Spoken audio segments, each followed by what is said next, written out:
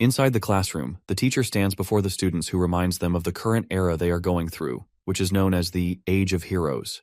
It has been 5,000 years since the hero record first appeared in the world, and the lower world has undergone many changes in that time.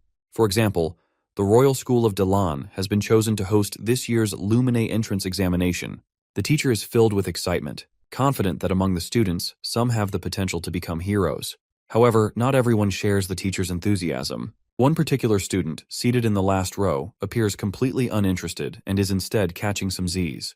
This student, of course, is Leo. The teacher is frustrated by his lack of attention. He reasons that if Leo isn't paying attention, it must mean he already knows the material and sees no need for instruction. To challenge him, the teacher asks him to explain the ritual from 5,000 years ago that one had to undergo to earn the title of a hero. Leo finally stands up from his seat and responds to the teacher's question in the most casual way possible. He simply states that if someone made a name for themselves, people would just start worshipping them on their own. By the way, Leo's full name is Leo Plav, a 15-year-old from the prestigious House of Plav. It goes without saying that the teacher is clearly disappointed by Leo's half-hearted answer. So, he turns to the class and asks if anyone else would like to volunteer a more detailed response. One of the brighter students eagerly raises their hand and offers an explanation. This student explains that in ancient times, there was no direct way to gain the gods' recognition. Instead, only holy rituals were used to choose who would be considered a hero.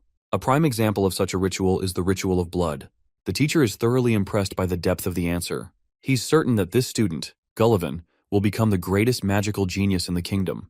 Gullivan hails from House Stratton. Anyhow, it seems like Leo is getting pretty tired of the usual nonsense he deals with on a daily basis. From his perspective, meeting the gods was nothing special back in the day, as it was just a part of life. After all, the gods once gifted the lower world with a miracle to celebrate the great heroes who fought against Erebos, the hero record. But for some reason, Leo can't understand why he's the only one who's been completely erased from history. Almost 5,000 years ago, humanity was brought to its knees by Erebos, a being known as the genesis of evil. To rid the world of this darkness, 4 great heroes united. In the end, all of them perished in battle, leaving only one man standing, Kyle, the last hero, who represented human's side. Thanks to his friends' sacrifices, Kyle defeated the incarnation of evil and saved humanity. But that was 5,000 years ago. In the present day, history tells a different story, one where Kyle is completely erased from the record. Everyone is taught that it was Lycinus' sacrifice that brought about the defeat of Erebos, the genesis of evil. This has gone unquestioned until now. The real twist comes when Kyle, reborn in this era, learns of the tale of Erebos' defeat and realizes his name is nowhere to be found. We will follow the story of reborn Kyle, who, after discovering his absence from history, enrolls at Lumine Academy, the hero academy that houses the hero record, determined to reclaim his place in the world. Years have passed since the reincarnation of the hero Kyle. No one seems to acknowledge his role, and it's starting to get to him. Later, the students gather around the windows, all eager to catch a glimpse of the Zerdinger clan as they march through the corridor. At the front of the group, there's a lady, Celia Zerdinger, a name that piques everyone's interest and curiosity. An announcement rings out, requesting all students to gather in the auditorium for a mandatory assembly, as the Zerdinger clan is visiting the school. As Leo begins to leave the classroom, Gullivan calls out to him. He asks if Leo plans to try and get noticed by the Zerdingers, but Leo, uninterested, simply shrugs it off. He has no desire to get involved in whatever spectacle this is. He just wants to go home. This nonchalance only fires up Gullivan. He can't believe how casually Leo is walking away from such an opportunity. In order to look just as cool as our boy, Gullivan explains that he himself does not care about Zerdingers either, but he's definitely going to check out Celia, especially since he considers her a fellow rival. Well, we can tell that this is just a lie, as he is definitely looking forward to being recognized by Zerdingers. Later, we find Leo in the dojo, visibly worn out after tirelessly swinging his practice stick. He eventually grabs his sword and heads for the exit. Just as he steps outside, he's ambushed by a woman who charges at him with the force of a runaway train. Leo, though startled, manages to block her strike with his blade. It's clear from their interaction that this isn't the first time these two have crossed swords. They have a shared history, one where such exchanges are far from uncommon. The lady is looking forward to sparring with him after so long, and declares that this match to be his final test before she grants him permission to attend Lumine Academy. As it turns out, this formidable woman is none other than his mother. In an instant, she lunges at him again, and their swords clash once again. While Leo is already struggling to keep up, his mother casually remarks that she hasn't even used a fraction of her full strength. Blow after blow, the spar continues, each strike more intense than the last. Eventually, however, Leo turns the tide. His sheer skill and mastery of swordsmanship allow him to overpower his mother, forcing her to surrender. The woman is left in awe of her son's talent and growth. She stands up and, in a softer tone, asks why he's so determined to attend Lumene Academy. Before the story moves forward, a little context about the academy is necessary. Lumene Academy, the Human Hero Academy, is one of the 4 prestigious institutions of the races that house the hero record. Among them, Leo strongly suspects Lumene Academy is the most likely place to uncover remnants of his past life as hero Kyle. With such a compelling reason, it's no surprise that Leo is unwavering in his determination to join the academy. Leo's mother then reminds him that the members of the Zerdinger clan are currently visiting Daylon, and they will be staying at the Plav mansion. Though she personally isn't thrilled about having them in their home, she has a request to make. She intends to speak with Zeiss, the vice patriarch of the Zerdinger clan, hoping that he might be willing to teach Leo the Zerdinger aura technique. She believes that with the technique, Leo will become strong enough to be admitted to Lumene Academy next year. However, what she doesn't know is that her son is determined to be admitted this year. He has no patience to wait another whole year to achieve his goals. Sometime later, we find ourselves at the Plav mansion, where Celia Zerdinger is being escorted into the grounds. As soon as she steps out of the carriage, she can't help but wonder why her uncle chose to stay in a place like this when he could have easily rented an entire hotel for himself. As we know already, she is Celia Zerdinger, 15 years old, a sword princess hailing from the Zerdinger clan. Her primary focus is on the Lumini entrance exam, and she's skeptical about how a small family like the Plavs could possibly help her prepare for it. At that moment, Celia's uncle calls out to her. He is none other than Zeiss Zerdinger, the vice patriarch of the Zerdinger clan. He teasingly asks if she isn't at least a little curious to meet Leo, the very boy who boldly declared he wasn't interested in the Zerdinger clan. Celia remains nonchalant and remarks that if Leo is just a hopeful knight who can't even use aura yet, then, in her opinion, he's probably not all that impressive. Zeiss, however, doesn't share her sentiment. On the contrary, he seems quite optimistic about Leo's potential. Once they enter the mansion, Zeiss steps forward to greet the heads of the Plav household. He exchanges respectful words with Dade Plav, the patriarch, and Reina Plav, his wife. Both hosts graciously return the gesture, welcoming the Zerdingers to their home with equal honor. Zeiss then formally introduces Celia to Reina and Dade. The young lady promptly reciprocates their hospitality with a courteous introduction of her own. She expresses her gratitude for being hosted in their home. Reina steps forward and takes a moment to observe Celia. She notes that Celia closely resembles her father and uncle, both in appearance and behavior. Celia, in turn, takes note of Reina's striking black hair and red eyes. It doesn't take long for her to realize that Reina is part of the Zerdinger family, which also makes her Celia's aunt. Later, Zeiss and Reina, who share the bond of being brother and sister, sit back and begin catching up.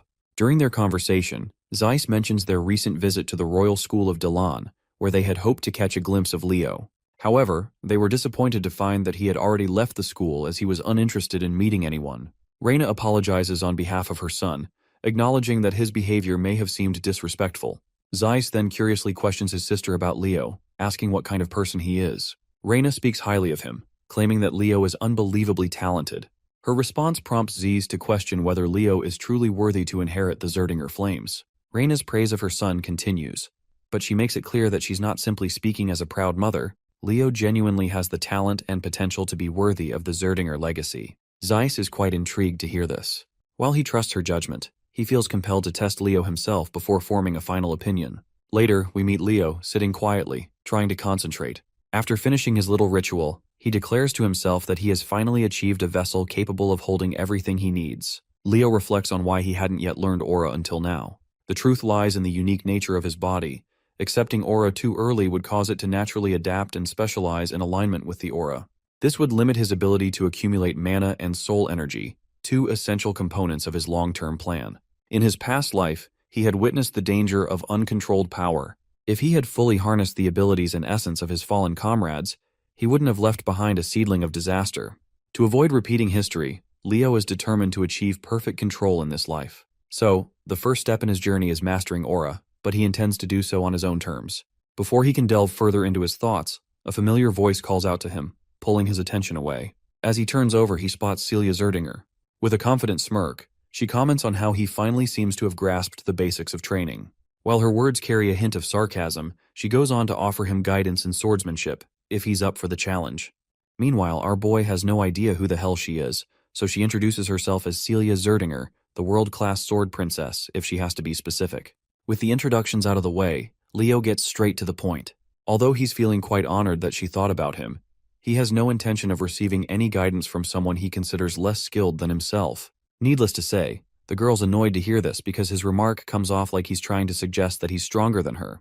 To which Leo clarifies that in a death match, she's probably stronger since he can't use aura himself. However, sparring with only swordsmanship is a whole different game, and he's certain he can handle her like it's no big deal. Celia feels challenged by his statement, so she looks around and grabs one of the swords from the plethora available. She wants to prove that what he has is nothing more than misplaced confidence, and she plans to do that by defeating him in a duel. In her mind, even if Leo learns aura, there's no way he could possibly defeat her. She just wants to teach him a harsh lesson in reality. She further claims that if she wins during her week-long stay here, he will become her servant. Leo isn't fazed at all by the term she's thrown at him, and in response, he asks what if he wins.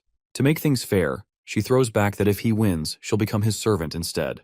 Now that the bet is set, Leo grabs a practice sword and dives right into the sparring session. He tries to strike her with his unexpectedly impressive speed, but she easily outmaneuvers him.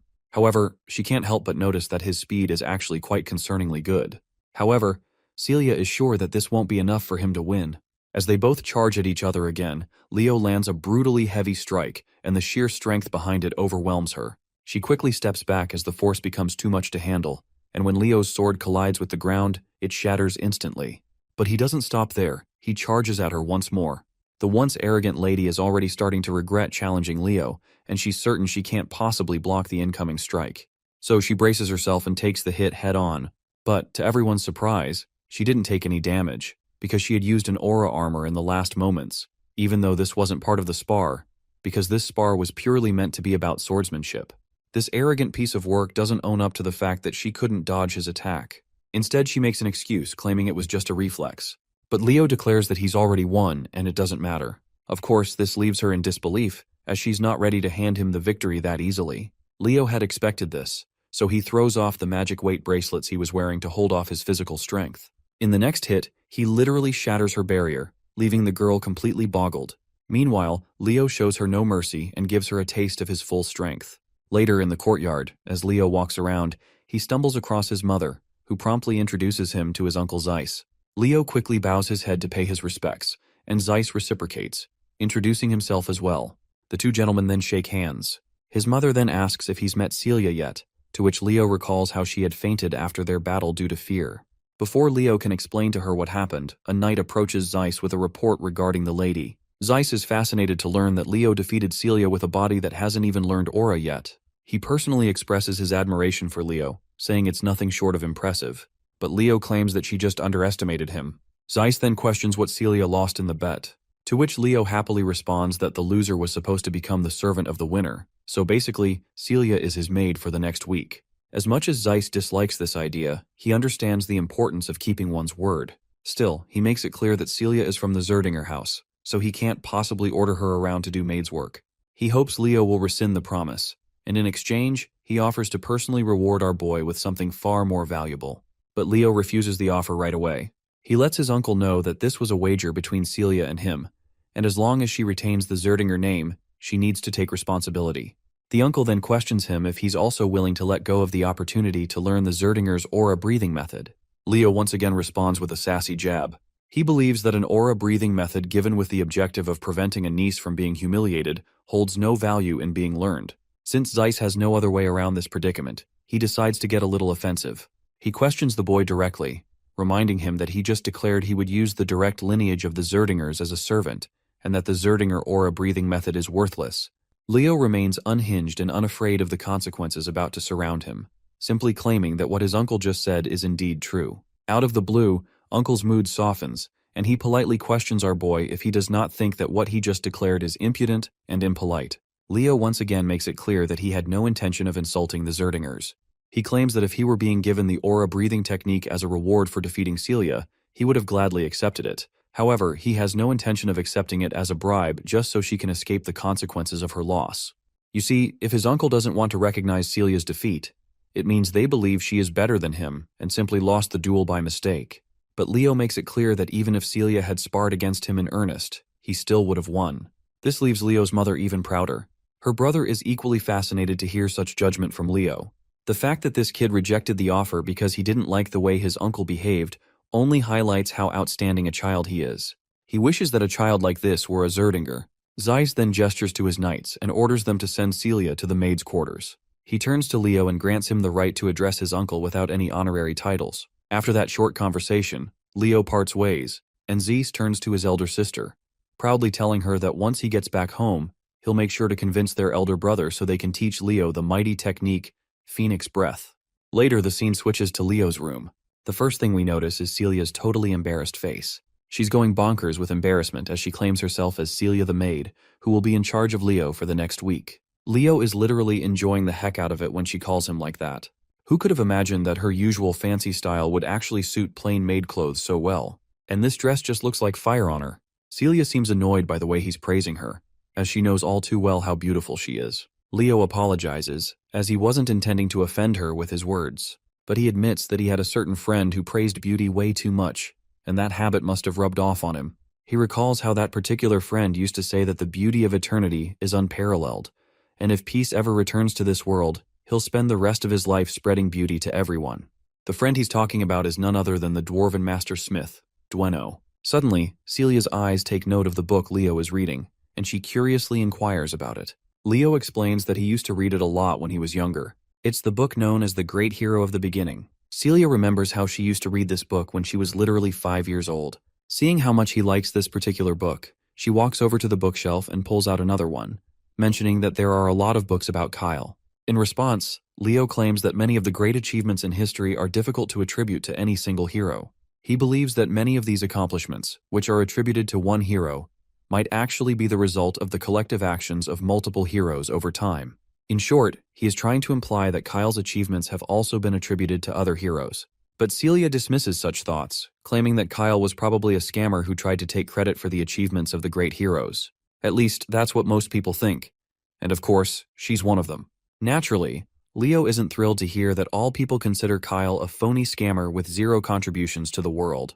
He then pushes aside all the talk about Kyle and decides it's time for breakfast before starting his training. Celia quickly gets into character, and just like any maid would, she humbly asks her young master if she could train with him. Outwardly, she's all pleasant and polite, but inwardly, the girl feels a lot of toxic thoughts toward him. Still, she has to play along because she wants to uncover the secret behind his strength. Leo promptly starts walking toward the training hall to fulfill her request. A while later, we see an exhausted Celia on her knees, breathing heavily. After this first round, Leo gives his feedback. During fighting, when her stamina reaches its limit, her reaction speed slows, and more gaps appear between her movements. And when that happens, she leaves herself open, and the same happens with her right now.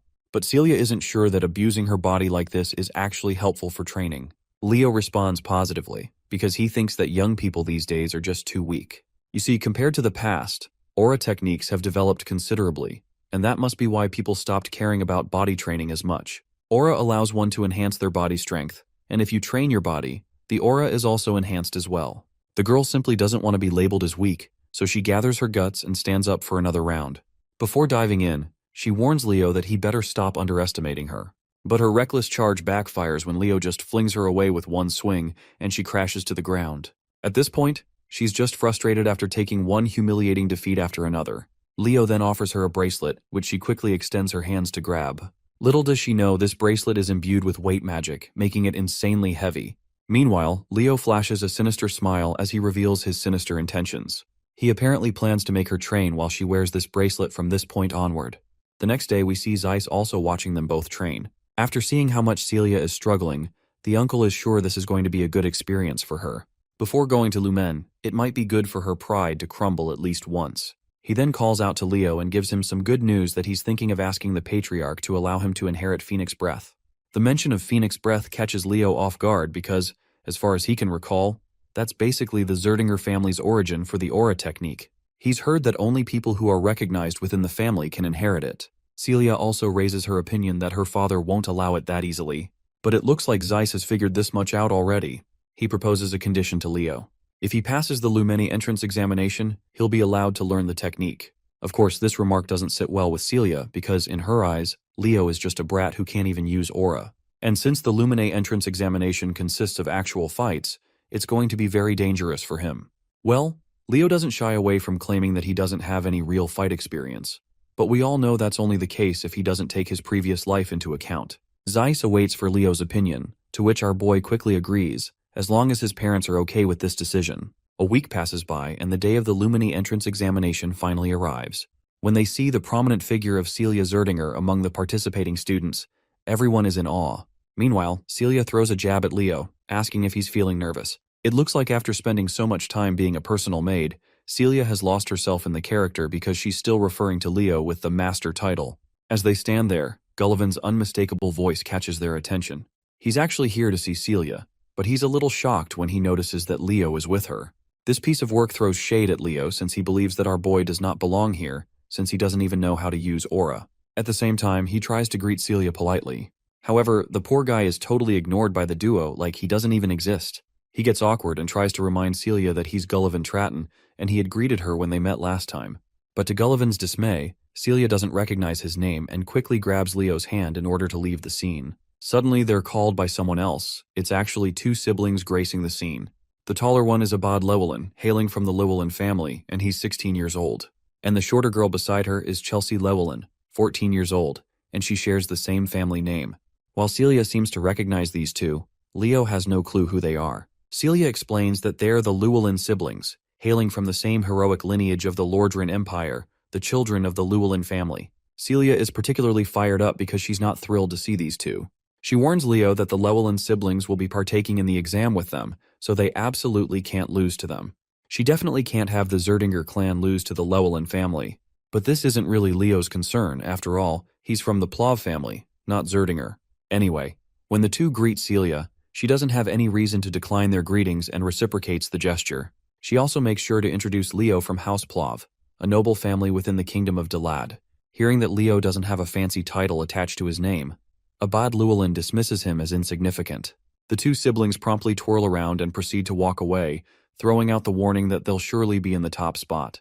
It goes without saying that Celia doesn't like the Llewellyn siblings' guts, and is looking forward to thoroughly crushing them in the upcoming trials. Suddenly, someone representing Lumene Academy steps onto the podium, immediately commanding the attention of everyone present. The man introduces himself as Albi Ziron, a professor at Lumene Academy. While Celia's expression shifts to one of shock upon seeing this prestigious figure, Leo seems unimpressed, mostly because he has no idea who this guy is. Celia is visibly annoyed that Leo doesn't even recognize someone of Albi's stature. She takes the opportunity to educate him, and explains that Albi Ziron is listed in the Hero Record, a distinguished list of individuals considered heroes of the current era. Leo takes a moment to observe the professor carefully, and notices something peculiar: immense mana concentrated in Albi's left eye.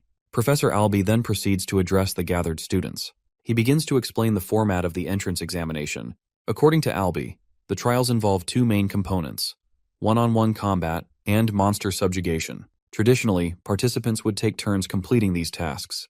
However, Albi immediately clarifies that he finds such methods tedious and wastes no time proving his point. In an instant, he burns the sheet of paper he was holding, as if discarding the conventional exam structure entirely. And up next, he pulls out a thick, ancient-looking book. As he opens it, the teacher summons forth the first chapter titled Prologue, The Wild Forest. In that moment, a massive enchantment circle begins to glow under the feet of the entire student body. The scene is set, and no one has a clue what the professor intends to do next. But one thing becomes crystal clear, which is that Albi Ziron despises inefficiency. He declares that he's combining all the trials into one seamless challenge and will move forward at once. To understand what's happening, we learn that the hero record isn't just a historical record. Its real value lies in its ability to manifest the hero's world, which contains the experiences of past heroes. By accessing this world, one can inherit the power of a previous hero. Simply put, it's almost like a hero training system. All the students have been transported into this hero's world, known as the Wild Forest. The professor announces that their one and only objective is to survive. Whether they join forces or eliminate each other, they can do whatever it takes to stay alive. Those who want to quit can break the orb they're holding and return. That's all there is to it. After looking around for a few minutes, it doesn't take our boy long to recognize the place. It looks exactly as he remembers. You see, this used to be an elven forest before it was taken over by the witch queen, Silatna. Meanwhile, some students just want to go back, especially since they think that this place is nothing more than an illusion. But our boy doesn't share the same thoughts. As far as he can tell, while this world might have come from the examiner's memories, Everything that is going to happen here will be real.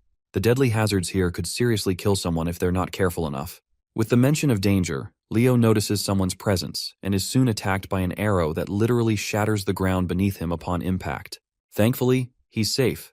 But when he looks in the direction of the arrow's source, he sees it's the girl from the Llewellyn family, Chelsea. It looks like she has mistaken him for a member of the Zerdinger family, and because of that, she's determined to eliminate him. But Leo quickly makes it clear that he's a member of the Plav family. Chelsea, however, becomes more aggressive, thinking he's lying since she had seen him with Celia earlier. Without hesitation, she casts her magic windsickle. Leo seems impressed as he watches her chant a spell that didn't exist in his past life, but he also notices that the basics of this spell are not much different. Meanwhile, Chelsea is frustrated by how calm and composed he is while facing her. To shake him up, she unleashes her impressive ability at him, but Leo just effortlessly blocks it with a single swing of his sword, and the mana blade she sent at him simply falls away. This leaves Chelsea unsettled. From what she can tell, he didn't even use aura, so how has he blocked her attack so easily? Our boy just rubs salt in her bruised ego by casually claiming that her attack was too simple. He invites her to form an alliance as it will be beneficial for her. He reminds her that the one who survives the longest earns the most points, so as a sorceress, she should at least try to pass one test before getting eliminated. I don't even have to tell you what her response is. She quickly fires back and boasts that she is not your typical sorcerer, she's a battle mage. She's offended by his comment where he called her attack simple. Feeling the sting of his words, she channels all her power to crush him on the spot, just so she can prove she's not the weakling he thinks she is. But all of her attacks end up being pointless, as Leo isn't even standing in the direction where the blades are heading. What's worse is that she can't feel a trace of mana anywhere, so she can't even spot him where he is. But her eyes soon meet Leo, who's right in front of her with his fist balled up. We don't get to see if that punch lands on her terrified face or not, but one thing is clear. Her knees lose the strength to hold her up, which is a clear sign of victory for our boy. Leo, however, once again reminds her that the offer to join forces is still on the table if she changes her mind. Before we can hear her response, the scene cuts to the faculty of Lumine Academy, who are watching the show through a digital window. They're thrilled to see that the battle is finally heating up. Back to Chelsea. It looks like she's getting no mercy. Leo has tied her to a tree trunk, and the look on his face clearly shows he's not exactly having good intentions for this poor girl. He also makes sure to start a small bonfire since the night is settling in. The fire intensifies, and flames begin to crawl toward the damsel in distress tied to the log. Seeing the flames causes her to panic, but she could avoid this fate if she agrees to cooperate with Leo. But well, this lady is as stubborn as they come and refuses outright. She makes it clear she needs no one to ally with her except for her brother. She tries to use some wind magic, but her efforts prove futile because Leo has already placed a skill that restricts magic. Though inwardly, he reveals to us that he doesn't have enough mana to maintain this skill, so it won't last much longer. The lady finally relents, thinking she doesn't need magic to get herself out of this mess. But that's exactly why Leo is here. He's more than ready to keep a close watch to make sure she's not trying anything tricky. Without hesitation, he cranks up the intensity of the fire, and soon the flames begin to catch on her. Even her clothes start to burn. Well, that's the last straw. The girl finally concedes and agrees to form an alliance with him. But of course, a few words aren't enough to convince Leo. He tells her to swear on her family's name. The girl quickly fulfills his demand, swearing on the Llewellyn family name that she will cooperate. Finally, Leo releases the ropes that were holding her, but before she can fall into the scorching flames, he cradles her in his arms. The scene transitions back to the teachers, who are diligently watching the students perform. So far, Albie Zeron has not seen a student who can live up to his standards. To think that most of the students chose to compete and fight each other seems utterly foolish and ridiculous. The only ones showing real strength to the point where it's noticeable are Celia Zerdinger and Abad Llewellyn, who are working closely together. At least this gives him some reassurance that there is still hope for the students. Then, his attention shifts to Leo and Chelsea, who are also working together. His eyes are particularly fixated on Leo. Although the fire stunt he pulled on Chelsea was pretty immature, getting Chelsea Llewellyn to cooperate at least earns him a passing grade in Albie's eyes, especially since he doesn't possess the power or grace of Celia and Abad. However, it seems this is where the teacher is utterly wrong, because our boy took down Celia without even breaking a sweat. Regardless, Albie Zeron considers Leo an unexpected dark horse in this competition. After slashing down a few monsters in their path, both Leo and Chelsea decide to move forward. It seems that Chelsea has finally started to realize that forming an alliance with Leo wasn't such a terrible decision after all. She then asks him what aura he's using, as she hasn't detected any mana from it. To her surprise, Leo casually drops the bombshell that he doesn't even know how to use aura. Unsurprisingly, this shocks and surprises her. While they're going back and forth, a monster is lurking behind the bushes, keeping a close eye on them. But Chelsea quickly notices the presence of the monster and fires at it instantly. Not gonna lie, this attack was way too overpowered for such a feeble monster. Even Leo admits that she does indeed have impressive strength, but the way she uses it is completely wrong. Suddenly, Leo senses something strange and tells her to halt her movements. He's noticed something odd in the sand. When he crouches down, he notices dry ground and decayed dead bodies of people. Out of the blue, an explosion erupts, but Leo quickly jumps away while carrying Chelsea in his arms. The sneaky bastards who had set the trap finally emerge from hiding. It turns out it's Gullivan and his partners. We all know that he's got beef with Leo, so it's no surprise he's here to specifically target him. He commands one of his companions to charge, and the poor fool obeys without hesitation. Unfortunately for him, he's greeted with a jaw-breaking blow from Leo, leaving him sprawled out on the ground. Leo stands tall, exuding total GigaChad energy, and calmly tells Chelsea to just watch his back. For a moment, Chelsea is startled, seeing how effortlessly he has saved her twice in a row. But she quickly gets up and positions herself behind him, ready to face the remaining goons. Meanwhile, Gullivan does what he does best, runs for his pathetic life. He abandons his crew, desperately trying to put as much distance between himself and Leo as possible. The only thought crossing through his mind is to find a partner fast. As fate would have it, Celia spots him from a distance. Instead of chasing him, she calmly walks into the direction he's running from. When they finally arrive at the scene, what they see is jaw-dropping. The area is littered with monster corpses and the bodies of students who had tried and failed to take them on. Naturally, Chelsea lights up at finally being reunited with her brother. Meanwhile, Celia throws shade at Leo, demanding to know what in the world he's doing with Chelsea. Leo proudly claims that it was his decision to form an alliance with her. Celia, however, finds it hard to believe. She would rather believe him if he had claimed to see a cockroach doing backflips than believe he managed to convince Chelsea the stubborn goat to form an alliance. To this, Leo casually and sinisterly claims that he simply convinced her. His wicked grin unsettles even Celia, who begins to wonder what exactly he might have done to convince her. Anyhow, our boy moves to help the students he just knocked out back to their feet. Seeing this, Abad questions why Leo is helping their opponents. Our boy quickly clears the air that there's no need to fight among themselves.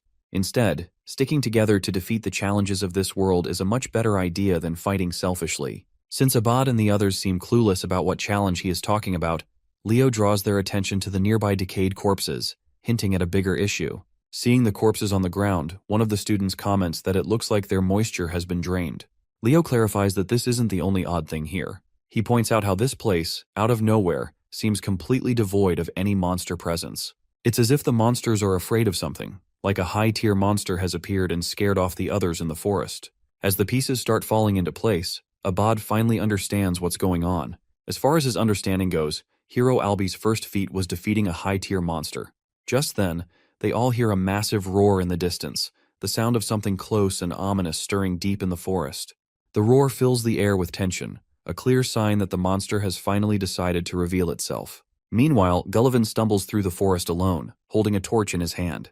He looks terrified, and despite being deep in trouble, his feeble mind is more focused on getting revenge from our boy than on survival. Suddenly, he notices a corpse at his feet, and there is also something behind this veil of darkness that causes him to trip and fall. The thing he saw in the dark is a giant monster. The monster looks like a giant spider, and it seems to be quite hungry. By now, it's clear that Gullivan is as good as dead. Let's explore what's happening with Professor Albi and the students. It turns out that a staggering 500 students all failed the exam. The real problem is the fact that the selection process requires the selection of at least 100 students, but there are only 50 of them still left in the test. Instead of forcing himself to pick, the professor believes that he's only going to select suitable candidates that meet his expectations. After all, the headmaster put him in charge knowing that he would pick the cream of the crop. Albi is a believer in discovering heroes in the time of great difficulty. He has gained an interest over Leo Plov, a dark horse with unexpected talent. The question is, will this dark horse be able to overcome the harsh exam? Going back to the scene of the students in the exam, they're fast on their feet and have trouble navigating because of the dark atmosphere. Celia illuminates her blade and claims that she's seen something up ahead. Her sword's red shimmer reveals the face of the terrifying spider who is currently devouring its prey. It strikes fear into their hearts as Abad rushes to use a mage spell to take down the threat. However, Leo is quick to stop him and advises Gullivan to break the crystal. Of course, Gullivan is out here becoming breakfast between the spider's teeth, so he can hardly move. He decides to smash the blue crystal, sending a wave of electricity inside the creature's mouth. With their preparations ready, Abad charges his Windfang spell and releases it upon the menacing creature. His attack manages to wound the monster, but fails to deal the killing blow. The four of them are horrified to comprehend the level of threat they're up against. This creepy crawly is the Spider Princess Tarantula, and she's not cute. One student foolishly lunges in with the hopes of a melee attack. He's humbled too soon with a single strike to his body, sending him crashing to the ground. Next up is Celia, who is arrogantly assuming that she'll end the fight with a single attack. Activating the Prominence spell, she releases a sharp yet destructive beam of red, piercing the creature's body and sending it waves of pain. However, the spider is as durable as a tank and quickly recovers, making Celia's approach useless as well. Abad uses this moment to talk her down, claiming that a mage and a knight's destructive power is incomparable. He releases a wind spell, Raphael, to slice the spider in an endless spiral. However, by the end of his attack, he's terrified to find the creature alive and well, staring him down. Sensing that her brother is in imminent danger, Chelsea casts her Windbreaker magic to help him out. Still, Abad suffers a cut from the spider's claw, though his sister's attack cushions the blow with her magic. She comes to check on him after he barely made it without losing an arm. They've tried everything against this monster, but its immensely fast regeneration proves them useless. Despair is setting in their hearts as the Queen Tarantula approaches to finish them. Leo comes in and explains that this creature is the daughter of Salatna. She was a deadly monster within Erebos' army, responsible for incinerating the elf forest. What's more, Leo reflects that the mana he detected in Professor Alby's left eye contains signs of the Fairy King's mana. The tarantula ruled over the cursed wild forest. Not only did she annihilate the forest belonging to the elves, but she also ate the most reliable comrade of the Fairy King who rebelled against her. At the time, Leo believed that Luna responsibly defeated Tarantula, but it turns out the reality is different. The tarantula survived thanks to devouring the Fairy King's assistant, who possessed the source of infinite life energy in the form of an invaluable artifact, none other than the Ring of Life. Abad is as stubborn as a log, and thinks that it's only right for him to take out the monster if it's a part of the exam. Both he and Celia decide to unleash consecutive strikes in the hopes of defeating the creature on their own. The tarantula endures their wrath, but Leo thinks it's all useless since the creature will just keep regenerating to no end. In fact, they'll be the ones to run out of mana first. In a last-ditch effort, Celia asks for his opinion on how they should handle the monster. Leo explains that it requires the teamwork of two, but his suggestion is immediately met with disagreement by Abad, who is selfishly hoping to overcome the monster on his own. The same goes for Celia too. With both of them acting like children, our boy comes and gives them a dear reality check, that if they don't work together to defeat the monster, they will all fail. His words finally get through. Abad amuses the possibility of them working together, and thinks that it will still consume some time to initiate a joint strike that kills the creature in one go. The thing is, since no one apart from them can stall the monster, it's going to be hard. Deciding to step up and contribute in their struggle, Leo expresses that he can buy some time for them. Celia thinks he's become a nutcase and reminds our boy that he can't even use aura yet. Leo confirms that he can hold out no longer than 5 minutes for them in his state. The magician Abad is afraid that their coordinated attack might still fail by then. However, Leo is absolutely certain that it will work and picks up a weapon from the ground. He adds that both fire and wind elements share a great affinity with each other, so it will be sufficient. Despite their differences, the Sword Princess and the Great Magician become allies, while Leo looks up to the ugly spider as a good challenge and a reminder of his past life. The fight begins with our boy impressively slicing off the creature's limb with a sharp swing, shocking the other two students. He goes on to annihilate the creature's face, and finds himself satisfied to find the monster of Tartaros. Exploring a flashback of the past, we see an elven child running in frightening tears. Unfortunately, the monster Tartaros captures him with its webbing. With the boy completely immobilized in the creature's net, there's just no chance of escaping anymore. The spider quickly arrives, ready to consume him whole. The boy begs for his mother's help and awaits impending doom, until one radiant being appears as a savior, a being of light that stops the creature from hurting the child. Luna felt infuriated with the creature wreaking havoc on her homeland, and going as far as to devour the contractor responsible for being the right-hand man of the elven forest. Luna releases a light attack aimed at the toothy creature. Her magic attack enveloped Tartaros, caging the creature before sending down a column of thunder. Luna wasn't expecting Erebos' army to have come and conquered the elven forest as well. At the time, Leo in his original life became responsible for freeing the kid, helping him escape the webbing net. Let's explore the current scene, where he's standing with an axe in hand, ready to buy time for his teammates. Still, he can't do much without his aura.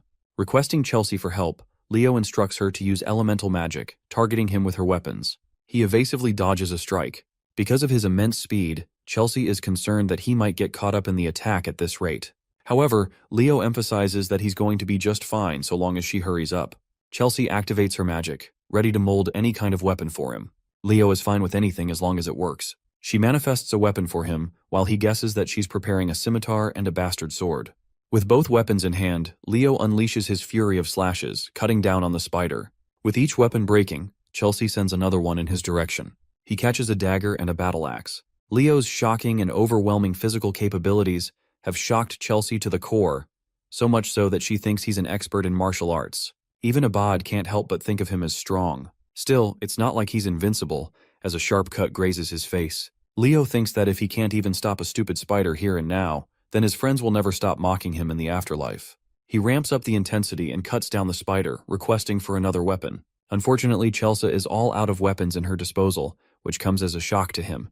Thankfully, however, Celia has already finished preparing her ultimate strike. She unleashes a roaring spiral of fire, incinerating the creature and defeating it at once. The ring of life drops is cleared from its body, and the monster is subjugated at last. Celia drops to the ground, thankful that everything is over now. Still, she can't help but focus on Leo's inhuman performance to hold back Tartaros for 5 minutes. Celia tries to praise him, but Chelsea is even faster with her words. She's become his #1 fan and thinks that his performance just now was comparable to the heroes of the legends. Leo doesn't think much of it, but this chick is going crazy for him as she wants to become a battle mage specialist.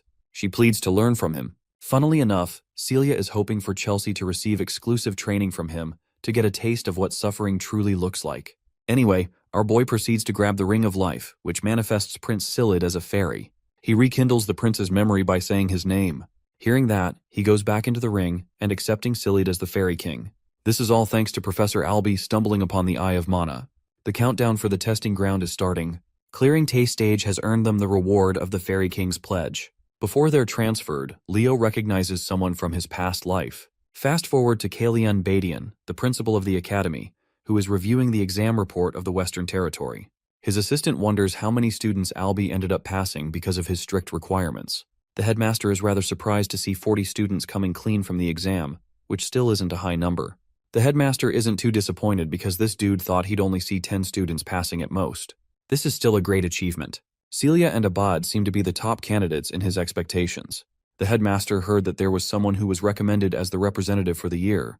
It's shocking enough that Albie of all people recommended a student. They're almost certain it has to be either the Zerdinger or Llewellyn candidate. But as it turns out, this candidate is someone that no one's heard about before, a name that exceeds both Celia and Abad in performance. We come to Professor Albie's side of things, who is sharply assessing the boy's abilities. He recommended the student Leo Plav as the representative of the Night Division. The headmaster expresses shock for the professor to speak highly of this brilliant student. He specifically described this candidate to boast the talent of a hero. Now that the examination is all done and settled with, our boy is enjoying a hot sauna all to himself, relishing in its warmth. The reward for clearing the exam is the Fairy King's pledge. Now when it comes to clearing a hero's living world, there isn't supposed to be a typical reward, but strangely, he was given one as the exception. Leo doesn't understand why and sees his mother standing in front of him. She confronts the boy, questioning if he knows why she was expelled from the House of Zerdinger. In an effort to rescue an ally, she ended up losing control and unleashed the flames of Zerdinger. But she hasn't come to regret her decision, not even now. Fixating her attention to her only son, she wants the boy's incredible talent to be steered in the right direction. Also, she's most delighted to congratulate him on being accepted into the academy. Stepping foot in the glorious Lumeria city, the students are requested to collect their belongings before stepping foot outside the gate. Lumeria is the centerpiece of the world, and its most prized institution is the Lumine Academy. With Leo finally having arrived, his uncle comes to greet the boy and shares his congratulations for passing. Leo wonders what he's doing here, and learns that the House of Zerdinger is currently busy resolving an unending debate that has been going on for at least a month's time. He quizzes the boy, asking if he knows the reason for the conflict. Leo wonders if it has anything to do with the inheritance of the Phoenix Breath. His uncle confirms that it's exactly the case, and while his older sister isn't a part of the Zerdinger clan, Leo is inevitably her son. Then there's the fact that the elders of the clan are highly impressed by the boy's clearance of the Western exam, notorious for being extremely difficult. Leo is handed a special subspace key, which he decides to use at once by chanting a command. It unlocks access to a special book. His uncle then instructs him to stain the pages of the book with his blood. Leo follows his instructions, biting his thumb and releasing the splattering drops on the page. Now that he's shared his blood, he has access to the information inside the book. No one else will be able to know. And while it isn't easy to master the techniques of the Zerdingers, his uncle is confident in the boy's talent and believes he will get used to it in no time. With this, he officially welcomes him to the House of Zerdinger. After their meeting, Celia requests to meet Leo in an unknown location. Suddenly, a girl randomly bumps into him, causing the both of them to crash. Glasses girl over here quickly gathers her books, apologizing for her careless rushing. She goes away when Leo notices her card. He picks it up and learns about Chloe Muller, who is a freshman at the academy. Leo opens the door to find an annoyed Celia, who reminds him that they've got a lot of things to shop for and he's already late. He apologizes, as he unexpectedly ran into his uncle before coming here. Beaming with joy, Celia curiously asks what happened. To answer her burning question, the boy commands the flames of the Zerdinger family, questioning if he's doing things the right way. Seeing this, she's in utter disbelief. The confident Leo managed to master the secret technique in less than a month. His incredible achievement causes her to fall in shock and leaves her wondering if he's even human. Later that day, the Sword Princess and the Forgotten Hero are spotting a ship docking nearby. Professor Ain Elandieu introduces himself as the instructor of the night class. He wants the students to board the ship immediately, as they will be leaving for Lumen soon. The journey begins with the students leisurely enjoying their time. Leo and Celia look like a couple, which causes a confident young fellow to release a comment that gets on Celia's nerves. This an alchemist from the kingdom of Moira, and he's a merchant with everything to sell. He attempts to do business with the couple in case they need supplies at the school. Leo introduces himself by his student identity and explains that he belongs to the kingdom of Delad. Thomas is noticeably surprised to hear this, because that kingdom took the difficult Western exam. Leo wants to address the elephant in the room, as he's finding the whole setting a little too strange. It seems too peaceful, even though Celia thinks that this is the standard treatment the freshmen should receive after clearing the exam. The boy turns his attention to their instructor, while Thomas agrees with Celia's understanding of the situation. All of a sudden, the ship shakes as a gigantic tentacle rises from the ocean. It nearly crushes Thomas, while the rest of the students are begging for their instructor to intervene. Casually sipping his wine, their teacher mocks them for ever even asking for help. He reminds them that the students of the Lumen Academy are expected to perform their best in the time of danger, so this is a challenge for them to overcome on their own. They're up against the ugliest of the uglies. A giant kraken stares down at the students. Even in this tense situation, the Forgotten Hero maintains his composure and slices the creature's tentacle with his blade. Celia's also doing fine on her own. Experiencing the fiery attack of the Sword Princess, the kraken reacts with a water spray, causing Celia to get drenched. The monster grabs Thomas, who's shouting his mouth off. Seeing this, both Celia and Leo come rushing full speed to slice the creature down. With the alchemist's greed, he offers his shock. He was expecting the Sword Princess to do well on her own because of her reputation, but he wasn't expecting another student to be just as fierce. Poor Thomas nearly gets crushed by a frozen tentacle and shouts at the person who could have killed him just now. Chloe, the glasses girl that bumped into our boy, is commanding ice magic and holding the monster off on her own. She talks down on the alchemist, who is needlessly becoming a burden in the fight instead of staying behind. Thomas confesses that people like her don't give a damn about those weaker than them trying to help. With another piece of tentacle crushed, we get to see the dynamic duo of Abad and Chelsea rising to the scene.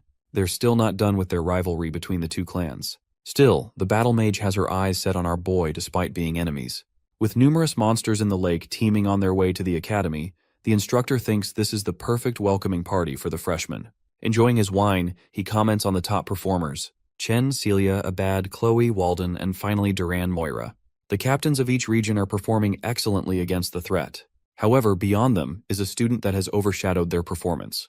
An unknown freshman with no commanding dominance in any region.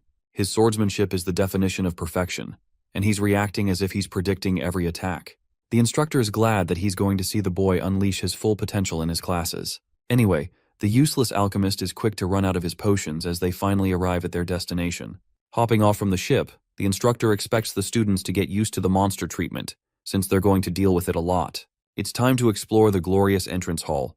The Lumini Academy's training grounds are extraordinary. Many spectators are hoping for the freshmen to put on a good show. The entrance ceremony is soon to begin. The night division is grouped by their instructor, who wants the captains to come to the front of the lines. The headmaster of the academy oversees the announcement, expecting great things from the hero candidates of this year. Kalian emphasizes to the students that if they ever want to become strong heroes, they'll have to risk their lives and always be expected to surpass their limits. Slamming his fist to the ground, the headmaster believes that if they can't do the bare minimum of what he just mentioned, then they don't belong to the prestigious institution. And then a second later he melts into a grandpa, acting like he didn't just intimidate the crap out of them. Kalian points out and asks why they've all gone quiet all of a sudden. His radiant reputation and image as the brilliant swordmaster slowly gets tainted by the day. Next up is a speech from the freshman representative, a name that the first years are looking forward to. It's not Celia, Abad, Chloe, or anyone else. Only Leo Plav's name is chanted, coming as a shock to even him. He quickly turns to the professor and realizes that he must have recommended him. Leo approaches the podium and addresses the professors and seniors with his speech. While this is going on, many students are bickering about the talks of this unknown student. They don't know what happened or who even is. The speech comes to an exhausting end, as Leo Plav is inquired about his goals as the representative of the year. He realizes that their goal is to intentionally provoke the finishers behind him. Leo offers his words in a very polite and professional manner, drawing attention from the other instructors. They think it's going to be a very reserved ceremony, until our boy goes crazy and openly declares that he's ready to accept any of them challenging him for the position. This hostile and bold announcement provokes the top rankers, but Leo doesn't really care about who it is he has to go up against. With the announcement settled, the students go to their dormitories. From tomorrow, exploratory classes will elapse for 1 week. This is a special grace period for the students to take any class which will later help them decide 3 subjects to major in. The students are promptly advised to rest up so they don't face a first-day late class. Leo's room is designated right next to Thomas, who is excited for his first class tomorrow. They exchange a goodnight greeting and Leo collapses on his bed. His mind is busy wondering what he's supposed to accomplish in the academy. Seizing his place in the best institution, he desperately hopes to find his long-lost hero record. The next day at the cafeteria, Thomas wants to share a seat with our boy who doesn't really care and approves the request. Leo receives an annoyed visitor, someone he isn't familiar with. This guy is Duran from the Central Region, and he's here to confirm if the challenge he stated in the announcement carries any weight. Leo understands that his speech was provocative in its fullest. After all, it invited a stranger to take him on in an aggressive manner. Duran thinks he's some hotshot of the Central Region, but Leo simply doesn't give a flying fuck and continues drinking his fruit juice. Pissed for being taken lightly, Duran lashes out by releasing a thunderous kick, sending the table flying.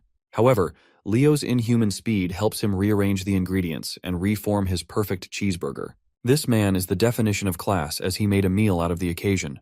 Leo provokes him, stating that he just couldn't ignore free food to waste away like that. Duran, on the other hand, is in the mood to kill this guy with his every word. He thinks the freshman representative is much weaker than he is, which his ego can't stand. Intervening the fight, their instructor casually rests both his arms around the 2 students. He politely mentions their ranks as the representative as well as the captain of the region. The instructor is hoping they're prepared to receive due punishment for engaging in a fight on the first day. You can just see both their faces crying for help. Let's jump ahead and visit the first exploratory class of the night department. For some reason, Celia is concerned why Leo isn't around. He emerges at last, completely exhausted for breath. His condition invites Celia's attention, because she thinks he fought with someone. Leo decides not to say anything for the time being. Class is about to start. Ain introduces himself as the instructor of the first-year night classes. Thomas notices that Duran is on bad terms with Leo already, while their teacher Ain talks about the 3 main powers derived from mana. The first being magic energy, the second is soul energy, and finally we have aura. Of the 3, aura is deemed the most difficult to handle. Celia adds that it's because aura requires losing mana fluidity during the conversion process.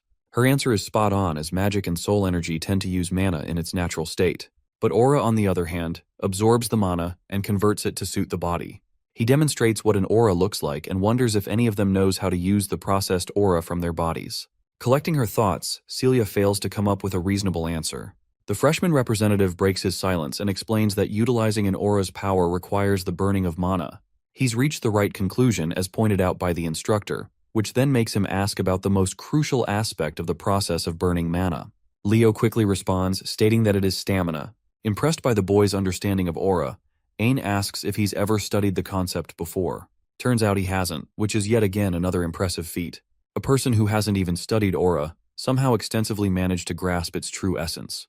Deciding to put an end to the theoretical explanation, Ain thinks it's about time they do a little exercise. Using his aura, he casts a wave-like platform called the Aura Step. This fundamentally relies on concentrating one's aura power into their legs. Ain descends to the ground and excitedly mentions that the applications of aura are practically endless. Some of the other students experiment and spar with each other, while Celia teases our boy. She's ready to teach him how Aura Step works, so long as he calls her sister. Leo doesn't feel the critical need for her help, as he's fine with knowing the principles of aura. Noticing Duran on the side, the instructor thinks it's a good time to address the commotion scene in the cafeteria. Some students like Chelsea don't know what happened, and Thomas strokes her curiosity even more with his commentary.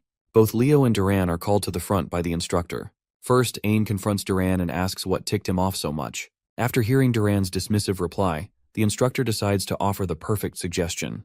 He wants the Central Region captain to square off against the freshman representative in a running competition, all to decide the student fit to lead the class. Ain outlines that both students are openly allowed to use their aura without any restrictions stopping them, which seems like the perfect advantage to Duran. The day of the competition is here. Thomas, being the expert businessman, is busy hosting a betting system. The first contestant is the genius of the House of Moira and the master of the lightning aura, Duran. Facing him is the dark horse without a special background. A man who leaped ahead even the captains of the regions and became the freshman representative, Leo Plav. The students are expecting great things from the freshman representative. After all, they're extremely underwhelmed to find that he can't even use a simple move like Aura Step. They all think his position is unwarranted, and someone like the captain of the Central Region is more fitting for the role of a representative. Realizing that it's the perfect moment to start, Ain lays out the rules.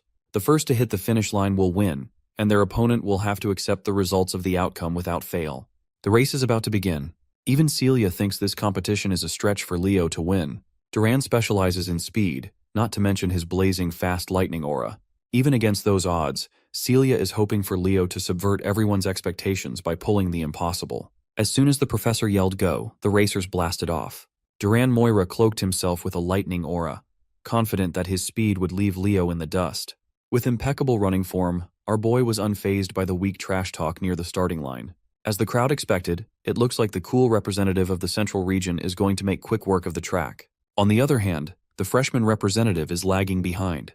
Leo started infusing a bit of aura into his feet to kick it up a notch. The audience quickly labeled him a bastard who scammed his way into getting the representative role. In the midst of the crowd, which unanimously opposed him, a lone flower is cheering on Leo. Chelsea Llewellyn's passionate shout of support stood out. Focused on crushing the opposition, Duran continuously lived up to his family's signature attribute. He really is lightning fast. Seeing him cross the halfway point in such an inhumanly short amount of time got Carr worrying about his buddy. It seems like Leo will be on the losing end if he doesn't step it up. So, the young man looked around the track. Much to everyone's surprise, he did not push to go faster but decelerated instead. Once his momentum was dead, Leo started running out of the track and into the walls. While it's true that Celia Zerdinger believes in him, there's just no logical explanation for his actions. He looks like an idiot. As everyone watching was puzzled, confused, and lost, Leo was focused on increasing the aura density in his feet. With multiple successive inhuman jumps, he fully went off track into the grass and finally leaped up into the stands. He turned around and watched nonchalantly as Duran stretched his lead with consistent speed. Leo's aura density reached its peak, the fiery force in his feet cracking the stands he was standing on. With one powerful leap, he launched himself back into the track with immense momentum. It was so staggeringly impactful that the jump left a small explosion in his wake, distracting Duran for a moment. From that explosion, Leo came lifting off like a red meteor blazing through the rest of the track. The cheeky devil even taunted his opponent as he flew past Duran, calling the arrogant brat a slowpoke. The speeding meteor quickly reached the finish line. His graceful landing was a sight to behold. Duran watched a few meters away, dumbfounded. His lightning cloak has been banished.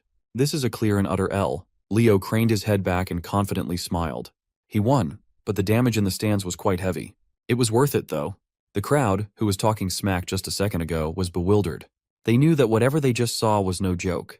As far as they know, Duran is the fastest among first-year students. To think that anyone would beat him is just absurd. Moreover, he lost to a kid who hasn't properly learned aura yet. Among everyone in the crowd, one of the few that caught what Leo truly did was Celia. She knew that he didn't use aura step. What he showed was a full-blown phoenix step. Since Leo won, Carr and Chelsea were brimming with joy, full of compliments for their friend. The professor quietly deliberated what he had just seen. Duran used his specialty, lightning aura, and increased his speed. That was already expected, but the speed that the boy displayed was still mind-blowing. Meanwhile, Leo Plav was significantly slower in the traditional sense, but he was far better at handling aura. He gathered and focused his fire aura on his feet to blast off. He created a single formidable aura step in the process of doing so. It was a flawless application of a simple concept. Being the sportsman that he is, Leo came up to Duran and offered his hand while telling him that it was a good match. He even admitted that if this was a long-distance race, the results would have been different. Still salty about his loss, The brat refused to shake his hand, and even bumped his shoulder out of the way.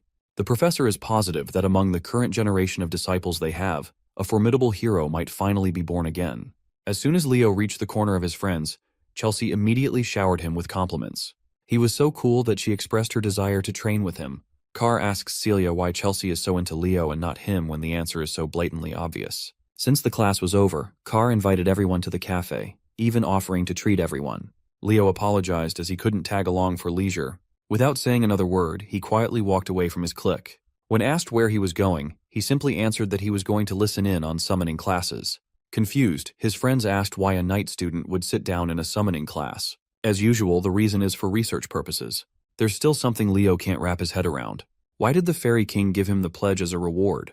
As far as he knows, the rewards of the hero's world are connected to the world owner's power. The reward he received is seemingly related to summoning, but Professor Albie is a pure magician and not a summoner. By that logic, Leo should have received a magic-related ability. Furthermore, to make contact with a fair, one must go to Fairyland. Whatever reward he got won't be of use for now. While Leo was waiting at the site of the summoning classes, a familiar voice asked if he was also a summoning student. It turned out to be the Eastern captain and top scorer, Chen Xia. Unlike the other captain who just raced, this lady is polite, cheerful, and kind. They exchanged pleasantries, and she insisted that he just call her Xia from now on. She was sure that Leo was a student of the Night Division, so seeing that he also had an interest in summoning was very unexpected. He asserted that he's simply interested in spiritualism. If that's the case, then they are going to see each other more often in a lot of classes. When asked what spirit she made a contract with, Xia summoned a beautiful water sprite out of thin air. Unfortunately, Leo hasn't made a single contract yet. As kind as always, Xia insisted that if he ever needed help with spirit summoning, he should feel free to call her. Leo is not one to turn down help and connections. Then he made the mistake of asking a lady how old she was. Xia smiled and answered that she was 17 years old. She also knows that Leo is younger than her at just 15. In Leo's mind, he was thinking of how young Xia looked. She looks even younger than Chelsea. Sina noticed his brief pause and confronted him if he was thinking of something rude, which Liao denied. That's right, boys. Always deny. Anyway, she just came up to him to say that she was deeply impressed by his race against Duran. She was actually in the crowd while it was going down. The sight of him blazing through the track has been imprinted in her mind. With determination, she asked him to accept her challenge to one of these days. Amused, Leo smiled and didn't back down. After meeting all sorts of bombastic characters, it's nice to finally meet a normal person. And so, the Summoning Division's exploratory class has officially started. Right from the get-go, their venue was unusual. Instead of a classroom, they are out in the fields. A few notable figures are present. These two have faces and white hair, so they must be real characters instead of extras. Leo scanned the area and saw a very low number of students congregating.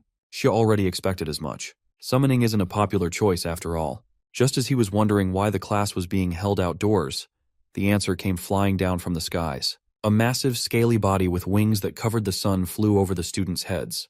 The creature landed, displaying its fearsome figure for everyone to see. It was a black wyvern. Some of the students with paltry willpower lost strength in their knees as soon as they saw the beast. Then, the woman riding on top of the wyvern smiled and asserted that her wyvern seemed to have taken a liking to this class. She jumped off her mount and introduced herself as Yura Marin, the summoning teacher who's going to teach the freshmen for the entire school year. Yura is a grade A beauty with her long white hair, toned body, and devilish features. The hormonal students just wanted to become their teacher's summon at this point.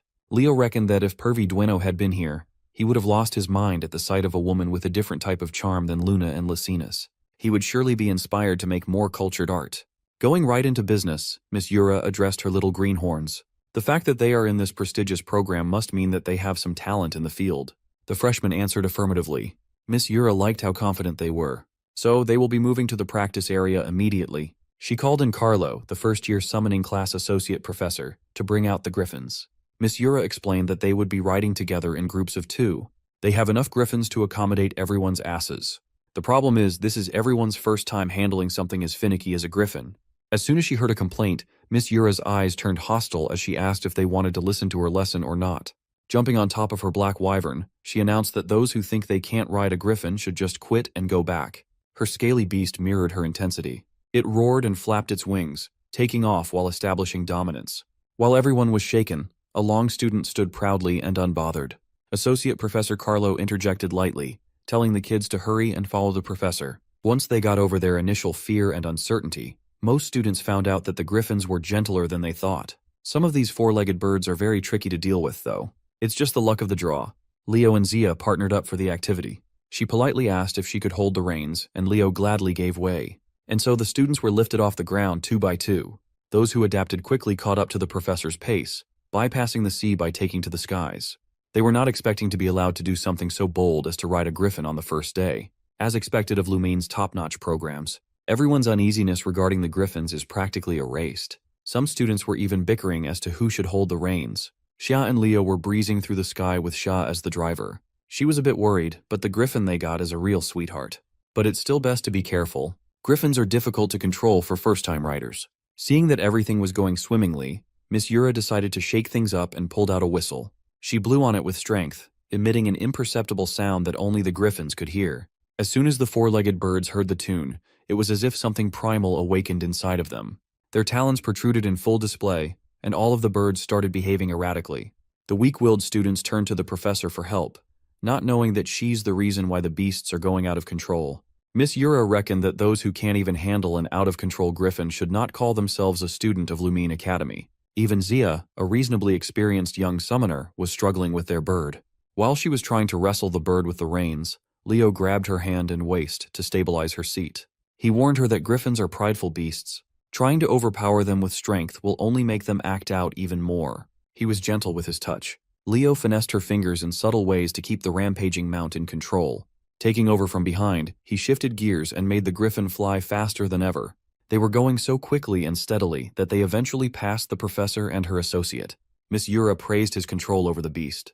She turned to Carlo and confirmed if the first-year representative was an applicant for the Night Major. According to the records, that should be the case. He's riding so good that she wonders if he has a personal griffin back home. However, according to Carlo's records, Leo is not from a noble household that can afford one.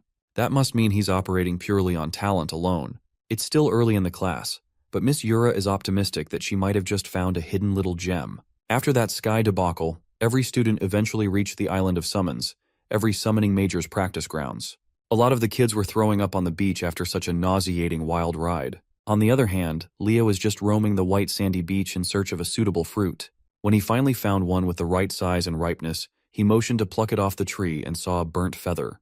His mind started racing with possibilities, but he kept it to himself for now. After grabbing the ripe fruit, he fed it to the griffin as a sign of gratitude for bringing them to the island safely. With everyone accounted for, Miss Yura called everyone to gather up. From now on, they will be taking a practical exam on the first day, no less. Some of these kids just wanted to check out the exploratory class period, but now they're facing an impromptu exam. Miss Yura explained that compared to the other two majors, the path summoners must walk goes much further. Everyone should already be aware of that. For summoning, just having control over mana is not nearly enough. In order to make a proper contract with a suitable spirit, one needs the proper spirit affinity. To command your summons adeptly, adequate taming ability is a necessity. The path is hard and complicated. That is why the number of summoner heroes is vastly lower than that of the other two traditional classes. However, compared to other heroes, summoners who rise to get the title accomplish much more than the vast majority. Great summoners have deeply etched their names in history. That is the allure of being a summoner. Every student here wishes to become that sort of legendary figure in their own right. Eliza Hergen, from the renowned summoner hero family of the North, the Hergen clan, stepped up to the challenge and asked the professor what sort of exam they must face.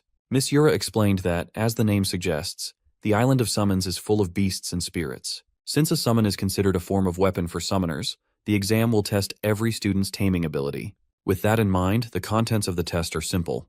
They just have to tame a summon in the forest and bring it back to the beach. After taming and making a contract, they are free to keep the summons. The students erupted in celebration. It's not every day that they get an opportunity to tame their own beast. While everyone else is rabidly running into the woods, excited to find their new pets, Leo just calmly walks into the forest. Surprisingly, Eliza followed him from the entrance. The rumors of his victory over Duran have quickly spread. Seeing him in the summoner class, she can't help but say hi. The other prominent students in the class took note of this interaction. Leo waved Eliza off and nonchalantly insisted that he was just doing the best he could. Seeing him dismiss her like she's some random commoner infuriated Eliza. Observing her students from afar, Miss Yura can already see the key members of her freshman class. A few minutes later, quite a few students had already started the process of taming their chosen beasts. None of them caught Leo's attention, though. Some of the students noticed that the freshman representative was going a bit too deep into the forest. Some were praying for his downfall, thinking that he'd fail to tame a summon, receive a 0, and run back to being a barbaric knight major. Unbothered by all the hubbub, Leo followed the trail as deep as he could. His guiding light is the feather he saw from the orange tree earlier. A few minutes ago, its tip was burnt badly, but now it's back to pristine condition. He found a clearing in the middle of the woods, and after making sure that he wouldn't be interrupted, he summoned the Zerdinger fire inside him and scorched the feather into ashes. Feeling an oppressively burning sensation coming from behind, his suspicions were confirmed. Back in Leo's hometown, life had slowed down now that the kid had flown off the nest. Reina is cooking some Ghibli movie quality food outdoors. Even so, she's still worried about her little boy.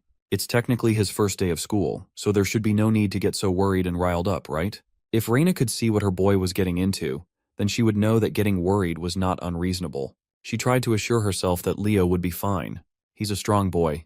Meanwhile, that boy is being cooked by the most intense heat one can imagine. He's being surrounded by the fire from one of the 3 great summons, the legendary Phoenix.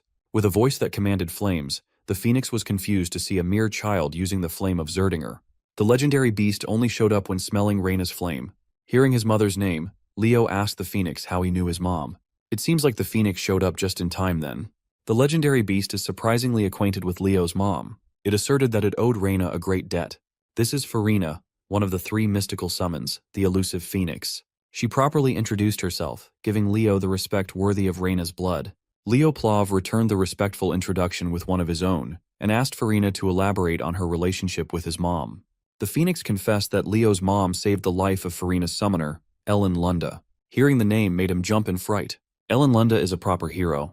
The incident happened while Ellen was clearing a dungeon in Siren. She had lost all her comrades and was in danger of losing her own life at that time. Then, Reina Zerdinger came in scorching hot to save her. She was a dignified knight, but in the process of saving the hero, Reina lost her blazing aura. If it hadn't been for that event, Reina would have surely reached the coveted seat of the heroes. It's Leo's first time hearing the whole story, but his mother always said that she did not once regret what she did that fateful day. Farina laughed, knowing that Reina really was that kind of knight. Changing the subject, Leo asked why a legendary phoenix would be in Lumen. Unfortunately, she can't tell her the reason. Farina was also confused as to why a little knight would be on the island of summons. When he professed that he was also taking summoning lessons, Farina was prompted to take a closer look at the boy. After seeing such a rich aura inside of him, almost as though he's not a child, Farina roared in laughter, deeming their meeting as fate. She can finally repay the debt that she owes his mother. Farina urged Leo to reach his hand out and hold her flame. The fire danced around his palm and eventually took the shape of an egg. Inside was the child of a phoenix. Farina hopes that one day, when he becomes a great summoner, Leo will make a contract with her child. It's unfortunate that the summoner was arranged to receive the egg, but Farina prefers Leo. When the young man asked if it would be possible to hatch and tame it now, the phoenix almost dropped to the ground in surprise. Before she could stop him from trying to initiate the process, a fiery light had already appeared around the boy's body. Farina tried to warn him that it was far too early to do this. If things go wrong, he might even lose his life. With unshakable concentration, Leo reached the point of no return. Farina was forced to accept that his willingness to challenge the impossible without even flinching is a trait he got from his mother. All she can do is bid him luck. In the process of hatching the egg, it was as though it was only him and the fire inside it existed in the world. Leo reached his hand out, enamored by the beautiful blaze. As soon as his palm touched the little fire, it grew into an unstoppable wild flare. Leo panicked and pulled his hand away. The heat is starting to make it impossible to breathe. This is the caliber of Phoenix Flame. This trial must be a way for him to experience what the mythical beast goes through. As a result of burning their bodies to emit powerful flames, a phoenix must endure unbearable pain every day. They live with burning flesh for an eternity while continuously regenerating at a monstrous rate. Even if just a little, Leo can understand their pain now. So he stopped fighting the pain and accepted the fire. It swallowed him whole as he joined the phoenix in its pain.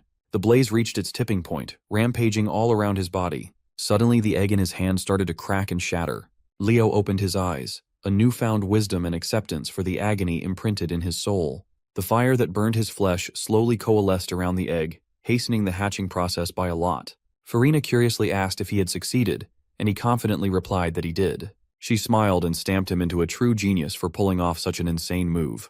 If a phoenix tells you that you will be the world's greatest summoner, you better believe that shit.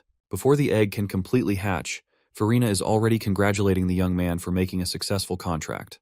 The eggshells burned to ashes, and what remained was an adorably tiny little chick named Fiora. Farina was so excited that she transformed into her human form as she entrusted her kid to Leo. By all accounts, Fiora just looks like an ordinary red chick. She's really cute, though. By midday, the majority of the students had already returned to the beach. Almost all of them brought back inoffensive summons that can be easily found in the outskirts of the woods. Miss Yura turned to her associate, Carlo, and asked how much time the rest of the students had left. Well, those who haven't returned only have 5 minutes remaining to do so. And as she expected, the only ones left were the 4 standouts she singled out.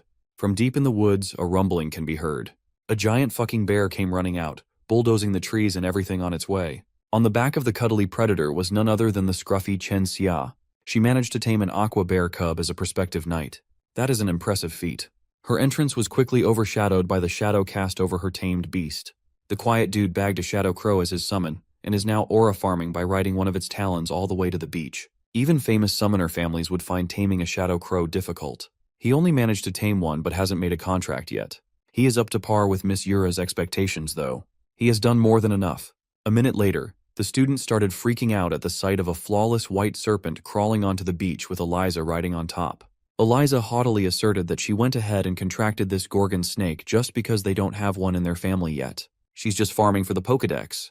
Carlo finally called time, signaling the end of the exam. Thankfully, the last student reached the beach at the last second. Compared to the previous grand entrances of the other 3, Leo just casually strolled onto the beach with a little chick nesting on his head. If his classmates inspired fear and awe, his image simply exudes cuteness. His dumbass mediocre classmates burst out laughing at the sight. They reckon that he tamed a chicken after sensing his incompetence in summoning. While everyone else was chortling, Miss Yura felt a chill running down her spine. She could not help but curse out. This son of a gun just brought in a phoenix for the first exam. By sunset, the freshman summoning class had officially ended, and the students were escorted back to the academy. While everyone else's day is over, Leo still has some business to discuss. He fixed his tie and knocked on the office door. A sweet voice beckoned him to come inside. As he opened the door, he was greeted by the sight of Professor Yura in her casual fit, the light of the sunset highlighting her features. She immediately set what she was doing aside and invited the young man to come and take a seat. Miss Yura confessed that today was the first time she had ever seen a baby phoenix. In fact, she didn't even know that there was a mystical summon on the Summoner Island. A freshman forming a contract with a phoenix is no joke. That is an unprecedented achievement in the entirety of the Academy's history. Miss Yura closed in on the young man, trapping him in the hair, and with an inquisitive look, she tells him that she knows what he really is. Leo nervously swallowed. Maybe he flexed too hard and unwittingly revealed his real identity. But his worries dissipated as soon as Miss Yura pulled him into a tight hug and called him an unprecedented summoning genius never seen before. While she wants to praise and acknowledge what he achieved, the professor thinks that they should keep his contract with Phoenix a secret for now. If such a massive piece of news is revealed, things will get very noisy very quickly. For now, she wants him to make sure to choose summoning as his main major the very day the exploratory classes end. In her eyes, this young man has the raw talent to become a summoning hero who will be remembered for ages. By the way, I know what you think, guys, but reality is harsh and there's no way for you to become her summon. The next day, Lumine Academy and its residents woke up to a beautiful morning. Chloe walked through the halls, still sleepy and yawning from not getting enough rest. Carr caught her yawning and teased her about her mouth being torn if she kept it up. Chloe feels and looks tired since she's been staying up late reading magic books. Seeing the girl that he bumped into a few days ago, Leo pulled out Chloe Mueller's ID from his pocket and returned it to the owner. She thanked the freshman representative for saving her the hassle of applying for a new one. What she found odd was the fact that Leo was also going to listen to magic classes. He reasoned that since they're still in the exploratory period, he might as well attend as many lectures as he can. Chloe, on the other hand, is only interested in magic, so the only classes she attends pertain to the subject. Carr quietly whispered to his buddy that this Chloe chick, this ice woman, was aiming for the top of the magic division. You see, Carr's mouth doesn't have volume control, so Chloe Mueller heard all of that. Carr immediately noticed the temperature drop as soon as she stared at him. Just as he was about to wriggle his way out of trouble and move to the back, a massive ice pillar stood in his way. It was a perfect crystallized pillar that nearly locked Carr inside the iceberg. With nowhere else to go, Chloe dragged him into the front seats to behave and pay attention to the class. The next second, another familiar face showed up in the lecture hall. 2 of them, in fact. Unsurprisingly, Abad and Chelsea Llewellyn, the prestigious mage family, are also present for the magic class. Suddenly, the door swung open and the atmosphere of the entire room shifted. As soon as he walked into the door, he effortlessly commanded everyone's attention. As he walked into the podium in front of the class, the girls started blushing and murmuring just how handsome their magic professor was. With a clean, slick back look, a dapper tie, and an overall immaculate drip, Len Hors introduced himself as the first-year Magic Division professor. He brought with him a thick stack of paper. Before starting today's exploratory class, he wanted to do something drastic. With a flick of a finger, the stack of paper in his desk flew all over the room and eventually found themselves neatly arranged on top of each student's desk. For introduction, everyone will take a magic theory exam right from the get-go. Of course, everyone was surprised to find that they were being tested in magic theory before a single lecture. Professor Lenhorst asserted that students who fail to meet certain standards will be banished from his class. Since all of them are Lumine students now, this much should be the standard. Upon finishing the exam, they are to hand the paper to his assistant, Anna. Contrary to the intensity of Professor Horse, Assistant Professor Anna is like a ball of sunshine. The one screwed over the most by this first-day exam is undoubtedly Leo. All it took was one look at the first question, and bro immediately knew he was cooked. He is clueless when it comes to current magic trends. The increasingly complex formulas in his paper are simply indecipherable to his eyes. While the clock ticks, every student tried their hardest to squeeze the last bit of their brain juice to answer the intricate questions. As grains of sand fall to the bottom of the hourglass, tensions rise. Their futures as magic heroes depend on this exam. When the time was up, the students discussed how surprisingly easy the exam was. But none of the best and the brightest managed to answer the last question. Compared to them, Leo was stressed. He only managed to answer one question even though he really tried his hardest. As he shakily submitted his paper, he regretted not learning more about modern magic before coming here. Thinking that it was hopeless, he immediately left. He couldn't stand staying in the lecture hall out of embarrassment. He reckoned that he should just study magic on his own time.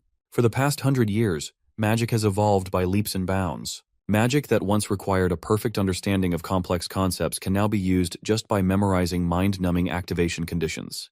Professor Horse quickly checked the papers. Bro didn't even need any supplies. He's raw dogging it with his fingers. Meanwhile, Leo concludes that magic's development towards memorization has worsened the overall level of magicians in current times. After checking the exams, the professor flexed his magical muscles to his students a little bit. He summoned a bright orb of light that illuminated the entire lecture hall with strange runes and other worldly concepts swimming around. This is the essence of the magic he personally crafted. From start to finish, he built this magical algorithm brick by brick. The goal of his class is to create students capable of researching and making their own brand of magic. That is also why he made them take a test on the first day of exploratory classes. There were 49 questions worth 1 point each, based on simple memorization of increasingly difficult concepts. The last question, worth 51 points, analyzes the true essence of magic. Professor Horse hopes that in the future, his students can become magicians capable of solving that last question. Chelsea breathes a sigh of relief. Now she can rest assured that no one else got the last question correctly. She didn't even know where to start solving it. She looked up and saw Leo's seat empty with his exam paper neatly laid down, thinking that he had given up.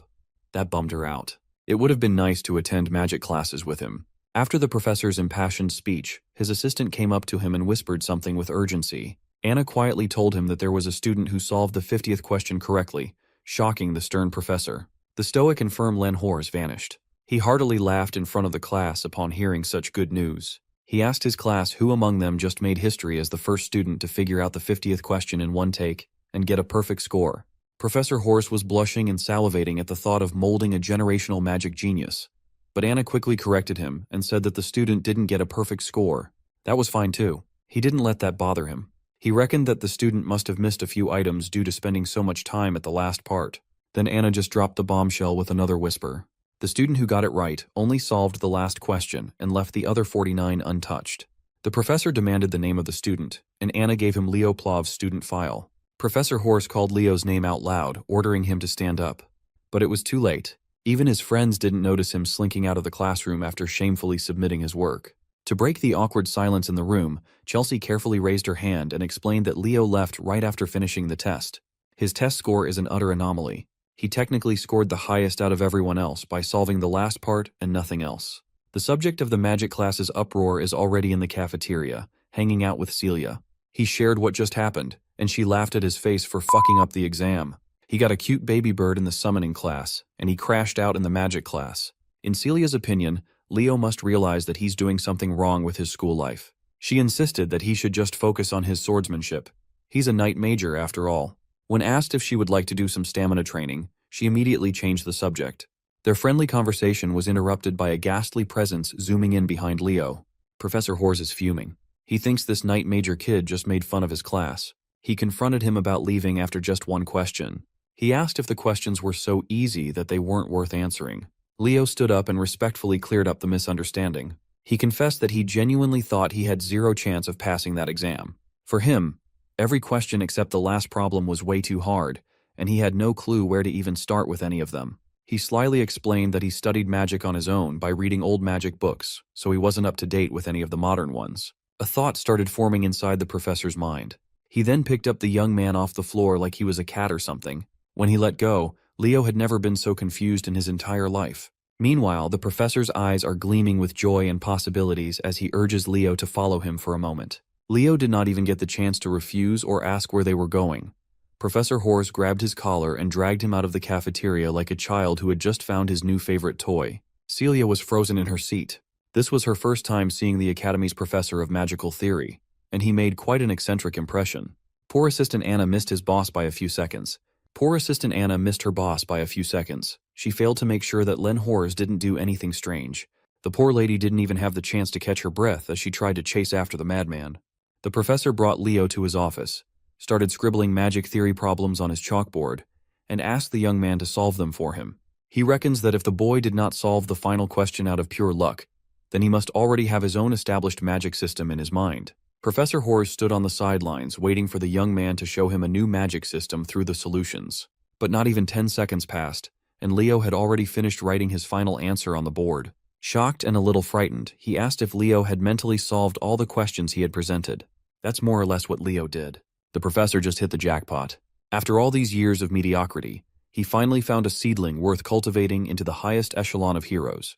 Professor Brojo Satoru is right outside, minding his own business and walking through the halls. Unbeknownst to him, his calm day is about to be pestered by his overenthusiastic colleague. Professor Hors came running to him with a broad, innocent smile and eyes full of life. Bro was not having any of it. He knew that whatever his coworker was smiling about would ruin his perfectly calm day. So, he turned around and walked back in the direction he came from. Len Hors grabbed his feet while repeatedly thanking him like an overstimulated dog. Professor Albie had to use magic to keep him away. This is not the first time he has seen Len Hors act out, but he's going a bit too far today. Professor Hors didn't give a damn even if he's suspended midair. He just wanted to express his gratitude for discovering the genius that is Leo Plov. Albie was confused. Why would this magic fanatic call a knight in training a genius in magic? Hearing him mention knighthood and Leo in the same sentence made Professor Hors irate. He insisted that the kid must become a sorcerer at all costs. He won't stand by and let such a talent rot away while wielding metal sticks. Finally, his assistant and part-time babysitter Anna caught up with her boss. While he was ranting about how sending Leo to the Knights would be an insult to the field of sorcery, Albie dropped him to the ground. At least the professor is very appreciative of Anna catching his fall. After running all over the campus, the sunshine and rainbows demeanor of the assistant is gone as she insists that they return to class. Speaking of the devil, Leo walked past the commotion, and Professor Albie gave him a reassuring smile. The young man reckoned that sorcerers have not changed at all with time. Even to date, they're all lunatics. A week after the magic theory debacle, the exploratory classes finally ended. Leo is just chilling on the roof, reading his book away from any drama and over-the-top commotions. As usual, he is researching his own legacy. Today, Kyle, the supposed hero of the beginning, is widely known as a fraud. Seeing how the world moved without him and the change of perception is still weighing on his mind. While he was quietly contemplating the passage of time on the rooftop, the first-year professors were running around the campus halls. Without even knocking, they barged into the principal's office with complaints. In Professor Elan's hand is Leo Plov's application form. Listed on the kid's major course are knighthood, sorcery, and summoning, all three of the major hero disciplines. After seeing the kid's untapped potential in every field, the professors are engaged in a war to get him to their side. Moreover, a student taking on every major discipline is unprecedented in any hero military academy. They think that their students must devote themselves to a single major. Principal Badian just laughed at their squabbles, saying Leo reminds him of that fictional hero from all those grandiose storybooks. Hearing the principal made the professors pause their chaotic debates. Principal Badian cited that the fifth great hero, also known as the hero of the beginning, Kyle, is the only person who allegedly mastered all classes in history. Meanwhile, Celia and Chelsea are currently panting in exhaustion as they run around the track. Carr found Leo lounging under the shade of a tree and asked why the girls are training so heavily on a weekend. Chelsea asked Leo to train her, and he obliged. That doesn't explain why they're just running circles, though. Leo simply answered that, above all, even more important than weapons, a hero must possess unlimited stamina. This cardio exercise will enable that. Even Chelsea has completely bought into the idea that stamina is the most important aspect of a battle mage. On break, the girls flocked to Leo as he handed them water bottles to hydrate. Surprisingly, Chelsea seems to like training her stamina on the weekend. She wants to run with Leo. As soon as Celia heard the poor girl say that, she spat her water as the trauma of training with Leo surfaced in her mind. Since he's already planning to run anyway, he might as well direct the ladies. But Celia has vowed to never run with him again. Noticing their interaction, Carr asked Celia and Leo what was going on between the two of them and why they seemed so close. He even thought they were dating at first. Celia ended the confusion by dropping the bomb that they are nothing more than cousins. Leo is her paternal aunt's son. The revelation that Leo has Zerdinger blood running through his veins utterly shocked Carr and Chelsea. Leo finally got off his ass and started stretching to join the ladies for the next round of hellish cardio. Not one to waste his time training, Carr made his exit. He's planning to explore Lumeria City a little bit more. Celia tried to tag along with him in the blissful city, but Leo had already grabbed his cousin by the hair. Today is a training day. Carr could not help but think that every noble in his circle doesn't have an ounce of dignity. Time passed, and the much-awaited class assignment day finally arrived. Leo walked to the classroom he was assigned to, namely Class 1-5. Inside, he saw Carr sitting down, calling his buddy over to the seat beside him. The sly businessman was the first one to arrive since he already knew what class he was going to be assigned to. Say what you want about Carr. That boy is good at gathering information. There's another familiar face in their class. Chelsea is in her seat. It's hard to tell if she's dead or alive after the hellish weekend of training with Leo. Carr asked what kind of hell Leo put the girls through, and he answered that they just went over the basics. Suddenly, a pair of lowly extras peeked through Class 5, also known as the Class of Anguish, and mockingly wondered how many of their pitiful juniors would remain after the first semester. A lazy voice interrupted their jeering. He asserted that these two seniors mocking the freshmen are much more pitiful in his eyes. The pair of extras turned around and immediately felt their blood run cold. A man with uncombed dark hair and an unkempt beard stood before them. His aura was suffocating and overwhelming. He is Herod Edmund, homeroom professor of Class 1-5, also known by his nickname, the Wailing Wall. This dude told the extras to form a chair with their bodies, and they did it out of fear. He sat on his human chair and addressed his students as worthless dregs. Class 1-5 is the class for failure, which scored the lowest among the incoming students. Professor Edmund is pretty sure that the kids have already heard rumors about him. He asked his class if anyone knew why he chose to assign himself as the advisor of this cursed class. Carr carefully raised his hand and answered that the Wailing Wall must have stepped in to help everyone improve their grades. The professor already knew Carr Thomas by his full name. His answer is fitting for someone ranked dead last in the academy. Professor Edmund changed the question and asked if anyone in this inferior class understood the duty of a Lumine Academy student. Chelsea bravely raised her hand and answered that it's their duty to capture the hero's world through practice missions. That is the correct answer. But all the professor can see are the faces of kids who would die a few minutes after entering the hero's world. So, wouldn't it be better if he just expelled the pathetic bugs who would only hold their comrades back? This is precisely the reason why he took over Class 5. That is also the reason why he is widely known as the Wailing Wall. While he was scaring the shit out of his students, Leo stood out as the only one unfazed. The professor quietly assessed that this kid would probably be fine if dropped into a hero's world right now. He then ordered everyone to change their attire to exercise clothes and head to the drilling grounds afterward. It's the first day of classes, so it's time for some combat studies class. Class 5 followed his directions and quickly assembled on the track. While his students were exposed to the harsh sunlight, the professor set up a huge umbrella, a lawn chair, and even some tasty drinks to relax on the sidelines. It's time to fix the rotten mindsets these kids have developed since joining the prestigious academy. He asked another question. He questioned what would save them in the real world, where life is so fragile when push comes to shove. Nella Carvin, a timid night major with a rare healing attribute aura, meekly answered that she would be saved by her fellow comrades by her side. That's the wrong answer. Professor Edmund asserted that their only saving grace is their own ability. Only when they hone their skills in the face of danger can they even begin to lend help to their comrades. As a follow-up question, he asked if anyone here is confident in their ability to protect their comrades. A jolly, fiery, and poised voice sounded out from the crowd, asserting that she was confident in her capabilities. To explore that answer, the professor asked the girl to create a fireball so they can see if she's an adequate magical knight. The girl in question is the spunky and upbeat Eliana Layden, a dual-class magical knight. After displaying her fireball, the professor wasn't convinced that she had what it takes. He even insulted its size and intensity, telling her that it's not enough to even kill an ant. Challenged by the professor's comments, Eliana injected even more mana into her spell, creating 2 fireballs while warping her surroundings into a pool of flame. Not only did she increase the number of fireballs, but she also doubled both of its sizes. Professor Edmund sarcastically called her spell impressive while sipping his juice box. He summoned a little orb of wind and asked Eliana to try hitting the little fellow with such an amazing fireball. That orb of wind eventually turned into a wind spirit and swiftly flew in the air with its own will. It flew close to Eliana and mockingly laughed at her fire while touching her nose. The easily excitable young lady was naturally pissed. She started dishing out fireballs left and right, desperate to clip the annoying wind spirit. After wasting her mana with attacks that can't even make contact, the professor interjected, "What's even the point of increasing the number and size of an attack if you can't even hit the enemy?" This exercise is to make his students feel the thing that they lack most, the ability to use their skills effectively in practice. They must hone their skills and push past their limits. That's the hero's way. The Wailing Wall smiled and announced that the class would not be dismissed until one of them caught his wind spirit, Sylph. Leo is just listening quietly. The professor's words may be harsh, but he can confirm that all of it is true. Maybe he should try this class a little and try catching the Sylph.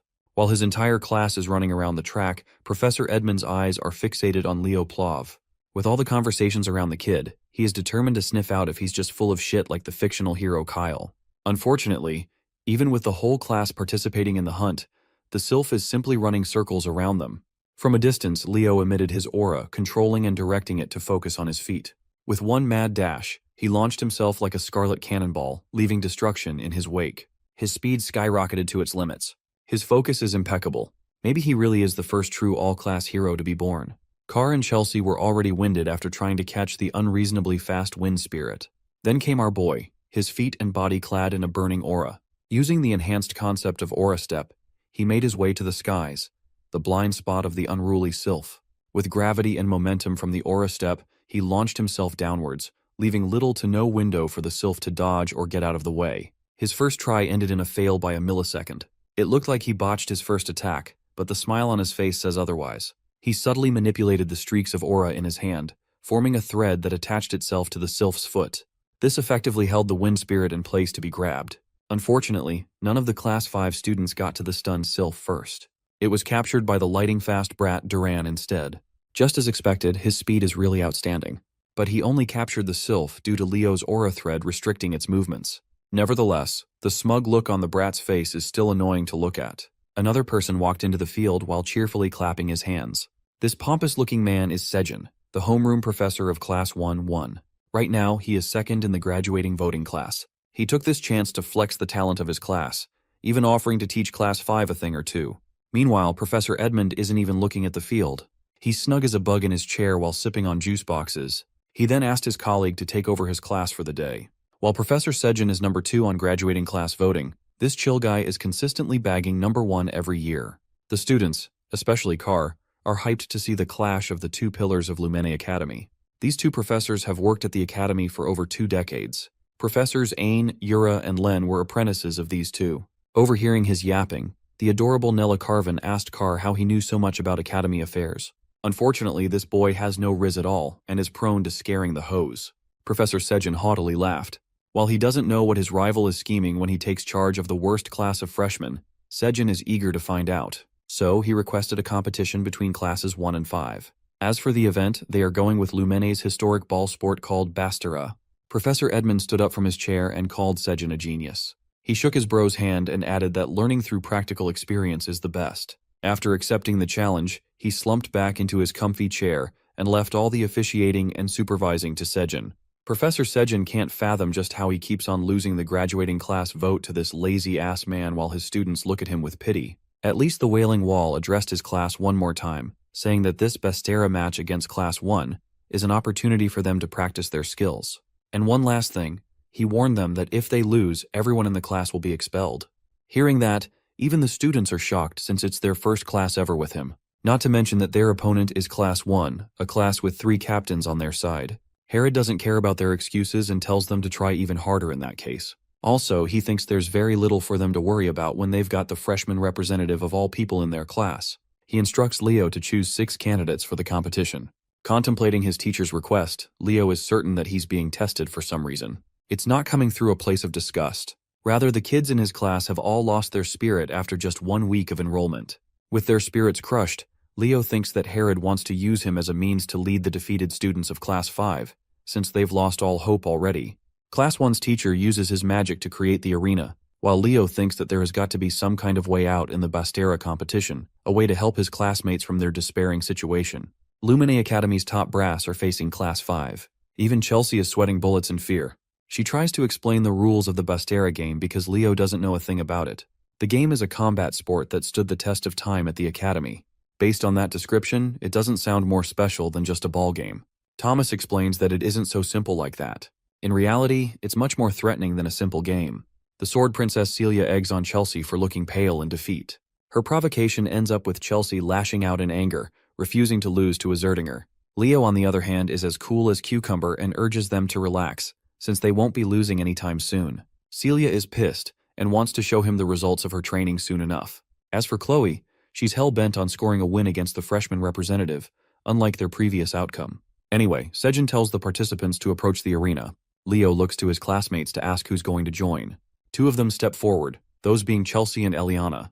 The stakes are high as losing guarantees expulsion, which is why they're willing to do whatever it takes to win. Thomas and the others also quickly follow suit, as Leo signals to the professor that their class is ready to begin. Sejin whips out the ball and tosses it up in the air. Each participant from both teams has their eye set on the ball. The game begins with Duran and Leo reaching for the ball, but Lightning Boy is a second faster and manages to snatch the ball, seizing the initiative. The game has literally just started, and this man Leo decides that now would be a good time to learn the rules. Turns out the rules are quite simple. All he has to do is infuse the ball with aura, shooting it into the goal without using one's body. The first team to reach 11 points will win the game. Duran is on a rampage and releases the ball at a thunderous speed, causing Leo to evade it at the last second. As for Thomas, he couldn't even see the ball as it cut past him and scored right into the net. The first goal has been secured by Duran of Class 1, and has already caused even greater despair for Class 5 students. Tide is feeling the pressure and thinks they're all going to be expelled at this rate. So now, Leo wants to know about how one could acquire the ball. There are basically 3 ways to do that. They can do it if the ball goes out of bounds during their opponent's turn, or if someone can catch the ball. As Tide is about to explain the final method, their conversation is interrupted with Eliana getting brutally taken down by Celia's explosive throw. The Sword Princess mocks them for carelessly talking when they should instead be focusing on the match. The situation is really bad for Eliana. Players can't directly attack or block opposing players, so the third way is to cause the participant unable to continue. The only way to do that is by attacking others with the ball. Leo has heard enough and seizes control of the ball, believing that it's the right time for them to fire back. Eliana is rendered unable to continue, leaving Class 5 with 1 less classmate to fight with. Both professors are observing the match. Sejin reflects that any team with an advantage of the fire element usually possess overwhelming advantage in the game, and when it comes to the House of Zerdinger, their flames are the most powerful. He can't figure out why Herod decided to entertain the challenge, knowing that the Sword Princess is in Class 1. He thinks that there's just no way for Herod's class to fight back. In response, the lousy professor simply yawns at him, as if to think nothing of his words. Addressing Sejin, Herod brushes an old memory of his first student from the House of Zerdinger. That woman is known as the Empress of Bastera, a complete monster in the game. Herod is happy to share that her child is playing the match for Class 5, a piece of knowledge that shakes Sejin. Back to the game, Class 5 is acting like a whiny bunch, selling themselves short and regretting their decision to join the academy. Celia sees Leo casting his flames and realizes that he's finally getting serious. Charging an ever-burning fireball, he releases the ball at such a monstrous speed that it requires Chloe's icicle mountain to stop its wrath. She acts all high and mighty, thinking that she's successfully deterred his strike. But Leo shockingly appears next to her, having read her like a book. Leo confidently declares that he'll score regardless. He jumps up and punches the shit out of the ball with his fist, causing Chloe's barrier to tear away like butter. Even Sejin is impressed by the boy's impressive battle IQ. Class 5 cheers in support for the freshman representative. The professor of Class 1 understands now that the true game has just begun. We then see a bunch of goals scored, causing the number to jump up to 9 against 10. Many players were even incapacitated during the match. Finally, the lightning fast Duran releases his strike, hoping for this throw to end the match. But in the end, Thomas sacrifices his body, putting his everything to stop the ball from scoring. He manages to catch the ball at the brink of mana exhaustion. In the end, Thomas collapses, causing both classes to stand at an equal footing. However, Class 5 only has Leo left, while Class 1 has all three of its captains intact. It seems like a great disadvantage for their class in terms of numbers alone. Ice Mage Chloe is ready to exact her revenge after her crushing defeat in the previous exam. She forms numerous copies to further increase their defenses. Leo is about to take his one final leap against Celia and Duran. His feet arched from the ground. He blitzed with inhuman speed, shocking the three captains with how fast he vanished. Leo flash steps at such an incredible pace that he dribbles past Celia without her noticing. He has no intentions of taking them head-on, which means he's aiming for the goal. This leaves everything to Chloe to defend. She's trying her best to locate the real Leo among his own copies. Just analyzing this level of magic leaves her winded as Leo zooms past her. Chloe collapses in defeat, questioning how a mere human is capable of using the magic of the elves. In the end, not even the three captains could stop him, and the conclusive winner of the match is Class 5. Leo's name is chanted as Class 5 students celebrate in joy. They were so close to getting expelled. Sejin is surprised to learn that Herod put them on death grounds just to win the match. The three captains, on the other hand, are left devastated in defeat. Sejin realizes that he's got to deal with them and approaches Chloe, asking if she's frustrated at their loss. He reminds her that even if they lose, they must always salute their opponents as tradition. He acknowledges their efforts to try and secure Class 1's victory. Sejin is really proud of the students who worked hard and even those who cheered for their allies. His beaming words of encouragement steal their hearts. But Herod isn't so kind and poetic. He straight up calls them losers and annoys them for it. Both classes performed their best in the sport. Class 1 managed to show off their talent, while Class 5 boasted perseverance and fought hard until the end. Sejin emphasizes that their ability to break past their limits allowed them to take the win. He hopes for both rival classes to learn from each other. In earnest rivalry, they shake hands. Celia pisses off Chelsea, who returns the insults in her own way. Thomas, on the other hand, is overly cheerful with his handshake against Duran, who is staring at him like a pale ghost. Chloe is sent to the brink of tears and shame. Leo extends his hand, praising her for her performance. He thinks that with just a little bit of effort and experience, she could really become someone of amazing stature. She takes his words as mockery at first, but seeing the boy's sincere expression, she changes her mind. Chloe hopes that she'll overcome Leo one day and shakes his hand. A month has passed since then. Our trio is enjoying a meal when Thomas curiously asks about their club selection. Instead of joining a club, Leo is interested in making one, causing Thomas to lose his damn mind. Chelsea being his #1 supporter, she's willing to join it immediately. The club he's wanting to create will be called the Hero Research Society. It's a strange name, but Leo has an ambition to investigate the forgotten hero, Kyle, who is considered a fictional character with no real relevance in history. Thomas thinks that no one will join that kind of club, but Chelsea is seriously a real one with how ready to join she is. There's some kind of commotion going nearby, which makes Thomas suddenly remember the special thing about today. Today is the day the 5th-year senior classmen mark their return after clearing the dungeon. Since the fragments of the hero record are scattered across the world, occasionally, they are responsible for creating dungeons on their own. These are called the hero dungeons. The senior students of the academy clear the hero dungeons and retrieve the fragments. They're supposed to leave for at least 2 weeks, and oftentimes even months. Leo thinks that his mother must have gone through similar dungeon raids before. Chelsea sees the senior classmen and realizes that they're the best of the best in the academy. Introducing the muscular Easterner, Lee Jamua. The southerner beauty next to him is Torua Yan, and finally the comfort clothing enthusiast is Ulta. Still, one guy seems to be missing. The strongest person in the academy, the council president Reese. Thomas is about to explain about him when all of a sudden, our boy is nowhere to be found. The feds took him for being too OP. Just joking, Celia hurriedly rushed him outside. It turns out that Reese, the council president himself, has requested a private meeting with our boy. Leo is perplexed and asks why he's being asked to meet him all of a sudden. Celia thinks he's a dumbass when it comes to anything school-related. She thinks he'll understand why when he gets there. So he goes there, sitting in a place that strikes odd to Celia. And then we see the Sword Princess jumping to hug her brother. Yeah, you heard that correctly. Reese is her brother and thrilled to meet Leo, who is aiming for all class. They share a dumpling meal together, but for some reason, Celia is nervous because she's never tried them before. She takes a bite and finds herself delighted by the taste. The big brother has been meaning to take her to this restaurant ever since she came here. More importantly, he's intrigued to meet Leo, whose mother used to boast a high reputation in the family. He also remembers how Leo's mother was known to be famous during her school years. She was a student who did way too much to achieve legendary status. For example, she confidently talked shit about the desserts served at the academy. She once gathered all of the students to invade the principal's office. Celia is shocked to learn about her involvement regarding the famous incident. The brother-sister duo talk to each other in joy, while Leo is impressed by Reese and thinks that he's worthy to be called the best of the best at the academy. Before long, this guy is destined to become a hero. Reese thinks it's time for them to have fun with dessert. He tells them to go out while he's finished paying. As they're leaving, Reese is surprised to find a strange object in his blazer, not knowing why he found it there. The scene cuts to Herod's class, where Eliana is dying to ask him a question.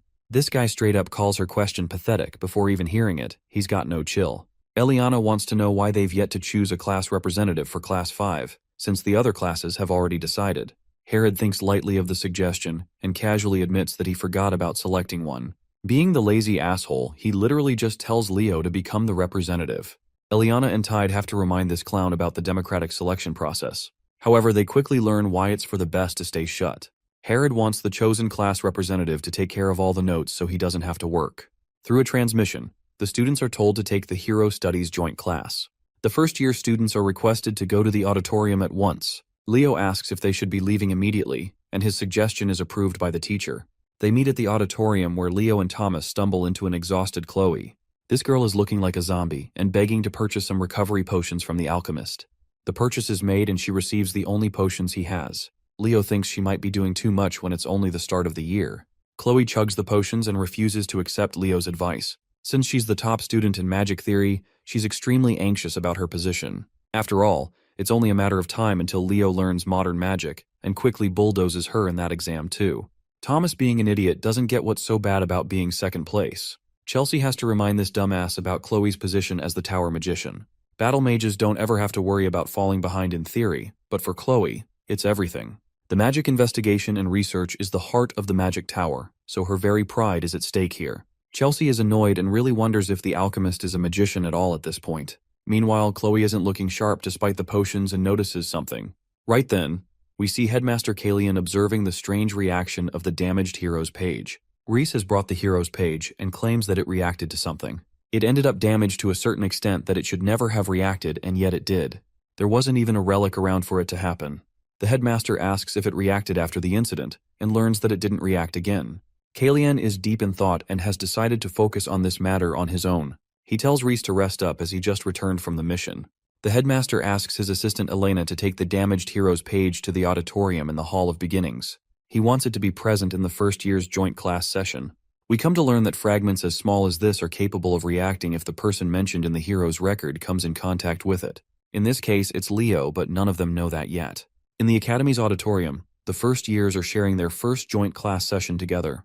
There's too much noise, which is why the cute Professor Artian has to request them to remain silent. Ignoring her warnings, they still bicker about carelessly. Artian is fed up and releases her fiery rage, reminding them with a shivering warning to shut up unless they're looking to die. Her cute and shy demeanor suddenly turned into cruel and killing intentions. She cusses the heck out of them for being morons. Artian experiences a jolt after learning that they've all gone quiet. She returns to her dainty and shy demeanor, acting like nothing happened just now, while the rest of the students are sweating bullets. They've simply come to accept that she's scary as hell when she needs to be. Leo has observed her powers and regards her as a spiritualist, which were extremely rare even in his previous life. Artian initiates the class session with a dagger in hand. She talks about the appearance of the hero record and what caused the hero clans to appear in the first place. In order to open a hero's world, an object holding sentimental value to that hero is required. Basically, a medium of some kind. That's why it's much easier for the hero's descendants to open a hero's world without much difficulty. It's also why the Academy reserves the hero's records, treasuring the relationship built between their families. To give it a perfect analogy, it's kind of like the relationship between a key and a treasure chest.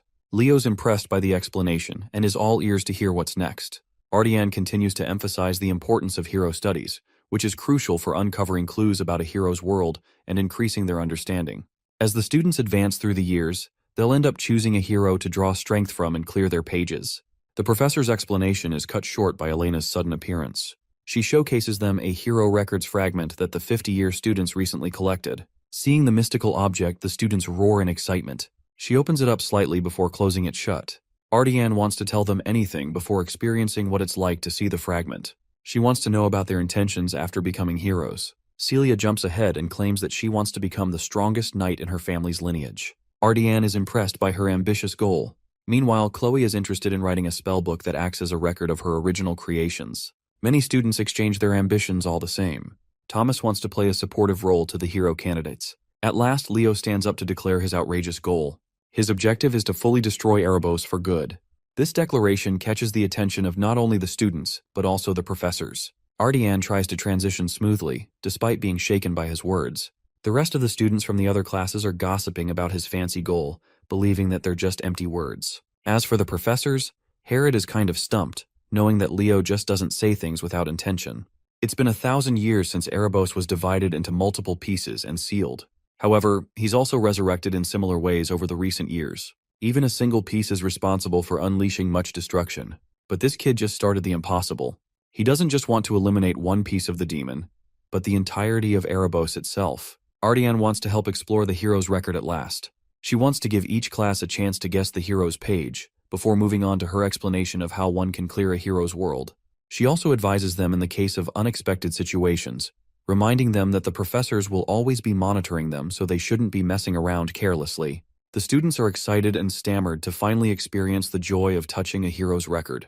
Ardian thinks it's only right to call the representatives of each class to step forward. Celia from Class 1, Leo from Class 5, then Abad and Chen from the remaining classes.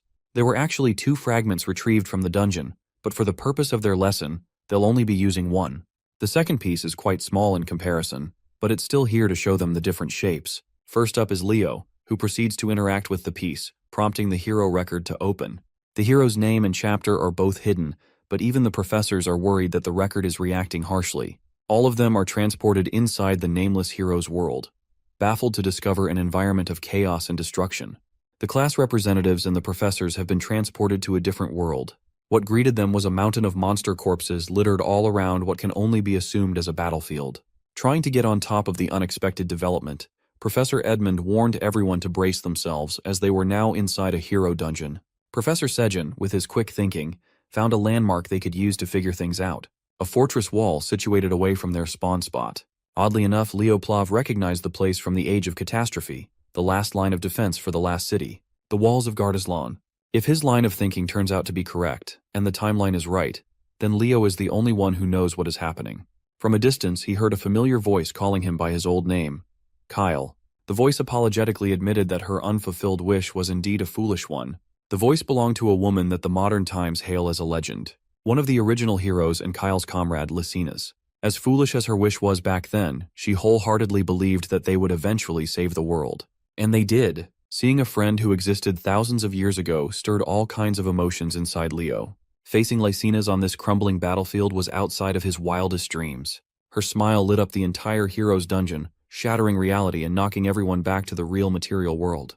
This quick and bizarre event stemmed from Kyle grabbing the little piece of unknown hero's record, which was solely meant for display. Chensha worriedly asked the professors what had just happened, but none of them knew what to do. With an exasperated look, Professor Edmund hurriedly declared that classes were suspended. He urged everyone to stay calm and exit the auditorium in an orderly manner. While everyone makes their confused exits, Leo stays at the podium, still holding the tiny piece of ripped paper, deep in thought. He was certain that what he was holding was his own page. Kyle's page. In his hand is the biggest clue for his mission, a fragment of his own record. Seeing Leo in such deep contemplation fascinated Professor Edmund. Once the hubbub died down, the students scattered to find empty classrooms to hang around since the rest of the classes were suspended for the day.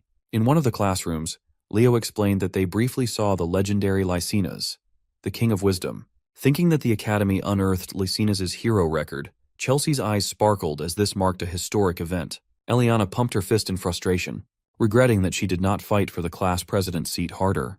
If she did, she would not have missed such a massive opportunity. Carr gave her a look as though she did not stand a chance in the race. Picking up on the mockery, Elian rightfully rained down punches on the poor boy. Hearing the commotion, Professor Edmund entered the room to scold them for being so noisy. He gave them a choice between self-study or expulsion. With his eccentric ass, it's hard to tell if he's joking or not. When the professor exited the room, the students did not dare cause another ruckus just to be safe. Deep in thought, Leo asked himself why his hero record had been reduced to a complete mess compared to other records. It was in such a state that even he had a hard time recognizing whose world it was supposed to be. The opening prompt also hid the name of the world and the chapter of the record. It was almost as if someone intentionally destroyed his record to possibly erase his legacy. Since hero records are relics of the past that make it possible to inherit a hero's power, sabotaging one indicates that someone does not want to see the birth of a new hero. The only feasible suspect with the motive and means is none other than Erebos. He might be shattered into multiple little pieces, but his power knows no bounds. This incident just lit a fire in Leo's ass to investigate why his hero record had been reduced to such a state. After the hero record debacle, a whole month of uneventful school life passed. Let's turn our attention to the magic department class. In there, the absolutely dripped-out Professor Horse is explaining the contents of their midterm practical exam assignment. The first years are tasked with creating their own original magic. Hearing the mention of unique magic struck fear in the hearts of the young mages. Original magic is a type of magic that distinctly showcases a magician's individuality, creativity, and power. In today's era, where activation techniques have become mainstream, magicians rarely strive to create spells of their own. However, original magic can become one's secret technique to use in critical situations. This stems back to the star magic that every elf learns. As a matter of fact, star magic is also a minor copy of original magic. There had only been one person in history who wielded the true and complete power of star magic. That is none other than its creator, the founder of Nebula and one of the founding heroes, Luna. Hearing the professor emphasize the importance of the upcoming midterms made Chloe lock in. Sitting beside her, Leo could not help but notice an odd book on her desk. Simply being near the book gave him the heebie-jeebies. It emanated an oddly dark and familiar feeling. Seeing Leo taking an interest in her book, Chloe hurriedly hid it away inside her bag. If he's not mistaken, that was a grimoire. As if on cue, Professor Horse dismissed the class and wished them luck with the formulation of their own spells. As the first years slowly trickled out of the classroom, Leo ran after Chloe and grabbed her by the hand. Surprised, she shot her with an indignant look. Leo smiled and invited her to have lunch together. Of course, he did so with ulterior motives. He saw how sketchy she acted when she hid that grimoire, and he wanted to know more. Forcefully swatting his hand away, Chloe turned his invitation down, citing that she did not have time for such nonsense. Her mind is preoccupied with the thought of beating Leo in the upcoming practical exam. Just in time to diffuse the tension in the air, Carr interjected with his upbeat energy. He called Leo a rascal for daring to challenge the top spot in the Ice Queen's magic studies. Chloe is still taking her loss against Leo in terms of techniques. However, when it comes to pure magic, she refuses to let anyone surpass her spot. With clenched fists and commanding determination, she vowed to win the midterms no matter what. Leo knew that if he backed out or phoned it in, it would be disrespectful to Chloe's convictions. So, like a true sportsman, Leo offered his hand and gracefully accepted the challenge, promising to prepare well. Chloe shook his hand with an empty look in her eyes. I've never seen anyone more locked in than the Ice Queen. Goofball Carr was watching from the sidelines, absolutely in awe of his boy's natural technique to trick a girl into holding hands. Before the sunset, Leo found himself in the massive and monolithic Tower of Heroes. He's been told that somewhere in this gigantic place, Lumene Academy's forbidden library can be found. If he can get into that place, he might find some clues about the mystery of his lost hero record. As he ascended the stairs, some seniors were charmed by his aura. Halfway through the top, someone called him by his full name. It was a senior with tanned skin, curly hair, and big round glasses. Dare I say, an absolutely baddie. Blowing her bubblegum, she asserted that she's been hearing a lot about the young prodigy from Professor Len Hors. This baddie is Torua Yan, a 5th year in Lumine's Department of Magic. Leo politely bowed and extended his greetings, not thinking much of the interaction with the senior. He tried to continue walking up, but Torua extended her long legs, stopping him from going any further and asking what business a first-year student could possibly have at the Tower of Heroes. Leo truthfully answered that he was simply here to meet with the student council president. Seeing his confidence, Torua's interest was piqued. She insisted that if he joined the magic department exclusively, he'd have plenty of opportunities with regard to the tower. She was quite pushy, even though he was already taking classes in the magic department. Torua finally stopped messing with him and moved her leg away. Leo continued on his way and thanked her for understanding. With a hint of threat, she reiterated her desire for Leo to declare magic as his main focus before the semester ends. She made herself clear, and it's up to the boy how to interpret her words. Leo responded with his perfectly polite smile. Once he reached the top of the stairs, he ran into a few more seniors heading even higher in an elevator. He joined them inside and pressed the 9th floor button.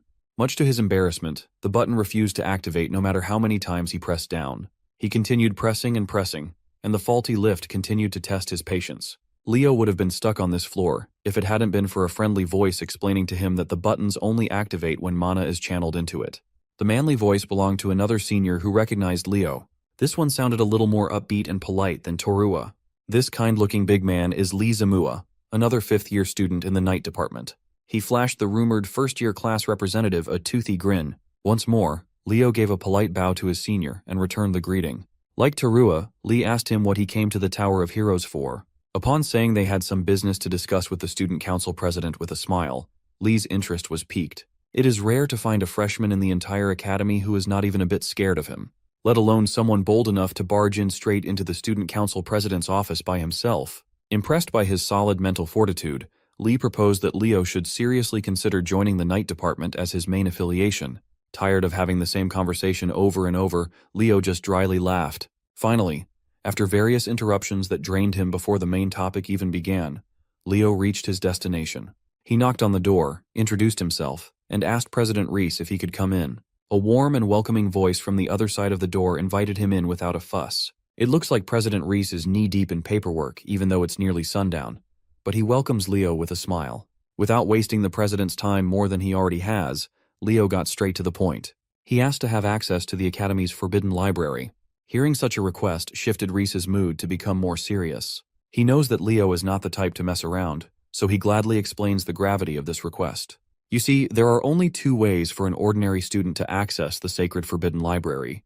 The first and most straightforward way is to conquer a hero dungeon, which is easier said than done. Upon a successful dungeon run, it is customary for the conqueror to personally return the retrieved pages to the hero record stored in said library. Knowing that he was far off from getting access through that method, Leo asked for the second way in. President Reese leaned forward, and with a wily smile, he promised to spill the secret of this second method once Leo finally joined the student council. A few days after getting cornered by seniors and the student council president, the day of the night department's practical exam arrived. For the first day of this monumental practical exam held in the Academy's open track stadium, a lot of people, students and faculty alike, have come to watch. Being the natural businessman that he is, Carr brought out a whole popcorn cart to peddle his goods to the audience. His sales talk was pretty straightforward.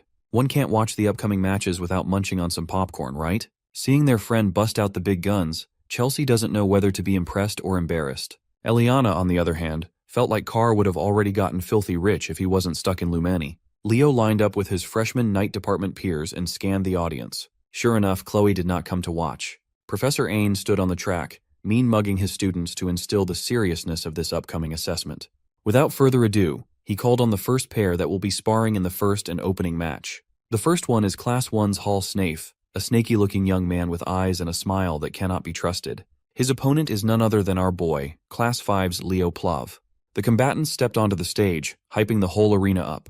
In the stands, Carr is busy looking for more customers, and his eyes are locked in Professor Sejin's direction. He cheerfully ran towards the grumpy professor, eager to earn some more dough. With samples in hand, he asked Professor Sejin if he would like to buy some popcorn and drink combo to go with the match that was about to start. Being the snob that he is, he harumphed as if the idea of eating popcorn was below him. He believes that only slobs like Professor Edmund Harlan would buy such a thing. Sensing that he was not going to break the professor so easily, he looked in Class 1's direction for an assist. Thankfully, Celia was there. One look was all it took for her to understand what Carr needed. Using her secret technique, she turned her cutesy charm up to 11 and asked if the professor was buying the whole class some delicious popcorn. With the trap set up, all that's left for Carr to do is egg on the rest of Class 1 to cheer for their professor's generosity. Seeing his kids chant his name with such vigor, Professor Sejin's defenses slowly crumbled. He might be a snob, but he's also a hard-working professor who just wants his students' affection. The great professor caved in and asked Carr to hand his students a popcorn and drink combo, but strictly limit it to one per person. While Carr is cashing in on his booming business, the combatants for the opening match have taken their starting position. With a confident, bordering on a cocky smile, Leo called his opponent lucky to be the first victim. Hall Snafe could sense that the first-year representative did not see him as a real opponent at all. He is determined to make Leo regret that. This snake boy, Hall Snafe, hails from the heroic family of the Snafe lineage. Before the first round officially starts, let's hear the assessment's basic structure from our favorite popcorn vendor. You see, midterm practical exams for the night department consist of a simple series of duels. Those who achieve 5 sparring victories will get a passing grade. An air of uncertainty filled the stands. Although they're all aware that Leo is the first-year representative, only a handful of them have seen him in action. Since Leo is also majoring in 3 departments, they believe that he should have a gap compared to those solely focused on just one.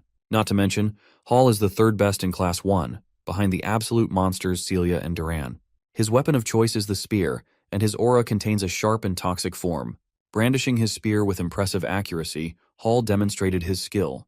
In his mind, he only knows Leo as the arrogant guy who's always hanging around Celia. Professor Ain gave the final reminder that the one who renders their opponent unable to fight back will get the W and treat this sparring match as if it were a real battle. As soon as the starting signal was given, Leo was taken aback when he felt a dark aura that he had not felt in a long time. Surprisingly enough, that dark aura did not come from the enemy in front of him, but in the direction of Lumine's campus instead. The slick and disgusting dark energy lingered in his brain and spelled a deadly premonition in his mind. Unbeknownst to Leo, this worrying aura originates from the library, where Chloe is burying herself in countless magic books in preparation for the magic department's midterm exam.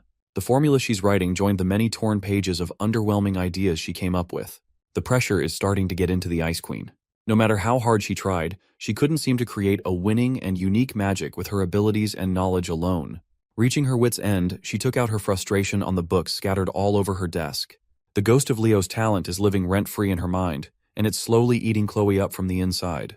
Her refusal to lose against the boy wonder pushes her to her limit. When she looked at the books, she scattered all over the library's floor. One stood out as if it was calling to her. It was the grimoire she had been carrying for a while now. With nowhere else to turn to, she firmly believed that this thing was her only hope of winning. With her desire and need to retain the #1 spot in the department, her mind was left vulnerable and open to foreign influences. Her dilemma and the dark energy emanating from the grimoire were so palpable that they caught Leo's ability in the middle of his first match. Seeing that Leo was distracted by something, Hall took the opportunity to close the distance and punish the enemy's carelessness. He stabbed his spear, aiming for Leo's head. Thankfully, our boy regained his bearings and dodged in the nick of time. Pulling away, Hall presented his family's signature technique, turning his spearhead into a poisonous winding blade that reeks of toxicity. His snake spear moved in an unpredictable fashion, eventually finding its way closer and closer to Leo's chest. Maintaining his composure, Leo grabbed the spear with his bare hand without faltering or even blinking. Hall Snafe was taken aback. The power required to stop his attack must have been enormous. Making the mistake of being surprised, Hall lost the grip of his weapon as Leo pulled it out of his hands. Refusing to let go, Hall was dragged along with his spear. Not knowing what to do, he looked like an amateurish fool. Once he was pulled in close enough, Leo compounded the embarrassment by giving Hall a kiss on the cheek using his hardened fist. It sent the poor snake boy barreling through the track like a rag doll. He might have been distracted for a little bit, but a seasoned veteran like Leo would never make the mistake of being careless in a fight. Insulted by the embarrassing first exchange, Hall Snafe pushed his aura to the limits, filling the arena with toxic gas. He urged Leo to stop showing off as the real duel is yet to begin. Constantly pumping the green aura out of his body, the perimeter was filled with poison mist. Hall reckoned that since there are talks about how Leo can't even use aura, he can capitalize by leaning on his strength. Even if Leo is physically stronger, it's impossible to make up for a fundamental weakness. Seeing the green mist wafting in the air, Leo summoned his fiery aura while reveling at how rare poison auras are. As the mist tried to enter his effective range, Leo efficiently burned the poison without much trouble. Still confident with his supposedly superior technique, Hall ramped up his aura use. He believes that unless those flames are on Celia's level, he'll win the battle in the end. While the snake boy was stroking his own ego in the middle of the spar, Leo had already closed the distance unscathed. It's time to make this boy pay for being so arrogant and careless. Leo walked the rest of the gap between them like he was a JoJo character, his fire absolutely mogging the fuck out of the poison. Seeing the colorful display of auras in the arena, the audience was hyped as they chomped on their popcorn. In Class 1 seats, Duran watched the battle with his permanently furious expression. Celia was dumbfounded while Chelsea cheered for her man. Everything Leo does is cool in her eyes. Celia never would have thought that Leo had already increased the power of his flame aura to such a terrifying degree. Poor Hall Snafe also felt the unexpected of Leo's flame as he got closer and closer. By his estimation, Leo's blaze is already on Celia's level, the #1 knight in their batch. Who would have thought that a guy who's taking every major in the academy would be this good as a pure knight? Still, Hall steeled his resolve and prepared to pull out a move that he'd been saving in hopes of defeating Celia at the right time. He never expected that he'd be forced to use it on Leo Plav in the opening match of midterms. He shaped his aura into an image of a poisonous serpent, summoning a snake prison and launching it in the opponent's direction. Curious about the technique, Leo lets himself be caught by the snake prison, standing still while analyzing the serpent's image with interest. Hall really thought he was doing something impressive, even shooting Celia a glance in the stands while his cheeks blushed. The poor guy had been working on this skill to catch up to Celia's flame, and he was quite optimistic about this debut. In response to his timid blush, Celia sighed and pointed at the opposite side of the arena. Hall's momentary arrogance distracted him from the fact that Leo was already boiling his snake prison alive, causing the serpent's body to bubble and sizzle under the heat. With one final push, Leo completely eradicated the pitiful aura spell without much trouble. Hall's eyes widened. The technique he worked so hard on was burned away like it was some trash spell. Frustrated, he stopped using aura altogether and lifted his spear to attack. Throughout the entire battle, Leo had never even drawn his sword. When he finally did, he parried the spear with enough force to knock it out of the enemy's hands. Putting the tip of his blade against the brat's neck, he warned Hall to never take his eyes off a flame, or he might get burned. While the brat falls to his knees, Professor Ain announces the winner of the first match. In a fiery display of dominance, Leo Plav took the W. His biggest fan, Chelsea, felt her heart flutter as she cheered for Leo. Carr, always believing in his buddy, knew that Leo would win this one without breaking a sweat. Hall walked back to his corner and accepted that Leo was built differently, even when it came to real fights. No wonder he can be by Celia's side all the time. Much to his surprise, a familiar voice praised his performance even though he lost miserably. Looking up, he saw Celia smiling from the seats, celebrating his cool technique. Even though he lost, Hall just got complimented by the girl she's been chasing after. So it was not that bad. He'll hold on to that compliment for the rest of his life. Proceeding to the next match, the professor called Class 5's Elian Layden to the stage. Jumping right into the fray with his fiery energy, Eliana demanded to know who her opponent would be right away. When Professor Ain called Chen Xia of Class 10 to the front, Eliana's pumped-up energy was dashed. She was so hyped to whoop some ass, but she drew the short end of the stick, and now she has to fight one of the Night Department's top 3. The ladies took their position, standing opposite one another while waiting for the go signal. With a smile, Chen Xia wished her opponent good luck with a serene bow. Even her politeness felt powerful. Still, Eliana is not one to back down, even if the odds are against her. She returned the polite greeting with a determined smile. As soon as the starting signal sounded, Chen Xia's hand gracefully moved to summon her water aura. The waves danced around her body like a serene ocean. In contrast to her vibe, Eliana's fiery will took the form of wildfire while she held a rapier in her hand. Leaning into the strength of her blade, Eliana pushed her speed to the limit with a stab. Chen Xia prepared to receive the attack by surrounding herself with a water sphere. Watching from the stands, Leo can tell that tanking that rapier would hurt like a bitch. But so is running at full speed and bumping into a solid shield made of water aura. Eliana was too hasty. She tried to end the bout in one attack and was punished quite heavily for it. Chen Xia's water sphere wasn't just a purely defensive skill, it could cook her enemies too. For the second match, her serene power grabbed the W handily. Eliana stood up and wiped off the pain of getting clobbered in one exchange. Despite the embarrassing loss, she believes that she didn't do too badly. Leo had already expected this result. It was a horrible matchup to begin with. Still, the battle could have lasted much longer, and it could have gone better for Eliana if she had fought with a level head. For the third match of the day, Professor Ain called the Night Department's leading figure, Celia Zerdinger, of Class 1. Much to everyone's surprise, the third match would be a blockbuster matchup that no one expected this early. Celia's opponent will be none other than Duran Moira, who will perpetually be in second place in Class 1. Celia looked at her grumpy classmate and smiled. She can already tell that this fight would be fun. Contrary to her smile, you can tell Duran is taking this spar with utmost seriousness. Back in the stands, Carr somehow managed to get a 3D glass while he got high on his own supply. He shoved the whole bucket to his seatmate, Leo, to share. Everyone's gaze was fixed on the stage. It's not every day you get to see the clash of titans. The vibe did not disappoint at all. The stage started heating up, and the energy was electrifying. Both of their offensive-oriented auras roared. With both blades drawn, the fight to determine the de facto top student of the Night Studies department is about to commence. As soon as the starting signal sounded, Grumpy Duran made the first move with his lightning-fast first step. His whole body and his sword looked as though they melded together in a thundering form. But Celia is a talented swordmaster in her own right. She had fast enough reflexes to parry the first few attacks without a problem. To most of the first years, this is their first time seeing the top scorer's combat power. Completely engrossed in the nail-biting battle on the stage, Carr asked Leo who he was betting on. Casually shoveling handfuls of popcorn in his mouth, Leo shared that Celia would lose if the bout continued at this pace. Carr was surprised by Leo's callousness. Still, he's not counting his cousin out just yet. Even from the stands, he can see the calm and collected look in her burning eyes. He reckoned that this girl must be hiding something up her sleeve and waiting for the right moment to dazzle everyone. Picking up the pace, Duran increased his speed to another level and continued his relentless assault. Caught off guard, Celia almost got nicked in the neck if her instincts didn't take over to move ever so slightly to the side. Confident that he could start overwhelming Celia, Duran entered a close combat showdown with his #1 rival. That was a big mistake. Celia raised her ornate blade and summoned a flame that eclipsed any blaze shown today. It burned so wildly and brightly that the arena's protective barrier started flickering, struggling to contain the power.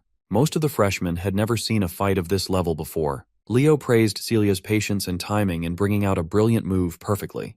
Carr was confused, so Leo elaborated. You see, the freshman sparring field is fairly small and contained. Celia must have figured that since she can't keep up with Dura's raw speed, she can just turn the entire field into her own burning stage. Even the playing field. With home court advantage, she essentially forced Duran to a tough spot, forcing him to be more mindful of his movements unless he wanted to get burned by the blazing fire. On top of that, the heat will make it naturally harder to see. Celia was already a great fighter, but she had gotten even stronger and craftier in using her abilities. This lady just opened his domain expansion. With the heat slowly frying the grumpy blondie, Celia took advantage of the lapses in his defense and seemingly blinked behind Dura.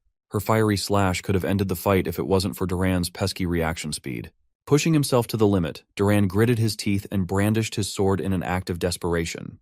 Losing his calm in a spar against someone as competent as Celia is a death sentence. She completely neutralized his blade by grabbing it with her bare hands. Right when she covered the entire arena with her blaze, she's been absolutely dominating #2.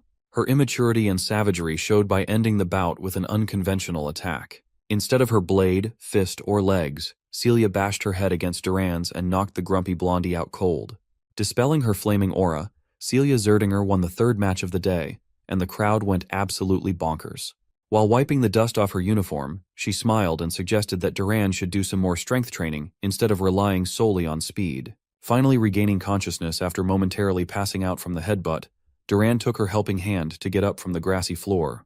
The Academy's press team and those that shipped the #1 and 2 reveled at the sight of the lovely pair. Leo was pleased to witness that his cousin's harsh training paid off. Suddenly, nosy-ass Professor Edmund spawned behind the boys while indulging in some popcorn of his own. As it turns out, he's been listening to his class reps commentating from start to finish. He found Leo's tasks insightful. By the end of the day, every match in the night studies practical exam wrapped up smoothly. Celia Zerdinger ended the day with 4 wins and 1 loss. Duran Moira finished with the same record. So did Chen Xia. All of them had only 1 loss to their names out of 5 matches. Leo Plov, on the other hand, ended the day with a perfect 5-0 sweep, officially taking the crown as #1. A week after the eventful night studies practical exam, the written test for general linguistics wrapped up.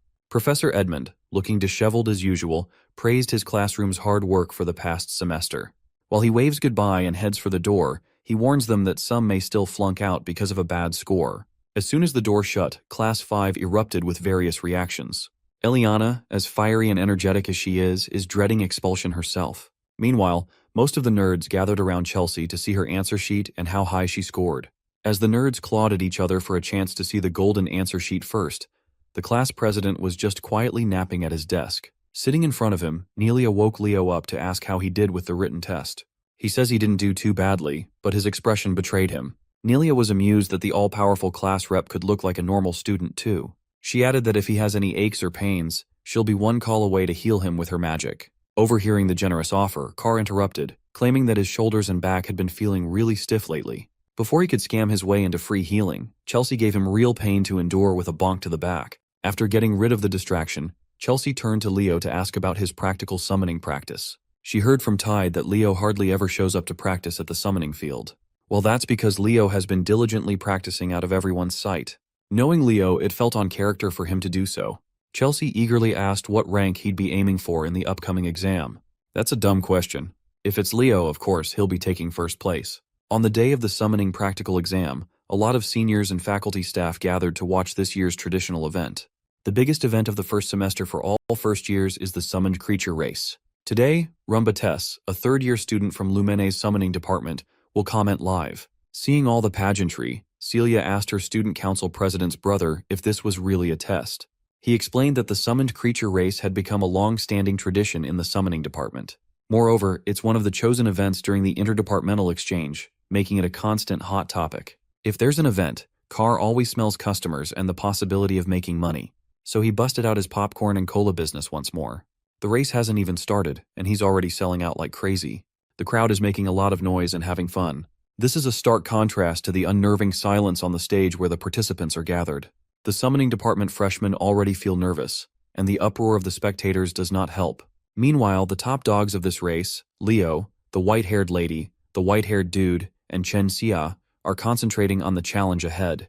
Eliza Hergen, the white-haired lady from the renowned summoner hero family of the North, came up to Leo to praise his exceptional display in the Night Studies practical exam. Then, she prodded him about his preparation for this summoned creature race, seemingly unconvinced of his skills. You can't blame her either. For someone claiming to be well prepared, she had never seen him once during group practice. Hearing Leo get called out, the bandwagons immediately jumped in to question his preparedness. They urged Leo to step aside if he's not going to take summoning seriously. None of them have even seen him properly bond with a summoned creature before. Tide tried to quell his classmates' unprovoked anger, telling them to chill out. But the dumbasses continued to yap and yap, yelling at Tide to not side with the golden boy who was completely disrespecting their summoning department.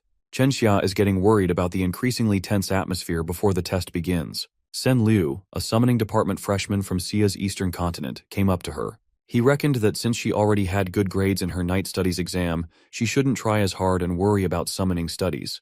Having enough of the needless chatter, the captain of the southern continent and the #1 student of the summoning department, Walden Tyden, stepped up to shut all the noise down. He asserted that they were going to argue about how much they'd practiced with their summoned creature.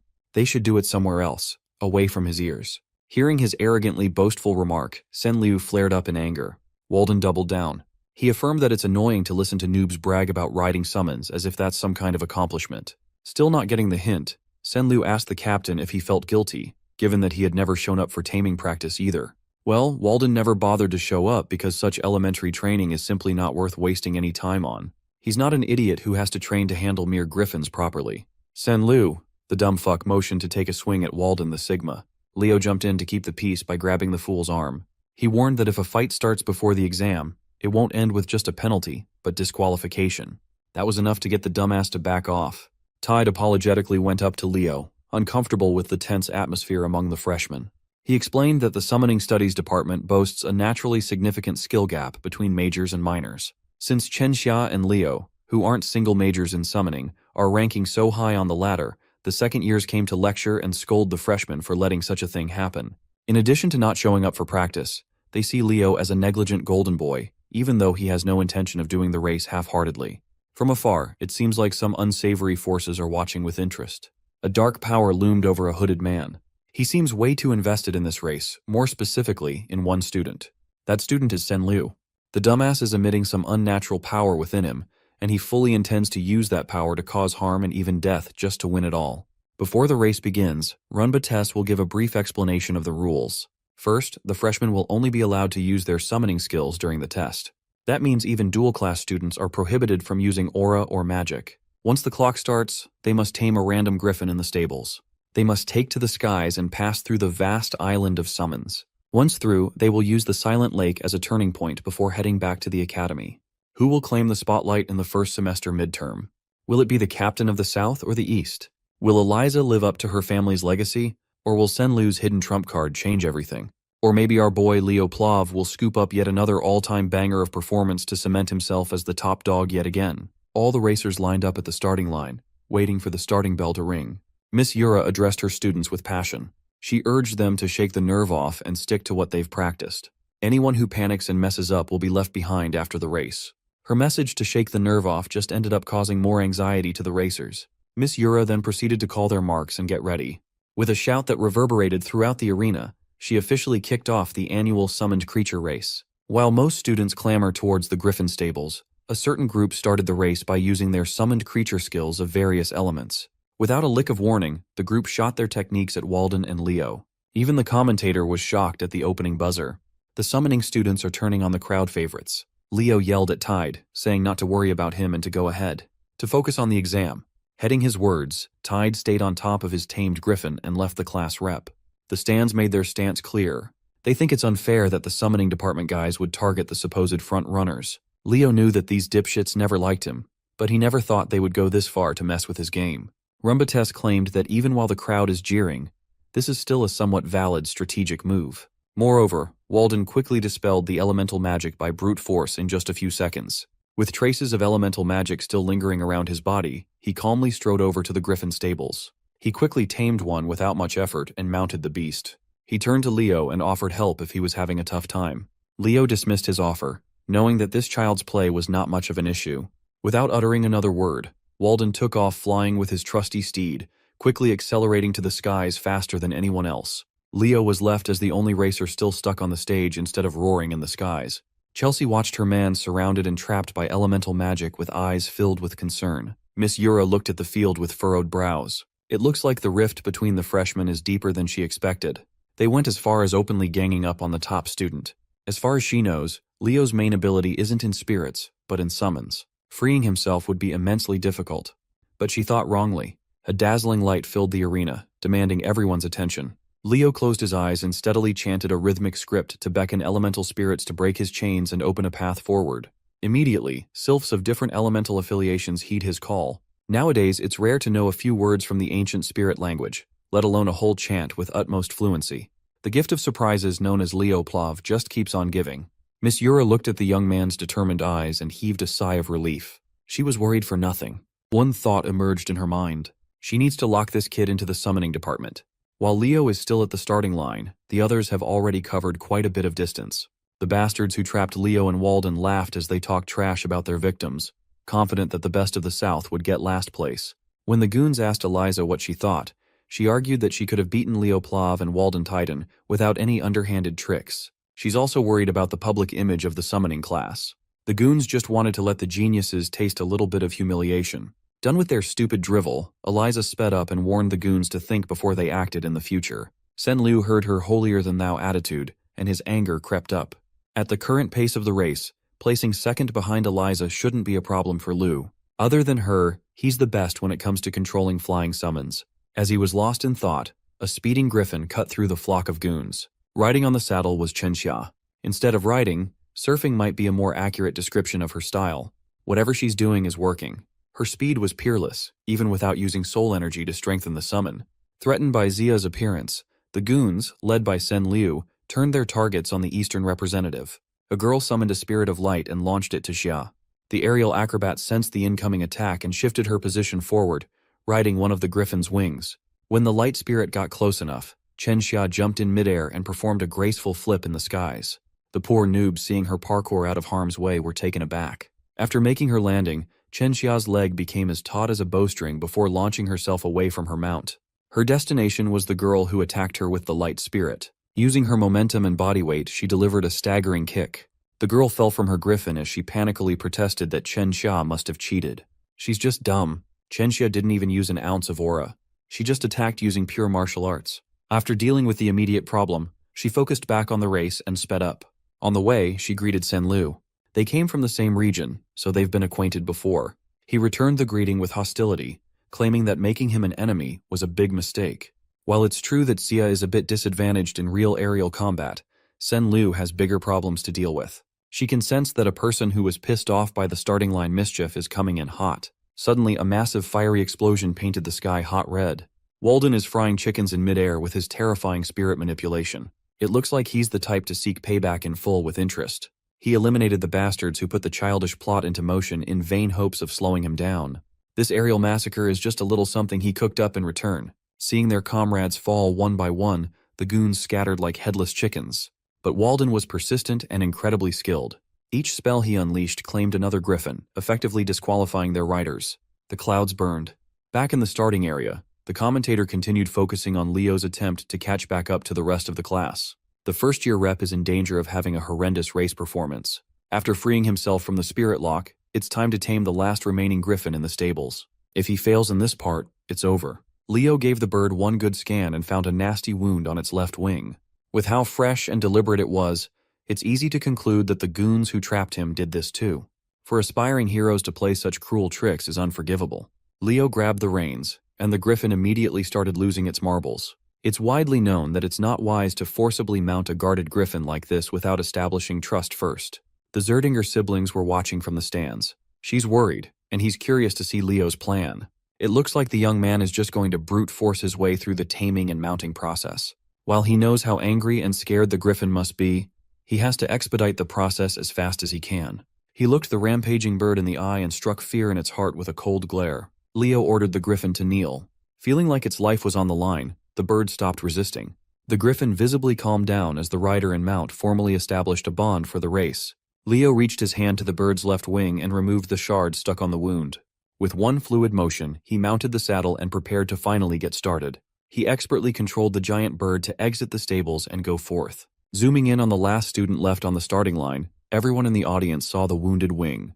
The commentator is starting to toy with the idea that the first-year representative might get last place. Leo quietly empathized with his mount. He can feel that this big guy has been enduring a lot of pain. So, in accordance with the contract, he commanded his sole contracted beast to appear. Fiora the Phoenix manifested herself in midair, as adorable as always. With a thought, Leo ordered the little chick to help with the wounded wing. Phoenix flame surrounded the clueless bird. Not knowing what was happening, it tried to resist. Celia watched what was happening on the screen and was surprised that she couldn't identify the flames. Her big brother quietly ascertained that it wasn't Zerdinger flame or an aura flame. It's an entirely different force. Back in the front lines, most of the goons had been severely injured, and those who survived tried to speed up and steer away from crazy Walden. They're all just trying not to get last place at this point. Unfortunately for these kids, the real main event has been unlocked, and he is fiercer than ever. Clad in Phoenix Flame, Leo's griffin soared like it never had before. Now that he can see traces of competition, it's time to test out the speed limit in this bad boy. But just as he was aiming to go ahead and win it all, someone pulled up with a freaking dragon in the skies. At least that's what it looked like. But for someone who lived through the past like Leo, that draconic creature is painfully familiar. It's a Fafnir. He thought his eyes were deceiving him, but it was real. A few minutes prior to this encounter, Eliza circled back from leading the pack to facing Walden in combat. She knows she must stop this monster if she wants to take first place. With a simple snap of his fingers, Walden threw spirit fire in Eliza's path. The spirit fire exploded in a cloud of destruction. She skillfully flew out of the range without a scratch. Furthermore, she figured out that Walden is making explosives using wind and fire spirits. It's not something one can do without Walden's monstrous talent. Eliza was totally caught off guard. Riding on his griffin, Walden looked like an impenetrable wall capable of crushing everything on his path. Still, Eliza is a proud heir of a prestigious summoning family. She has a few tricks up her sleeves too. No matter how strong or destructive the attacks are, they're all useless if they can't make contact. So, her brilliant plan was to rely on her speed and reaction time to weave her way through the onslaught of attacks. Seeing her expertly maneuver the griffin out of harm's way, Walden tried something else. He ditched the fire and wind spirits to manipulate an entirely different element and form ice spears. The icicles were massive, sharp, and numerous. Each of them was visibly enchanted by another elemental spirit. Eliza just harumphed at the sight of it all. She started stimulating her mount's latent potential, making the bird beast grow bigger and more vicious. As if it's a Pokemon battle, her griffin unleashed flamethrower to neutralize the icicle spears. She steadily manipulated the raging fire to melt everything before reaching her position. Walden's attack was suppressed thanks to Eliza's fortified summons. Watching this boss fight, the commentator was cheesing on his booth. But as the top students were locked in a clash against one another, Chen Xia took advantage of the situation and slithered right past them to take the lead. Eliza wasn't about to let this girl get ahead without paying the price though. Using a purple magical rope, she caught Chen Xia by the neck and dragged her close. With her mobility literally tied up, a flicker of flame appeared out of nowhere. She knew that a disaster was about to fall on her if she doesn't scram. Chen Xia and her griffin managed to parkour their way out of harm as soon as Walden's spirits combined to produce another massive explosion. Still in midair, she forcefully destroyed Eliza's magical rope. Calling to her mount with perfect timing, Chen Xia regained the lead with sly maneuvers. Instead of feeling fear, she was actually hyped to experience the might of the summoning class aces. Up ahead, she saw a silhouette of an odd aerial beast. Chen Xia was confused upon focusing her glance on what looks like a black wyvern. Riding it was Sen Lu, who's slowly losing his grasp on reality, his mind filling with killing intent. Chen Xia tried to remind her fellow Eastern student that riding a summon other than a griffin is against race rules. But he doesn't care anymore. His hatred for talented jerks sitting at the top of the ladder is at an all-time high. Eliza and Walden finally caught up upon sensing an odd presence. With her extensive monster knowledge, Eliza was confident that this is not a black wyvern, but an irregularity. It was at this point that Leo Plav had finally caught up to the front-runners with his flaming griffin. His speed was top-notch, and the Phoenix Flame bolstered it further. Sen Lu doesn't care if he has to fight against 3 or 4 geniuses. He's confident he can kill them all. Leo simply called out to everyone with a chilling tone. He looked down from above, demanding to know where this stupid kid got the lizard. Sen Lu laughed, thinking that Leo must be jealous. He asserted that he tamed and contracted the beast with his summoning skills. Leo looked at the dumbass who doesn't even know that he's sitting on top of a Fafnir. It was a monster the magicians of Tartaros used. It's also supposed to be one of the monsters that Kyle and his party hunted down to extinction during the Age of Despair. If that was the case, how can a snotty brat from the academy summon a supposedly extinct demon? Calling Fafnir a black wyvern, Sen-Lu ordered it to attack. Its laser breath tore through the skies with immense power. Leo and Walden managed to stumble their way out of the laser's trajectory, while Eliza was forced to awkwardly spin out of danger. But none of them were the main target. The laser beam is homing in on Chen Xia. Leo tried to warn her. Xia hurriedly summoned her aura shield in hopes of defending herself. But it was too late. She couldn't manifest the whole thing fast enough. The laser smashed through the flimsy shield, its destructive power spreading cracks all over the protective field. Finally, the shield completely shattered. Chen Xia's griffin was grievously injured, losing its consciousness. Both of them barreled down from the skies, skydiving without a parachute. Leo quickly jumped to action with his speed. Catching up to a free-falling Chen Xia was pretty simple. Right now, his priority is to get the young lady to safety. He took charge of Walden and Eliza, asking them to land on the ground for now. Trusting his judgment, the arrogant top students followed suit. Meanwhile, the Fafnir surveyed the skies like a hungry predator. Something is starting to get a hold of Sen-Lu's mind. He can finally feel what it feels like to look down on people, and he likes it very much. According to the commentator, the contestants on the lead went off the path and left the recording's field of view. The last thing the audience saw was Sen-Lu summoning a black wyvern and attacking the department aces. Miss Yura climbed up to the commentator booth and kicked that kid out of the microphone. This is not the time to be casting. Yura seized the mic and called all the summoning class professors and assistant to ready more flying summons. The race shall be on hold and top priority is rescue. Professors Len and Sejin entered the booth, worried and confused. Miss Yura explained that one of the students has contracted with a high-tier demonic beast and is going on a rampage. Hearing the mention of demonic beasts shook the professors to their core. They knew that the beast's influence would eventually break the poor kid's mind soon. Professor Edmund entered the room and proposed the possibility that something else was controlling that murderous beast. Taking over the operation, the disheveled professor tasked Yura with stopping or capturing Sen-Lu, while the other professors scattered to protect the students. Although they might have a contentious relationship, Professors Sejin and Edmund know when to set their differences aside. If it's for their precious students, they would gladly team up to form the most diabolical duo. Back in the field, Leo found a hidden spot where he can lay the unconscious Chen Xia down to assess her injuries. Eliza and Walden landed soon after him. Their peace was short-lived as Sen-Lu quickly spotted them. The Fafnir made its landing, eyeing the top students like a hungry predator, but Sen-Lu is under the false assumption that Leo is running away from him. He tried to explain to the dumbass that what he's riding isn't a black wyvern. It's not even a summoned beast, but the demonic beast, Fafnir. Hearing that put everyone on their toes. As Leo walked closer and closer, the image of the mythical hero, Kyle, seemingly overlapped with his figure. He recalled the time when all he did was slaughter these vile beasts until not a single one of them was left. As a former hero and an aspiring one, Leo came here to add one more to his disgusting creature kill count. It will be a nostalgic bout, no doubt. He steadily walked up, the Fafnir towering over him. Sen-Lu, the dumbass, laughed at Leo's words. At this point, the kid is not thinking straight anymore. His eyes were strained, and his aggression was off the charts. His inferiority complex was magnified to the highest degree, and he was desperate to prove that he was not below the aces of the summoning department.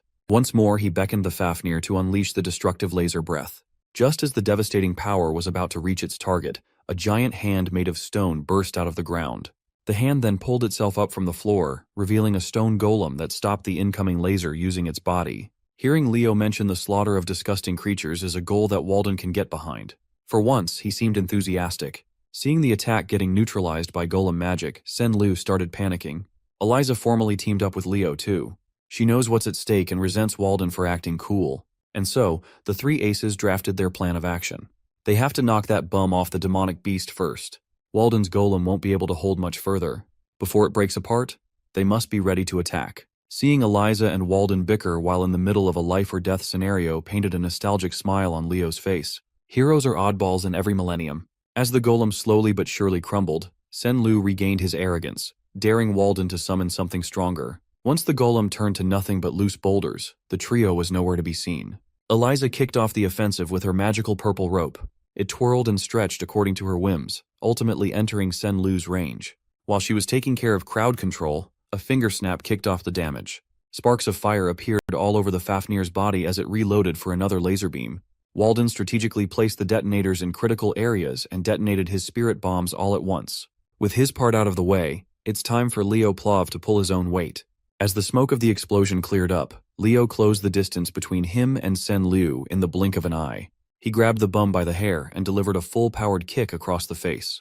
He nearly knocked Sen Liu out of the Fafnir, but something else has taken over the kid. Whatever or whoever has possessed.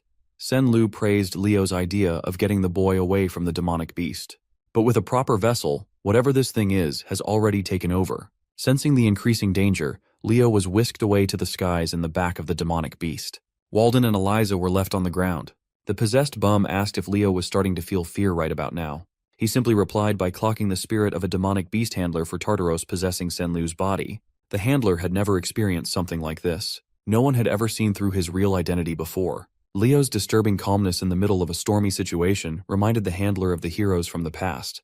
Of course, that also means he can't let Leo develop and flourish even further. He's a massive threat. Using a more refined spirit technique, the handler swiped Leo away with ferocity. He couldn't establish a proper foothold and began free-falling from the skies. Still, he remained calm and summoned Fiora to bail him out. Phoenix flame danced in the skies as Leo joyfully manipulated a flame orb. This whole situation reminds him of the old days. He was Kyle, the hero of the beginning, but he'd be the first to admit that he was good at everything but never mastered a single discipline. Jack of all trades, master of none. When talking about aura, Aaron and Dueno had him beat by miles. In magic, he was admittedly inferior to Luna. As for summoning, Lucina's was a different beast altogether. That being the case, being an all-arounder allowed him to combine abilities and explore ideas that had never been explored before. Using aura, magic, his bond with Fiora, and everything he knows about summoned beasts, Leo cast a powerful spell. Aura, magic, and soul energy are distinct, unending paths. However, when combined with one another, it can result in some overpowered outcomes. Fiora, the little chick, is gone.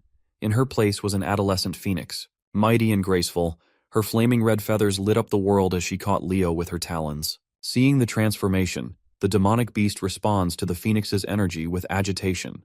The handler seemed more serious when he asked Leo who he really was. He playfully responded that they could exchange information. He just wanted to know where Sen Liu got the Fafnir. But this anomalous student is way too knowledgeable about the age of despair, someone that can't be allowed to live. Anticipating the Fafnir's attack, Leo drew his sword and manipulated the phoenix flame to coalesce at the tip. Luckily for Leo, Zerdinger's secret sword technique is tailored for phoenix breath. As a result, his secret technique, Prominence, can reach a higher realm. The Fafnir's murderous laser beam and Leo's mythical fire collided. It was a Dragon Ball fight. Leo held his ground, not letting up for a single second. Sen Liu, on the other hand, looks like his brain is scrambled from the possession. Fafnir stumbled in the air, groaning in pain and knocking the handler out of balance for a moment.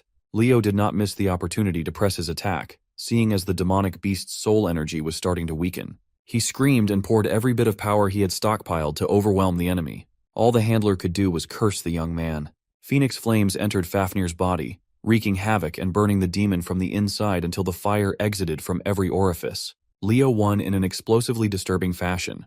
He praised Fiora for coming in clutch as he huffed and puffed for air. It's about time to go back, but the Phoenix transformation limit has been reached. Leo realized that he must have miscalculated, and now he's on track to fall to his death. As he screamed on the way down from thousands of feet, the real body of the demonic beast handler for Tartaros continued his meditation, hidden in the woods. Just as he was about to pull another bullshit attack, a radiant light enveloped the entire forest. Next came an overwhelming pressure that pushed the handler down to his knees. Professor Sejin has arrived and successfully sealed the perpetrator's movement. Alongside him was Professor Edmund, who emanated darkness around his body. The handler immediately recognized the two pillars of Lumen. Knowing that he couldn't handle all that smoke, the handler opened a rift in space and bid his farewell. It's disappointing that he failed, but he'll have to wait until next time to cause some chaos once more. From the rift in space, a smoke creature with countless eyes and mouths filled with sharp teeth burst out. The creature turned to the man who summoned it and slammed its unfathomably heavy body against the handler. Once the smoke dissipated, the rift in space and the handler were gone, leaving only a few loose rocks and some nasty vape clouds. The professors feared that the forces lying in the dark were starting to move in earnest now. Sejin retrieved some of the remnants for examination. The two pillars of Lumena knew better than anyone that the academy might no longer be a safe place. Back to Leo, he's still falling to his death. Grabbing the small phoenix, he urged Fiora to go back to the summons realm instead of accompanying him in this fall. Thankfully, A scaly-winged beast grabbed Leo before he became meat paste splatted on the ground. Sitting on the black wyvern's saddle was none other than Miss Yura. The smile of relief on her face was glorious. She thanked the gods that she had arrived just on time. They softly landed on a prairie, the black wyvern still holding Leo like a cub. Mr. Demonic Beast Handler has retreated to a cave in God knows where, the headquarters where he performs all sorts of fucked-up experiments. His supervisor stood over him, his eyes filled with disgust and embarrassment. The fool was taken down by a measly hero candidate. The handler, clutching his wounds, argued that what he faced wasn't some normal hero candidate. Upon hearing that the kid had a phoenix as his contracted beast, the supervisor's ears perked up with interest. But upon hearing that the kid knew of Fafnir's true identity, transformed that interest into caution. With a sly smile, the handler's supervisor licked his lips, looking forward to what that interesting hero candidate had in store for them. Back in Lumen, the practical summoning midterm race was cancelled due to an unforeseen incident. Sen Lu, the poor kid, had his mind broken so badly that he ended up dying. The new students are starting to realize the gravity of being at Lumene. After the whole debacle, it's natural that everyone was curious about what really happened to Sen Lu. But at Miss Yura's orders, the 4 students involved decided to tell people the cover story of a rouge-black wyvern. Today, Leo needs to put the sprawling web of conspiracies aside. It's the day of the magic class practical exam, after all. Professor Len stood in front of the class, waiting for everyone to pour into the lecture hall. Carr and Chelsea were already inside. Looking at the entrance, they spotted Chloe walking in. Her hair was disheveled, and judging by the bags under her eyes, it seemed like she hadn't slept in days. Following closely behind was Leo. He also took notice of Chloe's poor condition. After a few more minutes of waiting for everyone to arrive, Professor Len finally spoke up. His gravitas made the reality sink in that this exam won't be a simple one. The professor expects everyone to showcase their original magic and display their own personality. He deemed it a waste to be the only one to witness the amazing magic of the next generation, so he called for some help. Professor Len asked 3 people to join them in class today. These 3 are seniors who graduated from the magic department 3 years ago. They have since established names for themselves in various fields of magic. The sharp Rilda Pedney, the hardy Edmund Slack, and the cheerful Sean Hodge. They will be the ones judging the freshman exam today. The 3 extended their greetings to their juniors, lifting everyone's spirits up. Carr is feeling lucky. He thinks the judges are the lenient type who give high marks. With introductions out of the way, Professor Len called the first student, Eliana Layden, to the front. With an optimistic smile, Eliana jumped to action. She confidently stood on the stage with his head held high. She turned up the cuteness up to 100, her eyes shining like stars as she extended a formal greeting to the seniors. Hearing her introduce herself like a charming, prim, and proper young noble almost made Carr hurl in disgust. He knows this girl is trying to play a character. Moving on to the demonstration, Eliana summoned a beautiful light show inside the lecture hall. She can conjure up something this shiny due to her rare affinity to the light attribute. But the light show was just the first part. She figured that adding the flame attribute would create some interesting results. As fire and light fused together, Eliana was surrounded by the winding flow of scorching rays. Combining 2 of her best elements, she can emit some powerful thermal ray magic. Sean Hodge looked at the display with wonder. Then she commented that this thermal ray magic is no different from the basic laser-type magic that anyone can learn. Eliana thought her demonstration was going well, but the judges were already penning her grade without further questions. The 3 diligently considered the criterion of judgment to give an appropriate score. After a short deliberation, they handed the final assessment to Professor Len. Hodge and Rilda gave Eliana a C-, while Slack was a little more generous with a C for an overall score of C-. Seeing that Eliana Layden's impressive showing got such a low score, the students tensed up. One after another, magic department students were called up front only to be disappointed that their hard work only amounted to a C and C-. There were some exceptions, though. Surprisingly, Carr Thomas scored a B+ thanks to his impressive display of manipulating metal and gold. As expected, Chelsea Llewellyn scored the highest thus far. She received an A for her breathtaking wind magic. The fox and the cat celebrated their back-to-back win. They were relieved that the exam was a massive success. Unbeknownst to the freshmen, the judges are actually quite disappointed by all the performances. Professor Len lured them to participate in this exam with the promise of remarkable students, but no one has stood out in the crowd just yet. Looking at the pile of papers, there are only 3 remaining students to be judged. Edmund Slack can tell that these 3 are the real deal, the cream of the crop that the professor arranged for last. Next up on the stage was Abad Llewellyn, Chelsea's brother. The moment he stepped up to the plate, the ladies couldn't help themselves. If they were judging, they would give him A+ just for his face alone. Contrary to the ones that came before him, Abad didn't start with a flashy performance. Instead, he went in-depth on the theory behind the spell that he created. After laying out the theoretical framework, he announced the name of his original magic, the Tempest. Professor Len was pleased, and the judges were fully engrossed in Abad's explanation. The magic genius claimed that once completed, his Tempest would reach an estimated rank of top class. You see, Abad has been preparing for this exam for a while now.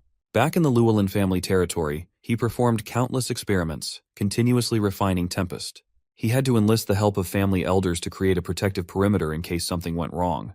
With utmost concentration, the Abad family magicians held strong. In the middle of the perimeter, Abad was free to tweak and unleash the terrifying power inside him. Launching his body off the ground and softly floating in the air, the initial stages of Tempest showed itself. With a bloody roar, he stimulated every bit of power in his cells to beat the wind itself to submission. The wild winds eventually coalesced into a destructive storm that can erase everything in its path. The Tempest held so much power that even the protective perimeter manned by 4 capable magicians couldn't contain it. When Abad opened his eyes, he saw the Tempest lifting an innocent animal up to the heavens.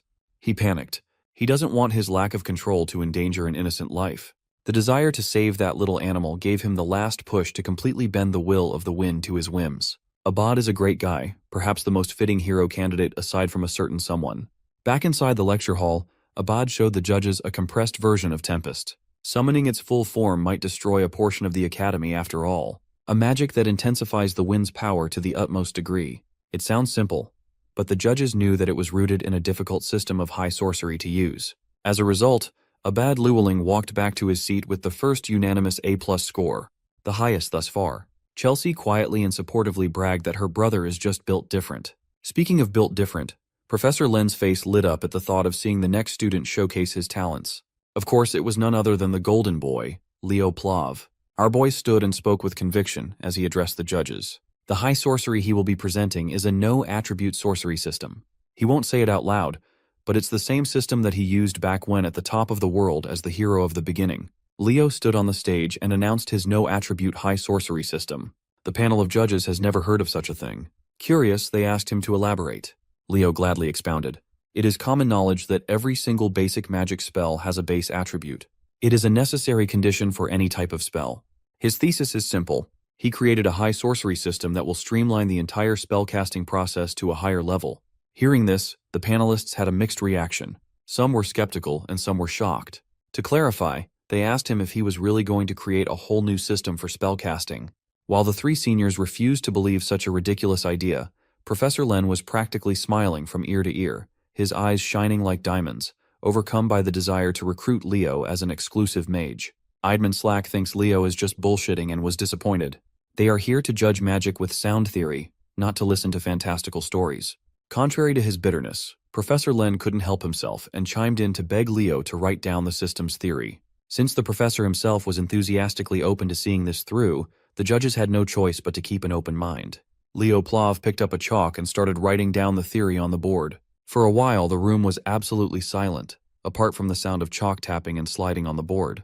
Rilda Pedney asserted that only a single mage in the entire history has ever used an entirely different casting system as their high sorcery. Leo casually answered that he was well aware of that fact. Only the poet of the stars, Luna, had ever succeeded in doing such a thing. Sean Houge wasn't happy that this little freshman was basically implying that he was planning to stand on the same level as one of the most celebrated heroes in history. Leo humbly dispelled that idea. Of course, he's not planning to do that. He can't ever compare to Luna when it comes to magic. He clarified that one does not need to be a monstrous genius like her to make a new spellcasting system. All the panel of judges have to do is look at what he wrote on the board to see how. Much to their surprise, every line of spell theory seemed airtight. The kid wasn't just making it up and trying to look cool. From what the spell construction indicates, it's a system that can utilize any magic attribute without penalties. Chelsea, who's pretty confident with her theoretical knowledge, can't even interpret what Leo wrote down. On the other hand, Carr has given up trying to read what Leo has written since the first line. Throughout the whole process, Chloe never took her sunken eyes off her rival. Now that the judges have a rough idea regarding Leo's genius, they ask him what his reasoning is behind developing such a magic system. The answer was pretty simple. He just wants to be able to freely use any magic in existence. Idman's disbelief had turned to interest in the crazy freshman. Now, he understands why the professor insists that this year's batch is special. When asked what this system's name would be, Leo grinned, raised his hand, and summoned an incandescent thread of mana that lit up the lecture hall. The incandescent mana coalesced and formed an unfathomable orb of pure magic. Leo dubbed this system as the Bible. Sean Hooge was taken aback. Digging through her extensive knowledge, she knows of only one person in history who has used that term, the allegedly fictional hero, Kyle. She's looking forward to what Leo will do in the future. Maybe the kid will prove that Kyle really existed. After the shortest deliberation of the day, the panel of judges handed their scores to the professor to announce. As soon as Professor Len saw what was written on the cards, he smiled. As expected, Leo Plov got an A+. Walking back to his seat, Leo thought about failing to complete this magic system during his years as Kyle. This time things will be different. He will make sure that it will be. Finally, the last student to present their personal magic stood from her seat. It's Chloe's turn to wow the judges after Leo blew their minds. Before sitting back down, the concerned Leo asked if the locked-in Chloe was fine. She certainly doesn't look like she is. Chloe Muller stood on the stage with her back straight and solid. The panel of judges was informed ahead of time that Chloe is the reigning top student of this year's magic class. They have high hopes for her showing today. As soon as Chloe started her presentation, her demeanor changed. She announced her success in creating an imperishable flame. In her hand, a crimson fire dancing aggressively blazed. Her classmates were left scratching their heads. As far as they know, Chloe is an ice attribute mage. Choosing a polar opposite of her highest affinity attribute as her high sorcery just seemed counterintuitive, inefficient, and plainly insane. While she stood on the stage, unmoving, the panel of judges was a little disappointed. Compared to the two previous performances from Abad and Leo, her flame seems awfully normal. If that's all she has to show for this exam and there's nothing more to see, she will score horribly. So, Chloe started the actual display of how valuable this magic really is by summoning water to dance in the air. With a flick of a finger, she made the water drop down like a waterfall that would extinguish any ordinary flame. But this is no ordinary flame. Abad was shocked, and Leo felt a bad premonition. There's darkness behind Chloe's eyes as she explains how she added permanence to the fire. Unless she cancels it out consciously, it will burn forever. She concluded her showing by doing just that, extinguishing an inextinguishable fire. Chloe picked up a chalk and wrote down the theory behind her groundbreaking discovery. In this world, spells follow a common rule that without direct mana support, any spell will vanish. Throughout the whole process of explaining her theory, her peers were slack-jawed. She basically made a spell that broke a rule that had existed since the genesis of magic itself. It was too bizarre, and even the panelists found it hard to wrap their heads around her grand ideas. Chloe Muller dubbed her high sorcery as the Eternal Flame. Out of everyone in the room, Leo was the only one certain that this thing should not be possible. Still, her theory seemed sound enough, and her demonstration left a powerful image in everyone's mind. For that, she scored the same grade as Leo, an A+. Leo doesn't buy it. Something is fishy here. Creating an undying flame is a conundrum that even Luna failed at. As far as he knows, only a single being has ever used such a flame. The Cataclysm himself, Erebos. The moment the exams concluded, Leo tried looking for Chloe, but she was already back in her dorm to sleep. That girl hasn't slept since the test was announced days ago. Her test prep was insane. Leo kept his questions to himself for now, letting Chloe get some rest. Celia then raised some concerns of her own. Over the past few days, she noticed Chloe getting more and more sensitive. She fought with some of the kids in their class a couple of times. Celia also heard rumors that she's been hanging with some of the delinquents from the Magic Studies program. Mulling over his thoughts, Leo went back to the empty lecture hall. He summoned Fiora for the first time since the race. She's back in her Phoenix chick form now. The mythical beast and the tamer were both glad to see each other again. However, Leo also called someone else to consult about his suspicions. In the middle of a swirling flamestorm appeared a beautiful woman who embodies the very essence of fire. She's none other than Fiora's mom, the guardian phoenix, Miss Farina. Literally the hottest MILF out there. Sitting haughtily and with full poise, Miss Farina asked Leo to get straight to business, asking why he had called for her through Fiora. Leo curiously asked why she's been staying at Lumeni for an extended period of time. Given that the Phoenix stands as the total opposite of demonic beasts, there must be a deeper reason for why she's still hanging around the academy. Miss Farina confessed that 5 years ago, there was a horrible terror attack in Lumeni. 2 students and 3 staff perished in the incident, and the culprits were never identified, let alone found. In the end, the desperate headmaster, Kalian Badian, called in a favor and left the Phoenix in charge of searching the school for any clues. Since then, Miss Farina has been looking for any trace of the culprits. If that's the case, she must have heard of the demonic beast handler appearing during the recent summoning exam, resulting in the death of yet another student. When asked if she thought Tartaros was involved, Miss Farina regrettably clammed up. She's suspicious of the evil organization, but that is all she can tell Leo for now. Since he's not going to get any new info from her, Leo just left her with a tip to convey to Headmaster Kalian. He put forth the possibility that Sen Liu may not be the only student Tartaros has influenced. The next day came, and the gauntlet of exams continued. This time, every freshman gathered for the Heroics and Combat Studies joint practical exam. Supervising the exam was none other than the laid-back Professor Edmund. Since every student is accounted for, he dumped the job of explaining the contents of the exam to the class representative, aka Leo. Leo gladly stepped up to the plate and informed his peers about this Heroic and Combat Studies joint practical exam. Today is about forming teams and raiding a hero's world. The world they will be running is the infamous Chedmer incident. As soon as they heard that name, every student anxiously froze in fear.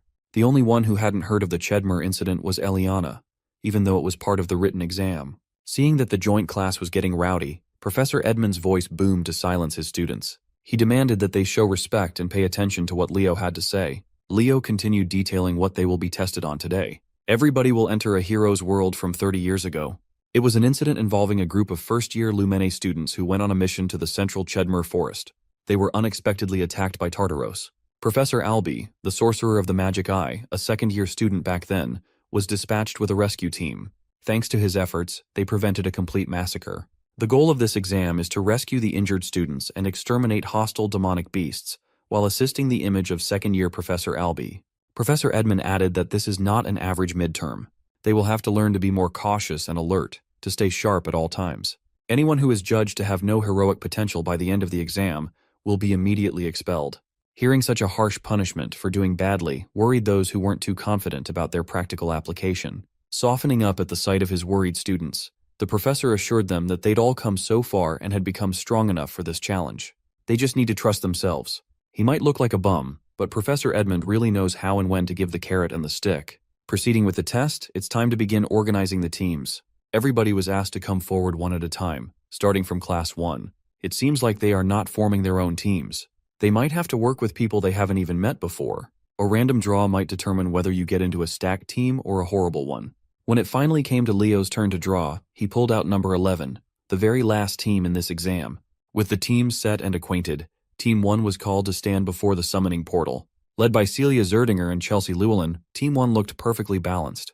It's time to show all these other nobles the strength of the Lordran Empire. Making this exam possible was, of course, Professor Knockoff Gojo himself, Albi, the Aura Farmer. With a wave of a hand, he opened Albi's world, prologue chapter, the Chedmer Incident. A sweeping torrent of bright magic swallowed Team 1 whole, transporting them to a vision of the past. A giant magical screen was set up on the field as a recording device followed the team's every move for everyone to see. Everybody was impressed. Even though Team 1 had just got in, they were already blazing through the hero's world. With Chelsea's magic and Celia's tenacious swordsmanship, they were practically speedrunning this exam. Children from prestigious hero lineages really are built different. Sitting next to Professor Edmund was his bothersome rival, Professor Sejin. Since Celia is Sejin's student, he naturally talked her up as Team 1's X-Factor. Edmund argued that Chelsea's actions are even more impactful. The two pillars of Lumen just can't resist battling each other every chance they get. Interrupting their bickering, the headmaster made his entrance while praising Team 1's outstanding pace. They are truly worthy of being called rising stars. The headmaster must have known that the two pillars were going to fight like children, so he pulled up a chair between them. He just wanted to see how much the first years have grown. Turning to Professor Albi, the grizzled old man apologized for using such an unpleasant memory for the exam every year. Albi asserted that he should be taking Headmaster Kalian instead. He vowed never to forget this incident, and he needs this yearly reminder to stay on track. Finally, Team 1's raid came to a swift and bloody conclusion as Chelsea and Celia tag-teamed a beast. The headmaster took note of the Zerdinger and Llewellyn girls. They worked impeccably together despite how heated they usually get. They really are the pride of their country. Team 2 didn't do anything too impressive, while Team 3 blitzed through the hero's world in a dominating fashion. They let the two strongest first years, Abad and Duran, stand vanguard while the rest of the team played supportive roles. The headmaster approved of their fast and efficient methodology, which led to victory. Team 4 surprisingly entered the upper echelon too. Nilla Carvin's healing aura is definitely special, but what carried the team was Chen Xia's abnormal movement. The headmaster made a mental note of the girl from the east. Team 7, led by two of the most promising summoners, made quick work of the hero's world too. Headmaster Kalian and the professors couldn't take their eyes off the live feed. While there are a lot of exceptional students who showed what they're capable of thus far, the most promising one has yet to take his turn. Finally, Team 11 was called to come forward. Aside from Leo Plav, There was another familiar face in the last squad, Chloe Muller. Headmaster Kalyan was lost in thought. Watching the kid makes him feel nostalgic for his heydays. Back when he was a young and valiant hero taking on missions with Miss Farina herself. Team 11 stood on top of the magic circle. Leo and Chloe stared into each other's eyes. Professor Albie flicked his magic book open and opened his hero's world for the 11th and final time. Albie's World, Prologue. Chapter, The Chedmer Incident, loaded. No one noticed a hint of darkness dropping onto the magic circle, corrupting the intricate etchings. While the light swallowed Team 11, Leo's instincts were telling him that something was wrong. Different from all the previous hero's world openings, the light seemed to move more aggressively. Much to everyone's surprise, only 2 people were transported out of the field. Aside from Leo and Chloe, the rest of Team 11 was left where they were standing when the magic circle died down. Professor Sejin stood from his seat, worried about what was happening. Headmaster Kalian Badian consulted Albie as to what had just transpired. With a hint of fear in his voice, Albie demanded that the exams be halted. The hero's page in his book depicting the Chedmer incident has been tainted by foreign forces. What shouldn't happen just happened. It's an unprompted hero dungeon manifestation. Leo ends up just as stunned when a strange screen pops up instead of the usual quest window and realizes they've been thrown into a hero dungeon. Chloe looks around in confusion since there were no lost pages, and it's unheard of for a page from the records to glitch like this. Leo tries contacting the professors, but no one answers. Chloe starts losing it and prays that the professors come save them, but Leo brings her back to Earth and points out that if they could have done anything, they would have already shown up. So they're left with one option, the hero dungeon's calling, and they have to answer. Shaken, Chloe questions whether he's completely lost it since barely anyone survived the last time people got summoned there, and they're just walking into Tartarus's trap with a death wish. Her knees give in, and she mentally collapses as her last bits of hope crumble, but our boy keeps calm and reminds her she's still the sharpest mind in their class. With the unbeatable power of teamwork, there's no way they're losing. The brat bites her lip, clearly jealous of how Mr. Perfect manages to keep it cool even in this situation. She forces herself to pull it together and demands to hear this brilliant plan. Leo explains that there are 2 main goals: rescue the freshmen and make sure they get out safely. To do that, they need to get stronger. Chloe immediately shoots that down, pointing out they can't power up without access to the outside. But Leo casually reminds her they're not the only students dumped in this forest, and that makes Chloe pause as she remembers others should be here too. Then without batting an eye, he looks at her and tells her to ride him. Chloe nearly combusts from embarrassment at the sheer audacity, but Leo stands firm like a Chad. They can't let their seniors confront Tartarus first, and mages like her seriously lack stamina, so there's really no other choice. At the same time, deep in the forest, a demon named Chubarn spies on the students through his creepy little magic cameras. He seems mildly surprised to see just a duo sent in as the rescue team, but he's not sweating it.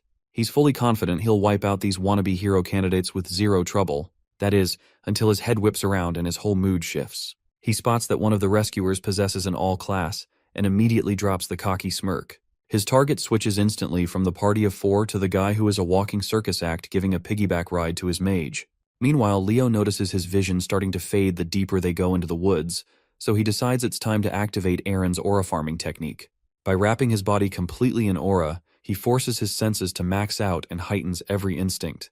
As they push further in, he warns Chloe there's a pack of orcs up ahead, but she's already on it. She waves her wand once and sends a volley of icicles right into the pack, dropping them like bowling pins. Or so she thinks. One of them survives and pulls out a horn to call backup, nearly giving her a heart attack. But our guy steps in and slices the thing down before she can even blink. Chloe watches that and instantly feels the difference in their levels, wondering if she'll ever be able to outdo him. After that, the 2 of them stumble upon a bunch of demons surrounding a party of 4 students. Without hesitation, Leo darts into the middle of it all and yells at Chloe to support him like a good little mage. The girl up front scrambles to finish her spell, but the big bad demon easily outspeeds her and is seconds away from ripping her in half like wet paper.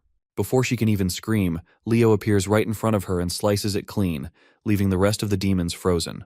The other students just stand there gaping like goldfish while Leo strikes a cool pose after saving the day. Impressed, the girl he rescued asks if he's here to save them, and Leo gives a simple yes while shifting his attention to another demon in the back. This one is already charging up his strongest spell and yells about getting revenge for his brothers. Suddenly, a storm of disgusting fleshy leech demons rains down from the sky, but our guy doesn't flinch. He turns around like he's some bootleg Diluc from Genshin, flames up his sword, and turns the parasites into grilled meat skewers. Once again, the students are left speechless at just how absurdly cool this guy is, but Leo doesn't let them slack off. He immediately tells the female student to use her spell, She charges up Arc Ray and fires it off to erase the demon from existence, not even leaving a pixel behind.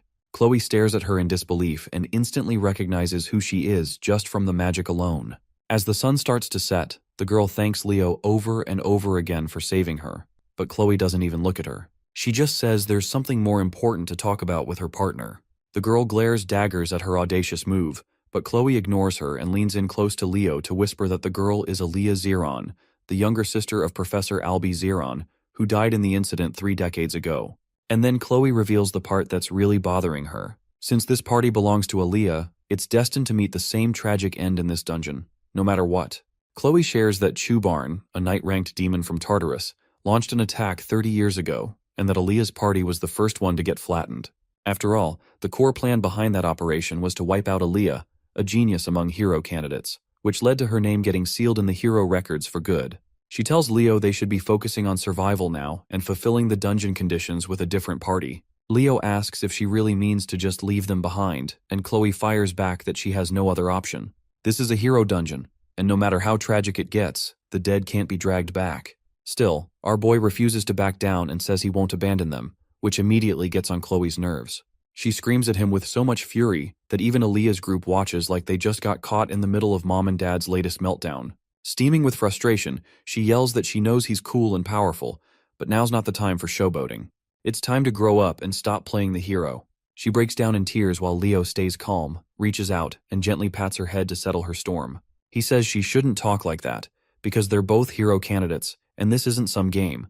It's part of the process for becoming the real deal. Then he reminds her they've already messed with the original timeline, leaving her more than a little lost. Leo explains that the sky turned dark long before they even crossed paths with Aaliyah's team, and by now, they were supposed to be long gone, hunted down by Chubarn. Seeing that honest look on his face, Chloe pushes down her conflicting thoughts and agrees to follow whatever plan he's cooking. He tells her they need to focus on getting out together with Aaliyah's group.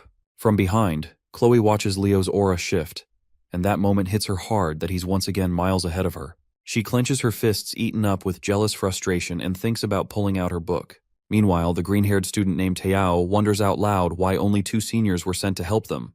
Dina and Belloc instantly start suspecting he might be a spy planted by Tartarus, but Aaliyah shuts that down and reminds them he literally saved their lives by slashing up demons like they were toilet paper. Then, she lets her actual thoughts slip and admits she finds the guy pretty attractive and very much her type, which earns her some serious side-eyes from the rest.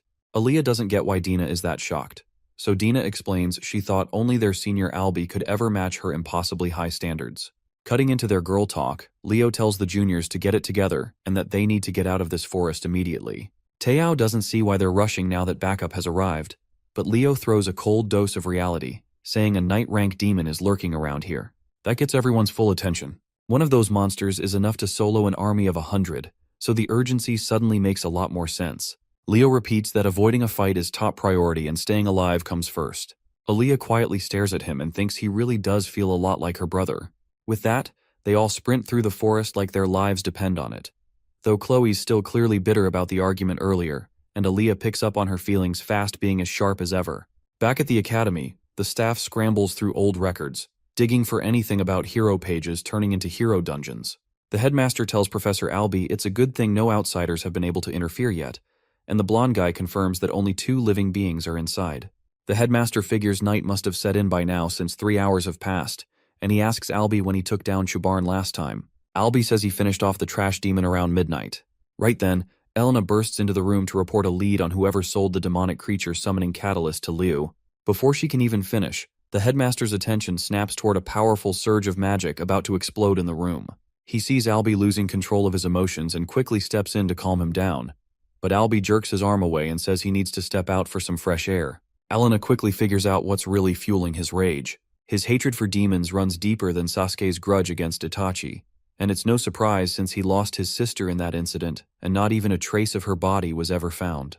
The headmaster tells Elena to keep going with her report, and she adds that the black market seller who sold the goods had been active in the city for a while and was a hit with the freshmen. Hearing that, the headmaster suspects Tartarus managed to sneak in a spy, but Elena clears it up and says the man wasn't directly affiliated. It seems Tartarus smuggled things through him using backdoor channels. Stroking his glorious beard, the old man wonders what on earth they were after, until his eyes shoot open as he catches Chloe's name on the buyer list, right next to an entry for a black book. Without a second of hesitation, he tells Elena to send Professor Len immediately. After she leaves, his old battle-hardened instinct, which only comes from years of dancing with death, kicks in, screaming that something really, really bad is coming. Meanwhile, back in the hero dungeon, Leo and the others take a stop at the foot of a massive tower. Inside the hero dungeon, our boy keeps cutting down monsters left and right to clear the path, but it starts to wear him out since he's been running on Super Sense way longer than planned. On top of that, Aaliyah's team and even Chloe are barely holding it together, so he calls for a short break. Teao and Belak gawk at him in disbelief, wondering how the guy looks fresh like he just walked out of a spa instead of a bloodbath. During the break, Chloe sits quietly reading a book on Chubarn when Aaliyah strolls up and casually drops the question about her relationship with Leo before flat out asking if she has a crush on him. Chloe looks like she might throw up at the very idea, but Aaliyah grins and points out that her disgusted reaction seems just a little too dramatic to be innocent. Chloe sighs and glances at the so-called genius girl who supposedly existed 30 years ago, but looks no different than any high schooler in her own class. She flips the question right back and asks if Aaliyah is the one catching feelings instead, and without missing a beat, Aaliyah says he does make her heart go doki doki. That reply instantly irritates Chloe because not only is this girl a literal legend from the past, but she apparently fell for him at first sight too, which only proves how absurdly amazing Leo is. Still, Aaliyah admits she's not sure if it's romantic or just that weird fluttery feeling she gets when her brother struggles and finally pulls something off. Chloe asks if she's talking about Albiziron, and Aaliyah nods, explaining that her brother lives to take on insane challenges, the kind no sane person would ever try, like mining bedrock in vanilla Minecraft. That little detail only makes Chloe even more convinced that Leo's practically a copy and paste of the guy. Out of nowhere, she ends up blurting everything out, confessing to Aaliyah how she used to be a friend to Leo until jealousy messed everything up.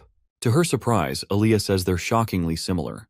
The genius girl reveals she's always been jealous of her own genius brother, since he looks like a clown but still stumbles his way into making groundbreaking discoveries. She admits her own unique magic is really just a rework of a system her brother came up with since she kind of sucks at inventing original stuff. Then she stuns Chloe by laughing about the time she failed the entrance exam twice, which only deepened her complex and made her hate him more. Eventually, those toxic feelings turned into full-blown admiration, and Chloe realizes that's exactly what happened to her too. Before she can process it, Leo suddenly stands up and warns everyone to get ready since their escape route just got shut down. The terrified students grab their weapons and brace themselves, but our guy reminds them they're all future heroes, and fear's not part of the curriculum. Still, Aaliyah's party starts sweating bullets as a massive demonic figure steps into view and announces he's finally found the seed of a great hero, then fires off a blast of destructive magic right at Leo. As he dodges, Leo remembers that this guy was supposed to crush potential heroes before they could bloom, yet now he's using the word great for someone like him, which doesn't sit well with our boy. Even so, he calls out to Chloe, who already has a magic circle ready, and she summons a massive iceberg to block Chubarn's attack. In the meantime, our main guy charges his sword with magic, slips behind the Knight rank demon, and delivers a deep, satisfying slash to the vile monster's girthy neck built like an F1 racer. The girls hold their breath thinking it's over, but their hope dies quickly when Chubarn's disgusting flesh transforms and stitches itself back together like it's made of cursed jelly. Seeing that, Leo tells everyone to get back fast as the demon activates cursed magic that nullifies all attacks like a black hole called Void. Teao and Aaliyah start panicking, wondering how anyone's supposed to win against something so broken, but Leo stays sharp. He knows Void isn't absolute and there's always a limit on the user. Chubarn taunts Leo, mocking the idea that the remnants of a hero think they stand a chance, but our boy shoots right back that if he's so mighty, why's he losing sleep over a mere sprout? He calls for everyone to launch a coordinated strike, and while they all do their best, it's Aaliyah's unique magic that really hurts him as she rains down a cluster of stars on his head. Chubarn starts to believe his mistress Lady Salatna was right to order him to destroy the hero seeds before they grow too dangerous. Surrounded, he suddenly lifts his weapon and forces Leo to back off. The moment our guy sees what's coming, he yells for everyone to get down. Unfortunately, one of the spikes slices through Belak's side, so Leo grabs him and falls back behind an ice wall Chloe quickly raises. He checks on everyone and tells them he can stop the bleeding with his aura, then tells Chloe to line up a finishing blow. With that, he rushes off to buy her the time she needs to prepare an attack strong enough to push through Void's limits. Chloe opens the black book she's been holding onto this whole time, and as she flips through the pages, she realizes it holds the perfect spell to roast that ugly demon alive and erase him for good. All the freshmen watch in stunned amazement as Leo blitzes around Chubarn using afterimages to smack him from every direction at a speed no one can track. The demon swings at one image only to whiff and get clocked from another side. Seeing the chaos, Tao wonders if he'll ever pull off a move that cool, though Dina shoots him down without even pretending to be nice. Meanwhile, Aaliyah stands frozen, both impressed and confused, because the magic Leo is using clearly is magic of the stars, which means he's no ordinary guy and hiding his true identity. Before that bomb can even settle, Chloe yanks all the attention with a sudden rise into the air, summoning a sinister black magic circle.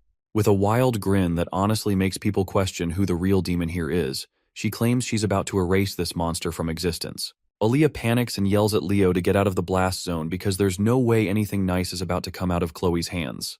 Chloe throws in a quick warning that she won't be held liable for property damage and fires a blazing death ray straight at Chubarn, which sets off alarms in Leo's head since this is supposed to be an ice girl, not a pyromaniac. Watching the demon get absolutely wrecked, Chloe laughs like she's fully lost it and boasts about her undying flames, telling Chubarn to go burn where he belongs. As the fire swallows him whole, the flames shift into a black fire like it is Amaterasu, which sets off alarm bells in Leo's mind, and he yells at her to shut it down before things go wrong. But she flat out refuses and insists trash like Chubarn doesn't get mercy and deserves to suffer properly. Seeing that she's clearly on the villain arc now, Leo charges in and swats the cursed book right out of her hand like it's the kind of book his mom found under the bed. A short while later, Chloe finally comes back to her senses, so Leo calmly asks her to be honest if she really created that endless flame magic, or if she picked it up from somewhere. She admits she's no genius and confesses the spell was straight out of that book, confirming as he suspected that it is a copy of the Flame of Erebus. Chubarn starts regenerating from the flames, so Leo quickly lets Chloe know that the spell she used is black magic, and the book is actually a disguised sorcery machine. The news makes her feel sick over what she's done. With a sad look, she mutters that she is way too corrupted now to be called a hero, but Leo snaps her out of that negative spiral. He explains that even he didn't know Chubarn had the Void Curse until now, which means the demon must have used it during his battle with Aaliyah and her friends. Back then, they were just students who got outmatched in an impossible fight, but still refused to back down. He reminds her that their academy's motto is to go even further beyond like Goku, and that's when it finally clicks. Chloe realizes she doesn't resent Leo for always being ahead. Rather, she admires him because he's got way too much swag to even compete with. After that, Aaliyah steps up and tells Chloe that she believes in her, giving the blonde the final push she needs. With the Void Curse now gone, Leo gets ready to end the fight once and for all. Just before that, he senses a powerful surge of magic, and it turns out to be Chloe, finally breaking her limits to become someone who can stand beside him without feeling like a shadow. Backed by a new waifu candidate, Leo's memories of his past life come rushing in as he recognizes her magic, which reminds him of the allies he once fought beside. The familiar light fills him with a fresh wave of courage. Chubarn suddenly lunges forward and smashes Leo with a finisher strike. Leo blocks the first hit, but the demon sneaks in a second blow that breaks his guard and launches him straight into a tree. As he struggles to stand, Chubarn saunters up and declares that it's time for the so-called remnant of a hero to take another nap. But right then, a snowflake drifts down in front of Leo, and the whole forest begins to freeze. His fear melts away as he stands back up and fires back that demons like Chubarn never beat him before and they're not starting now. The demon stares at him confused what kind of high-quality copium he's smoking, unaware that Chloe is behind him and about to drop the biggest spell of the night. She silently thanks Leo for helping her reach the breakthrough she needed and unleashes her original magic, a spell called Ice World, that covers the battlefield in a chilling wave of pure power. With a wave of her staff, the whole field below her locks up in ice so thick it deserves all three seas. Chloe floats in the air and calls down massive crystalline lances meant to wipe out anything unlucky enough to stand below. But Chubarn doesn't even flinch, since he stays frozen solid like a cursed popsicle that forgot how to breathe. Leo walks up to the ice-covered demon, and the moment he places a hand on it, its soul fades into a pure black smoke. Right after that, he finds the black magic book, channels fire magic into his sword and drives it straight through, triggering a violent burst that scorches it to a crisp. System notifications roll in congratulating him for both saving the freshman mid-crisis and taking out Chubarn. But what really gets his attention is how Chloe totally stole the spotlight by pulling off a whole new magic type on the spot. It turns out to be field magic, which is something he wouldn't even think about copying unless he suddenly lost all survival instincts. To his surprise, Chloe says she's planning to come clean and wants to risk it all, even if it means getting expelled. He reassures her right away that someone as amazing as her wouldn't get kicked out over one mistake, and that she's more likely to end up as a full-blown hero. Aaliyah and Dina rush over to the duo and hype them up with praise for their insane rescue.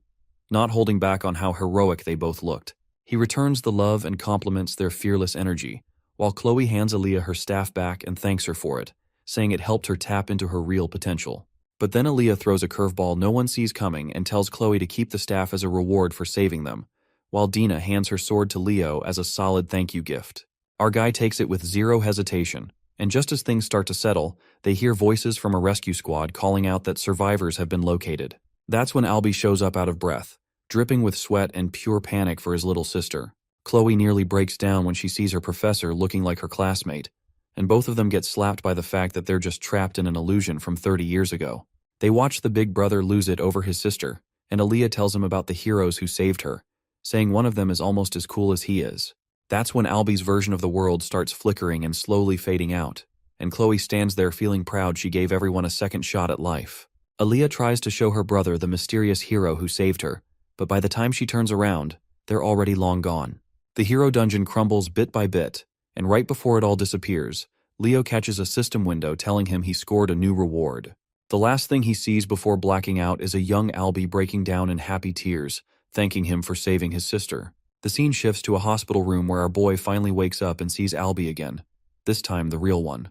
Cool as ever, the professor gives him a heartfelt thank you for saving his little sister and tells him to pass the message along to Chloe once she wakes up too. With that, he strolls out of the room like it's just another day, and right after, the headmaster steps in. The sharp-looking old man asks Leo how he's holding up, and then moves straight to the point, saying he already knows about the black magic book Chloe had on her. Leo is low-key stunned that this walking relic figured it out, and the man explains he's got receipts from the place where Senlu bought the summoning catalyst, and where Chloe ended up retrieving it later. The headmaster admits he was floored to learn that a sorcery machine somehow slipped into the academy unnoticed.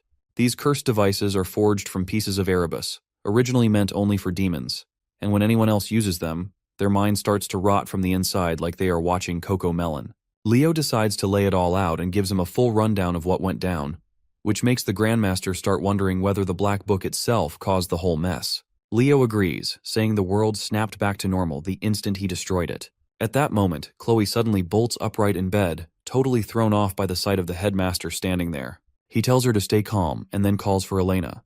His ever-efficient secretary walks in carrying a big and long object wrapped in a cloth, which turns out to be the sword and crystal Dina had handed over earlier, as well as Aaliyah's staff.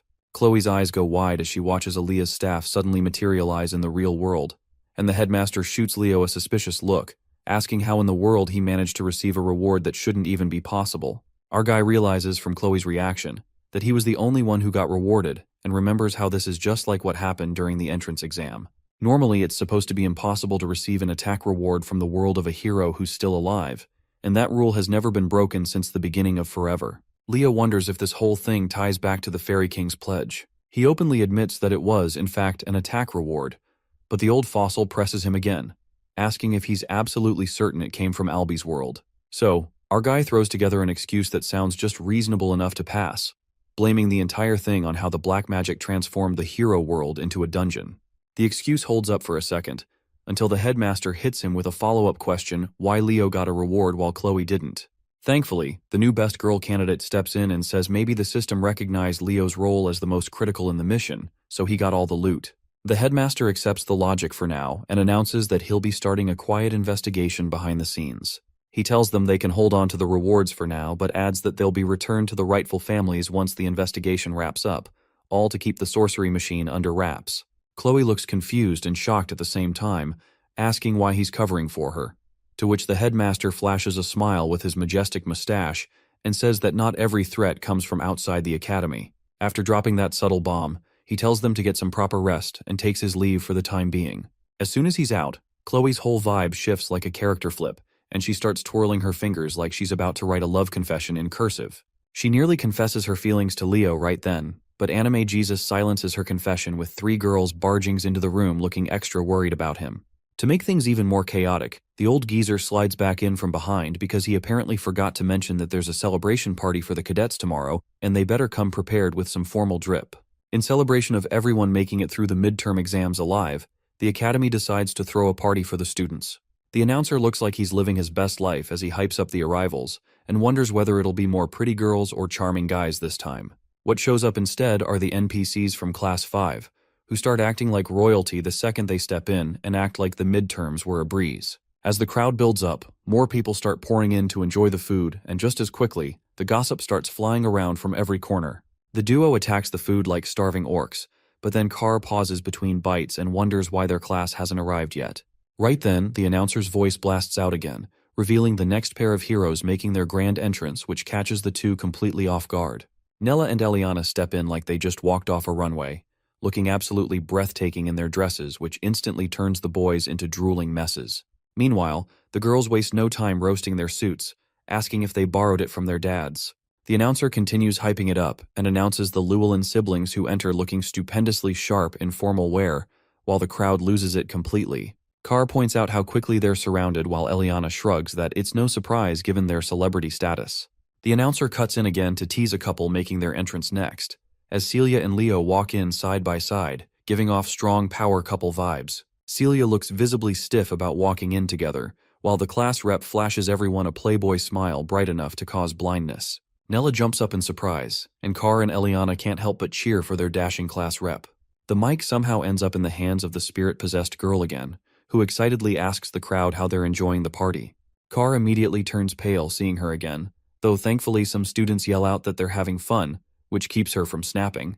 She stays surprisingly calm and says she's glad to hear that, but then casually drops a bombshell announcement that she's about to reveal the midterm exam results right now. The energy in the hall dies instantly, and Carr mutters that dinner's officially ruined now.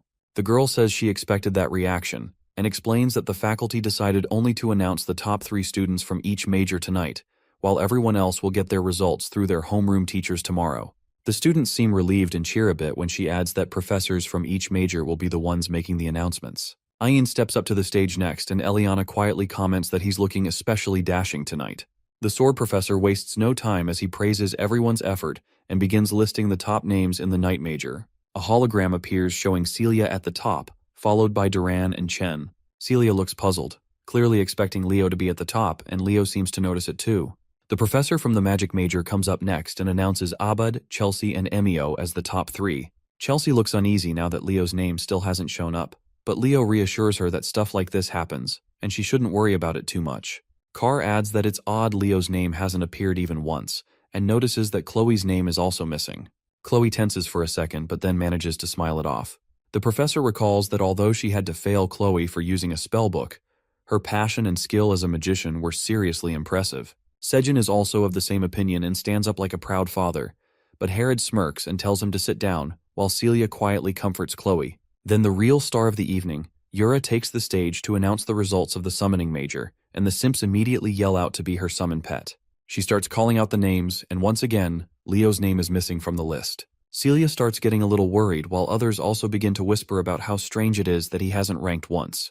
The mic ends up back in the hands of the same chaotic girl who asks if everyone's still having fun, and immediately announces that it's now time to reveal the top scorer who will represent the academy next year. Letting the tension simmer for dramatic effect, she finally announces the name Leo Plav, which sends his classmates into a full celebration mode as they hype him up.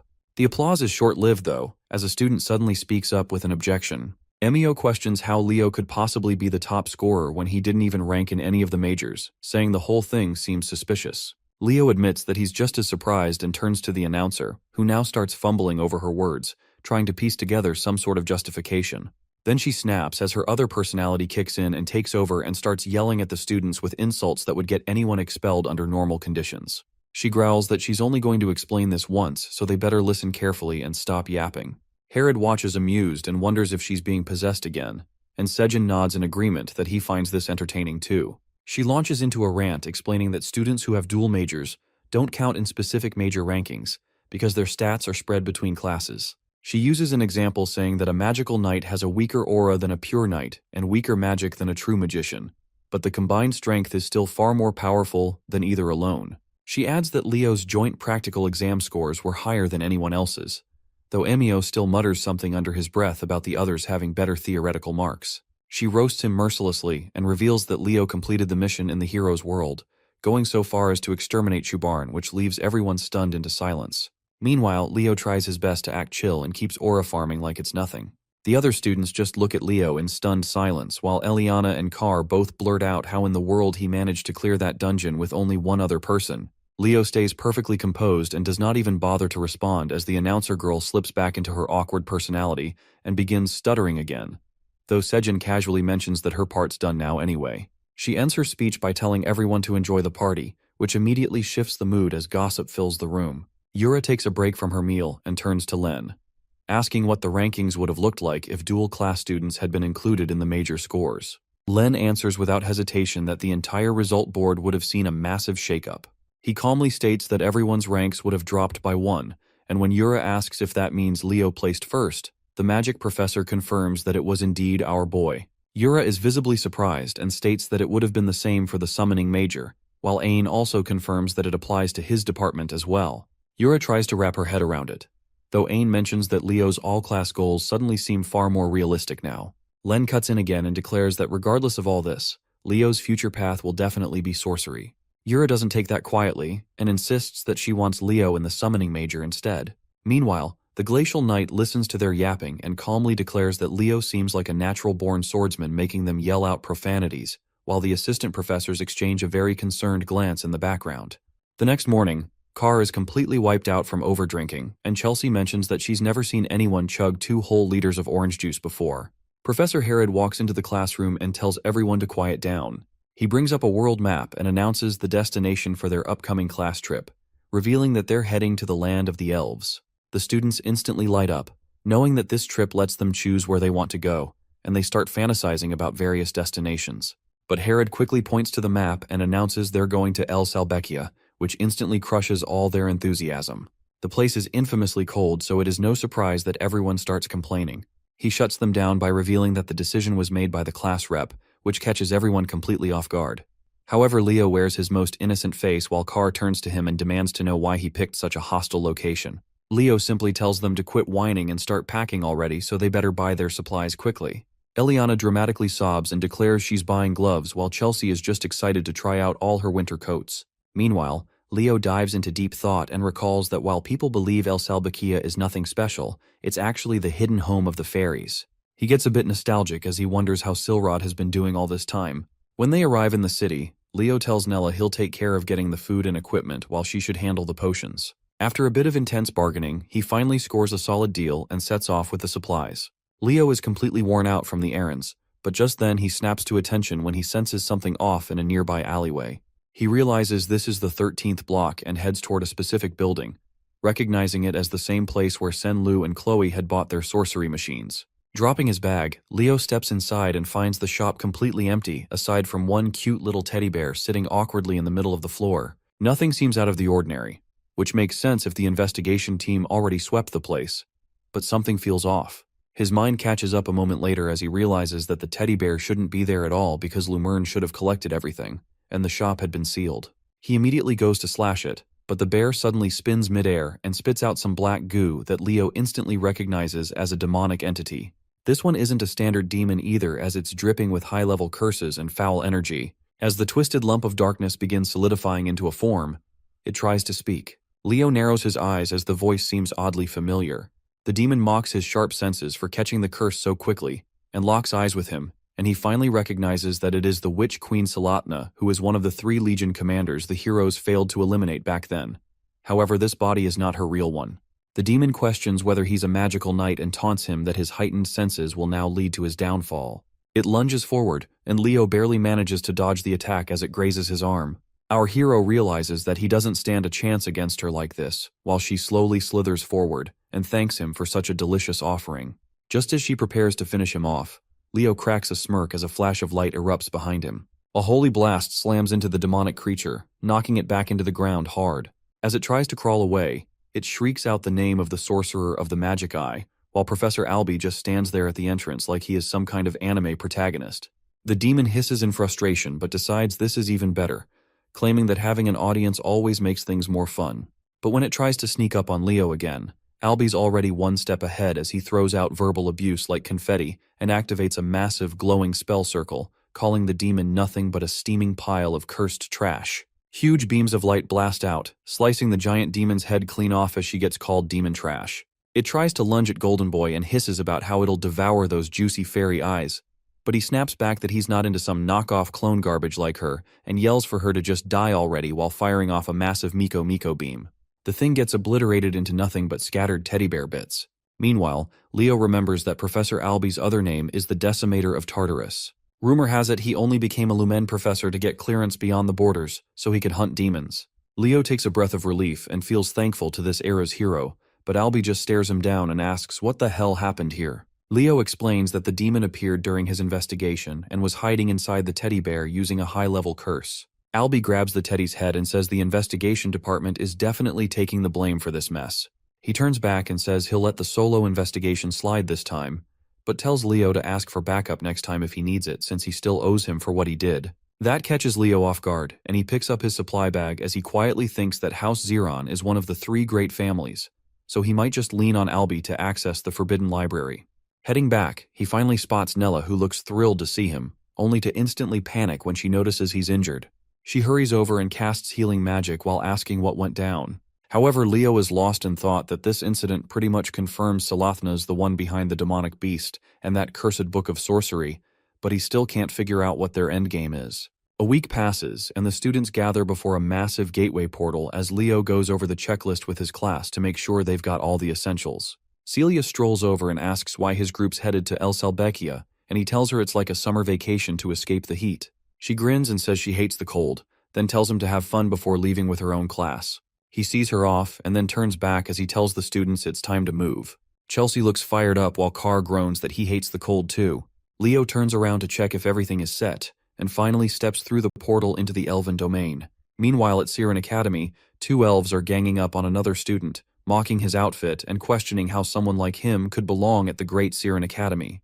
They call him a half-blood while the boy just lowers her head in shame until someone else steps out and tells them to quit bullying and act like actual students. The bullies try to twist it and ask if she's not bothered by a half-breed dressing like that, but she's already had it and starts cursing them out. She yells that if they don't like his clothes, they can strip and give him theirs instead. The 2 are stunned by the language and tell her to act dignified, but she fires back, asking if they're not ashamed to gang up on one innocent kid. She tells them to scram while they grumble about her acting like a rabid dog. Turning to the boy, she asks why he's dressed so thin. He says someone stole his clothes and introduces himself as Luca Inaris. Runia instantly starts fuming at the guys, while Luca keeps trying to give her the scarf back, feeling a bit shy, but she brushes it off and tells him not to worry. He notices she seems weirdly happy, and she admits her contractor finally hatched. Luca lights up and congratulates her, and she flashes a grin before heading off. Runia races straight to her dad's office, who quickly reminds her not to call him that at the academy. Her dad is sweating a bit as he confirms that Fernia's child has hatched, making her light up like a kid on their birthday.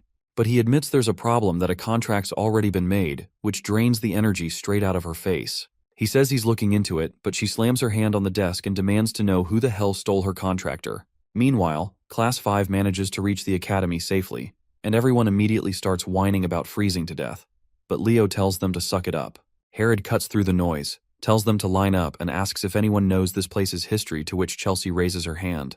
She explains that the capital Velkia was named after a fairy knight who was one of the disciples of Luna, the poet of the stars. Leo remembers it a bit differently, that Velkia was more like the bratty disciple of both Luna and Aaron, and jokes that for all his attitude, the guy still managed to get the title of fairy knight. Professor Herod confirms she's right and adds that House Ezrar are the ones in charge here since they are the descendants of the fairy knights. Just then, someone begins to approach from the fog, which Herod notices as the group starts to come into view. Carr immediately panics and asks if they're thieves, and the professor says bad people can be anywhere. But even he's caught off guard when a familiar voice greets him and asks how he's doing. A squad of elves finally steps out of the fog, led by a sharp-looking one with white hair, and the girls start fangirling like they've just seen a celebrity. The white-haired elf steps forward and says he's been expecting them. He turns out to be none other than Lune Ezrar, chair-member of the council. Herod nods and remarks that he's just the same as ever while the girls practically melt, claiming they've finally met their future soulmate as the thirst levels are hitting the roof. Leo interrupts their happy moment and asks if age really doesn't matter to them. Eliana starts nudging him and asks if he's jealous, but he stays cool, pointing out that elves live long and barely age. He then flips it on her and asks how old she thinks Lune actually is. The 2 adults catch the chatter and comment that this batch is a lively one, unlike the previous groups who were a lot more disciplined. Herod just excuses them as first years having some fun. Eliana steps up and boldly asks Lune his name and age, and he apologizes for the late intro and says his name while dropping the bomb that he's 97.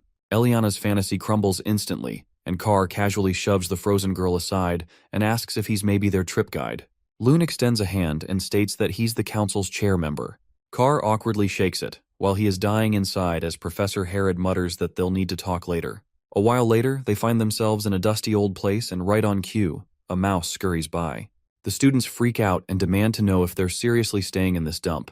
Leo shrugs and offers them a backup spot to crash, and Eliana immediately starts buttering him up as their respected class leader. Leo offers them the tent he set up outside, but Carr suddenly changes his mind and announces they've got a lot of unpacking to do. After cleaning the place up a little, some boys sneak toward the stairs as Carr gets that mischievous grin and says the best part of school trips is sneaking peeks at the girls.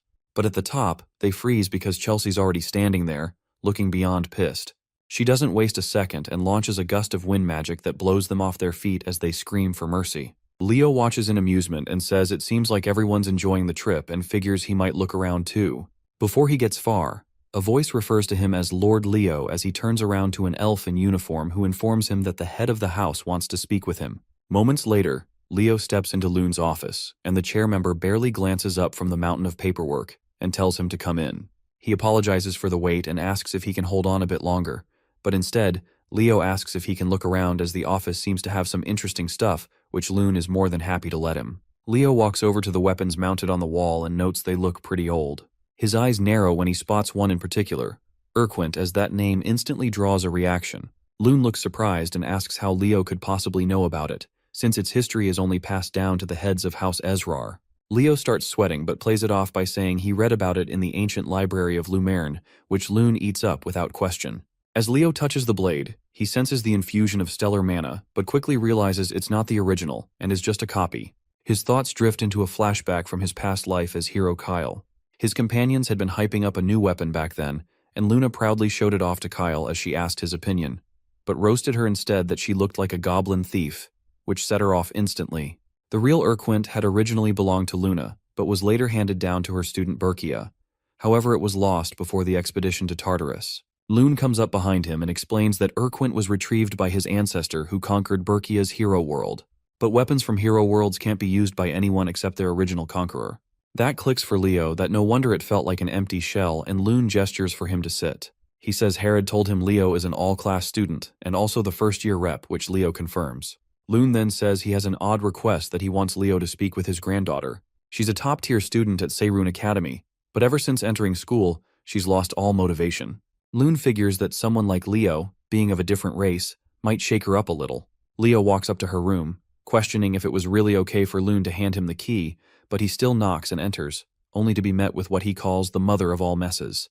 He coughs and comments that the room's dusty as hell, then starts noticing the posters and figures that she must be a fan of the great heroes. He's seen kids collect this stuff before, but this is next-level obsession. He spots a uniform hanging up and guesses it belongs to Seirun Academy, but just then, the girl walks out and assumes it's her grandfather in the room. She starts ranting about how it's not okay to barge into a grown girl's room, only to freeze in pure shock when she sees Leo standing there instead. Her face turns bright red as she screams that there's a human in her room and immediately dives under the covers. Leo introduces himself and says her grandfather wanted him to meet her, but she stays silent, wrapped like a burrito in her blanket. Not getting a response, Leo casually picks up a book and comments that she's collected almost as many on Hero Kyle as he has, and he's curious how the elves portray him. As he flips through the pages, he's genuinely impressed by how neatly she's organized the notes and praises her for understanding Kyle's achievements so well. Finally, she peeks her head out and asks softly if he likes Hero Kyle too. She asks him about the Battle of Darnos, and he explains it was where Taberka was defeated and was the first battle where the heroes fought side by side. Her eyes light up as she quickly follows up, asking if he knows where Commander Zerga's forces were crushed, to which he answers without pause that it was Edvelik.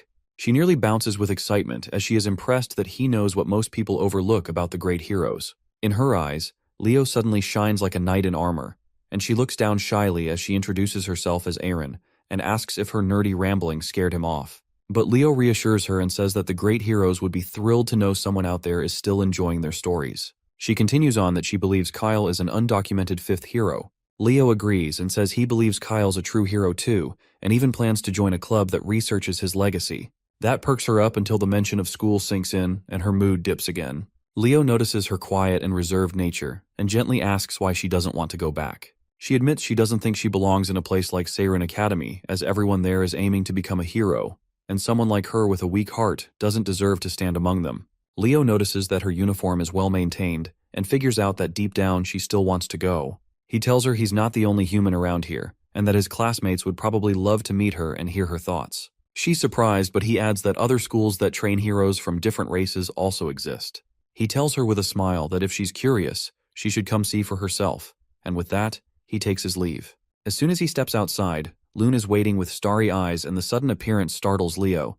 But Loon leans in and excitedly whispers if he was really talking to Aaron this whole time. He wipes a dramatic tear, overwhelmed that Aaron managed to hold a full conversation for once and now wants to reward him with a magic item. Leo agrees, since it would be rude to reject a gift, and Loon leads him to the treasury, telling him to choose anything he likes. Nothing really jumps out at first, but then Leo spots something odd. He picks it up and Loon casually says it's just a jewel imbued with fairy power, though he thinks of it more as decorative. Leo simply says it's fine and that he wants this one, to which Loon agrees happily. However, our boy realizes that he's certain the fairy inside isn't carved and is alive. Later, Class 5 stands in the hall as Professor Herod explains their new schedule. Starting tomorrow, they're waking up at 6 for personal training, followed by mission practice in the afternoon. Eliana tries to object and points out they already train non-stop back at school, but Herod shuts it down that this trip isn't a vacation.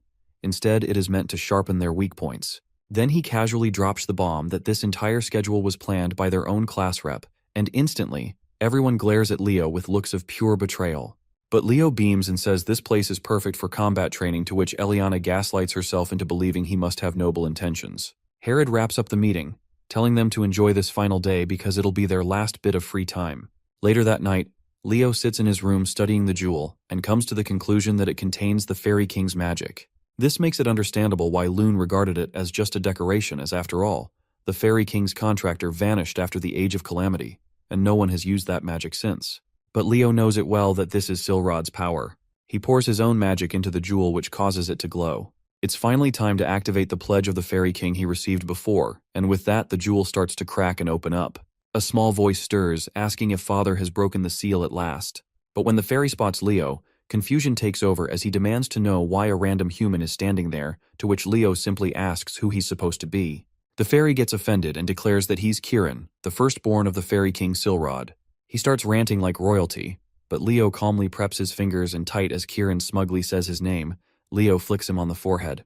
Kirin freezes as he tries to process this human's audacity, but Leo's expression shifts and he says that even Silrod treated him with respect, making him wonder who the hell this brat thinks he is.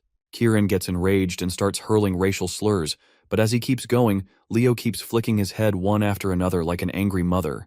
Eventually, Kirin summons some manners and stares at Leo in awe, realizing that he must be the pledged one his father spoke of. Leo leans in and warns him again that if he's got a problem he should speak up, but Kirin backs down, deciding that a pledge with a human might not be so bad. Leo pats his head, casually noting that for Silrod to take all 6 of Kirin's wings, the kid must have been a royal pain. Kirin's surprised Leo knows that, but before he can say more, Leo tells him to go summon Silrod already. Kirin looks smug again, saying he can only summon his father after reclaiming all 6 wings, and adds that the first one is nearby in the forest. Leo smiles, calling it fate that they crossed paths, but then gives him another flick for good measure. The next day, the class heads into the forest under icy winds. As they push forward, they all freeze again, this time in shock as Chelsea just got wiped out by wind magic. Leo helps her to her feet and smirks as he tells her she'd better train harder if she wants to keep up. A few minutes ago, Eliana blew up when Leo claims she can't harmonize her swordplay with her magic, which is why she assumes he's off training solo. Leo doesn't bother answering that part, and instead shifts focus, and tells the duo their summoning needs serious work, which sets them off since that's the one thing they thought they had down. Then Chelsea jumps in, saying he told her something similar during the entrance exam, that she lacks a proper understanding of wind magic.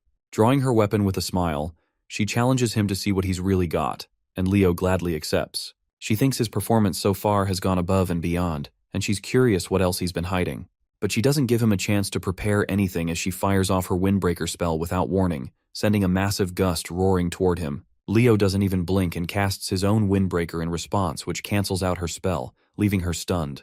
Eliana is shocked to the core since high-speed casting was supposed to be Chelsea's edge, but Leo just matched her pace exactly. Chelsea keeps pushing and activates Wind Chain, but Leo only sighs and reminds her that when they first met, he warned her not to use wind magic that way. Then he fires off Wind Bolt, an absolute monster of a spell that rips straight through hers and barrels toward her, catching her wide open. The impact sends her flying into a tree, and like nature adding insult to injury, a pile of snow falls on her head right after. Leo walks up and points his sword at her as he calmly declares his win. Chelsea still looks dazed as she questions if that was real wind magic. Carr throws in that he didn't expect her to lose, and Eliana can't wrap her head around how their class rep got this strong. Professor Herod gives his 2 bits that while Chelsea isn't weaker in raw power, but the real gap lies in their understanding and control of wind magic. Leo pats the grumpy cat's head as the professor continues, explaining that even as they learn new skills in higher grades, they shouldn't neglect perfecting what they already know. He wraps up by telling everyone to sharpen their abilities under the class rep's lead, which immediately triggers a bunch of complaints about the freezing cold. Later on, Leo walks alone through the snowy forest gathering herbs for a mission. He remembers how the others completely tapped out and promised they'd do their missions later and smirks, thinking they're probably still passed out back at their inn. Out of nowhere, Kieran zips in and proudly announces he's collected a huge stash of herbs. Leo gives him a pat on the back for doing good work, which has the little guy all puffed up and glowing in his tiny fairy pride. With that, Leo decides the haul is enough and stashes the bag away. He starts wondering if it's time to get serious about investigating the forest, and states that the hunt for Kieran's wings officially begins now. As they move ahead, he suddenly stops and asks when Kieran was exiled, which the fairy answers it was around 100 years ago. Leo narrows his eyes, telling him to look closely because there's illusion magic at play here, which Kieran quickly picks up on and confirms it's the Fairy King's magic, but not his father's. Leo pieces it together and figures the spell belongs to Silrod's father, the Fairy King during the Calamity era. It's been a century since the magic activated, so judging by the timing, the energy fueling the spell must be Kieran's wings, as he somehow repurposed into an ancient formula. Suddenly, a voice cuts through the air that he heard something valuable is hidden nearby.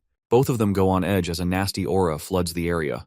The stranger steps closer and asks why humans are wandering around elf territory, but Leo flips it back, saying it's weirder that the undead are hanging around here. The nasty-looking skeleton roars that this land has long been under Tartarus's influence, but Kieran shoots back and shouts that this place is a fairy sanctuary. The skeleton laughs and mocks him that how could a weakling like Kieran could even call himself a fairy. That gets under Kieran's skin as his magic flares and he charges the skeleton without hesitation. The thing barely reacts in time before Kieran blasts a hole clean through its chest and reduces it into a pile of bones. Kieran mutters that it crumbled too easily for something that loud and full of itself. Leo just raises a brow and asks why a fairy is fighting like a raging barbarian. Kieran stretches and says it worked out since fairy and undead powers naturally cancel each other out. But then he freezes as the skeleton starts speaking again, admitting that while Kieran may be low level but he's still a fairy and begins reforming right in front of them. Kieran holds his nose at the rank stench and charges in again, vowing to crush the thing properly this time. But mid-attack, something feels off and Leo yells at him to get out of the way. The skeleton slams its sword into the ground, releasing waves of that foul aura. Kieran dodges at the last second and crashes straight into Leo. Our hero steadies the dazed fairy who asks what in the world that thing is. He answers that it's an ancient monster from Tartarus known as Death Knight. The skeleton stands tall and finally introduces itself as Kargor. It declares its loyalty to the Lich King and just like that, it lunges toward them again. Leo steps up and tries to counter with his blade, but Kargor vanishes and reappears behind him like Houdini. The Death Knight lifts his sword and coldly announces that he's here to lead Leo straight to his end. Thinking quickly, Leo activates spectral form and forms a barrier just in time to block the Death Knight's strike, the clash echoing through the eerie silence of the forest. The monster steps forward and is surprised that a human could pull off an aura shield in such a short time, then gives a crooked smirk and swings again. However, this time Leo successfully blocks the attack. The Death Knight mocks his efforts and calls it futile as he begins to press Leo back with brute strength. Kieran panics and rushes in to help but gets blasted into the ground without effort, groaning as he rubs his forehead and mutters that he is already drained of power and bitterly wishes he had his wings back. Without wasting another second, Leo begins chanting and is soon engulfed in red flames which catches the Death Knight off guard. Suddenly, Phoenix wings burst from his back and their brilliance lights up the dark woods. Kieran watches in awe as he realizes Leo must also be a contractor. Our hero then delivers a swift and precise strike that slices the Death Knight clean in two. The tiny phoenix lands proudly on Leo's shoulder, followed by Kieran who immediately starts fussing over the fiery fluffball. Kieran tries to shoo it off and the annoyed bird puffs up, but before the squabble escalates, the Death Knight's voice bellows once again as he swears that none of them will leave this place alive. He drives his sword into the ground, unleashing a curse that opens a dark pit and summons an army of undead from beneath. One by one, skeletal warriors start to rise with weapons drawn, and Leo realizes it's a curse that endlessly revives the dead. He lowers his shield, which makes Kieran alert, who asks if he's giving up, but Leo only smirks his response as he strikes a confident pose and says that he finally got a hold of Kyle's mana. Without hesitating, he casts Earth Ripple, which sends shockwaves bursting outwards and causes the undead to lose their balance. Leo charges forward as he slices through them with ruthless efficiency, using his Vortex Slash, and ignores the Death Knight entirely. The monster roars in frustration and demands that Leo face him properly, but our hero simply calls him out for hiding behind his summoned horde. Using a jump boost, he propels himself high into the air, while the Death Knight screams after him. Eventually, Leo stops running and figures he's gotten far enough, though he can't shake the feeling that something is off about a Death Knight showing up in a fairy forest. As he tries to make sense of it, a skeleton stumbles out of the trees. He readies his blade and assumes it's a straggler, but before he can act, the creature is shredded into pieces. An elf appears who raises his sword to Leo and demands to know if Leo was the one who summoned it. Leo calmly explains that he's just a Lumern student with no involvement. Leo identifies him as a Seiren student as he recalls Aran's uniform, but the elf doesn't buy it and lashes out. Leo sidesteps with ease and knocks him down using the base of his sword. A voice interrupts and asks him to stop as a red-haired elf steps in and apologizes for the other's rudeness. She introduces herself as Runia and assures Leo that not all Seiren students behave like that trash bag.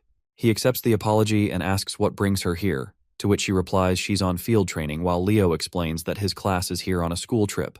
He excuses himself to report the incident to his professor, and Runia sees him off, though he pauses for a moment as he tries to remember why her name sounds familiar. Meanwhile, she's already yelling at one of her students for messing up and calls her an idiot sandwich. Back at the academy, Lune seems sus about the whole Death Knight situation, and says while monsters have been appearing, things haven't gotten that extreme. Professor Herod backs Leo that he wouldn't lie about something like this. Just then, someone calls out to them and states that misunderstandings can be caused by ignorance. A dark-haired elf steps out and scoffs at the idea that a first-year candidate met a Death Knight. He introduces himself as Professor Herdium, and Lune motions for him to speak. Herdium goes on to suggest Leo likely mistook a skeleton knight for a Death Knight since the real thing would have killed him instantly. He questions if Herod genuinely believes such a story, but Herod firmly replies that he does because Leo is the all-class representative. That surprises Herdium, who now considers that Leo might be worth keeping an eye on if he can really change the way Seiren students see things. He then asks Leo if he's skilled in magic as well, and proposes a joint class between Lumern and Seiren. Sometime later, all the students are enjoying themselves at a party, while Carr wonders how grand this event is, but Chelsea adds that it makes sense since the Emperor himself is hosting it. Eliana and Nella buzz with excitement at the thought of experiencing Seiren's teaching firsthand, though Leo remains a bit sus, and figures Herdium is the type who only believes what he sees with his own eyes. His thoughts are interrupted when Runia shows up again and asks if he wants to dance. They move in sync as if they've done it for years, and she gets thrilled to learn that he knows the elven dance to which Leo tells her he learned it long ago. She realizes that she never asked his name and asks what to call him. The moment he introduces himself, her mood completely shifts, and she grabs him by the collar and yells that he's the one who stole her contractor.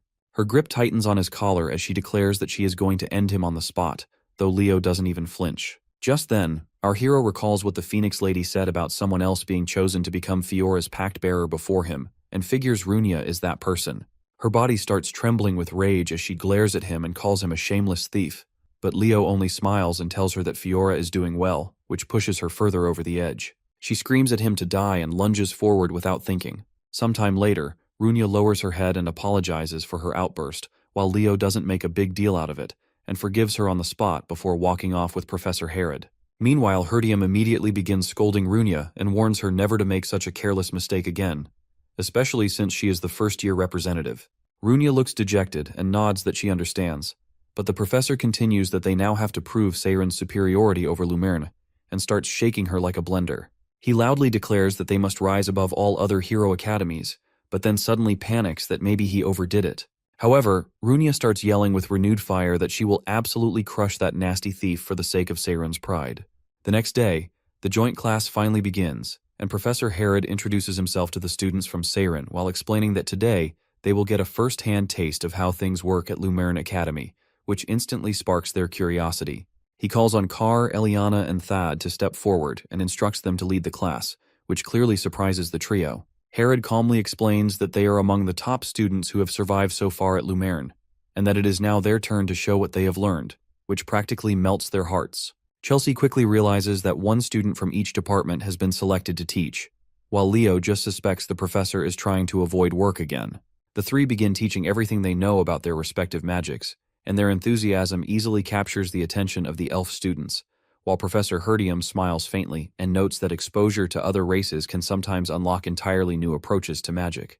However, he wonders to himself why the class representative hasn't stepped forward yet. Chelsea cheers them on while they take a bow, and the elf professor compliments their efforts, saying he can sense how much devotion each of them has poured into their training. Picking up the chalk, he begins explaining that at Siren they follow a different teaching method, and though elves naturally use magic as a foundation, they make sure not to rely solely on it in order to maintain balance. Leo immediately calls him out in his mind because even though they pretend to teach everything, the curriculum is still soaked in magic. He thinks elves have always been pretentious and nothing really changes. As the professor starts explaining a complex spell theory, Leo starts yawning from boredom, and Herdium silently notes that not only did the boy claim to fight a death knight, but now his attitude in class is absolutely trash. Deciding to switch gears, he abandons the theory and forms a glowing golden star in his palm, which he calls the essence of Siren, and even Leo starts to show interest. He continues explaining that elves are a race born from magic, and then sends the star into the air, where it explodes into countless smaller stars that scatter toward the students, who react with wonder. Chelsea's eyes sparkle as she yells out that this must be the star magic, which is an original spell system developed by elves. The professor nods and proudly says that this is the core of their magic and draws on the board, a spell directly derived from the great Luna's legacy, and it forms the foundation of all star magic and includes countless variations. He smiles and asks the class if it is not beautiful, but then pauses as a hand goes up and he allows the class rep to speak. Leo thinks he doesn't really care about star magic, but calmly says that the interpretation of the spell is wrong, and that immediately turns the room ice cold. The professor nearly bursts a vein while Leo explains that the magic simply will not activate. Everyone stares like he just kicked a sacred relic, and the professor tries to recover by saying it's obvious that it won't, since the spell is incomplete. He explains that their ancestors deciphered the progenitor's records and managed to restore the spell to its current version over time. Leo quickly pieces it together that this is one of Luna's lost spells and figures that most people wouldn't know, because Luna originally created this magic just for Kyle when she developed the star magic system. The professor doesn't take the comment lightly and throws down a challenge, asking Leo to demonstrate where their interpretation went wrong. Professor Herod tries to step in and defuse the situation, but freezes when Leo actually walks forward. Meanwhile, Leo is already thinking that the magic elves are using now is just a watered-down replica, because he received the complete version directly from Luna, but died before he ever got to pass it on. He stares at the board and wonders if fate brought them back together like this. Herod starts sweating bullets since he knows how important star magic is to the elves, and tampering with the progenitor's legacy could be a disaster. However, Leo moves without hesitation and begins rewriting the formula using his own magic, while the elf students whisper in confusion since none of them have seen anything like this. After a few moments, Leo announces that it is ready, and the newly formed formula begins glowing intensely.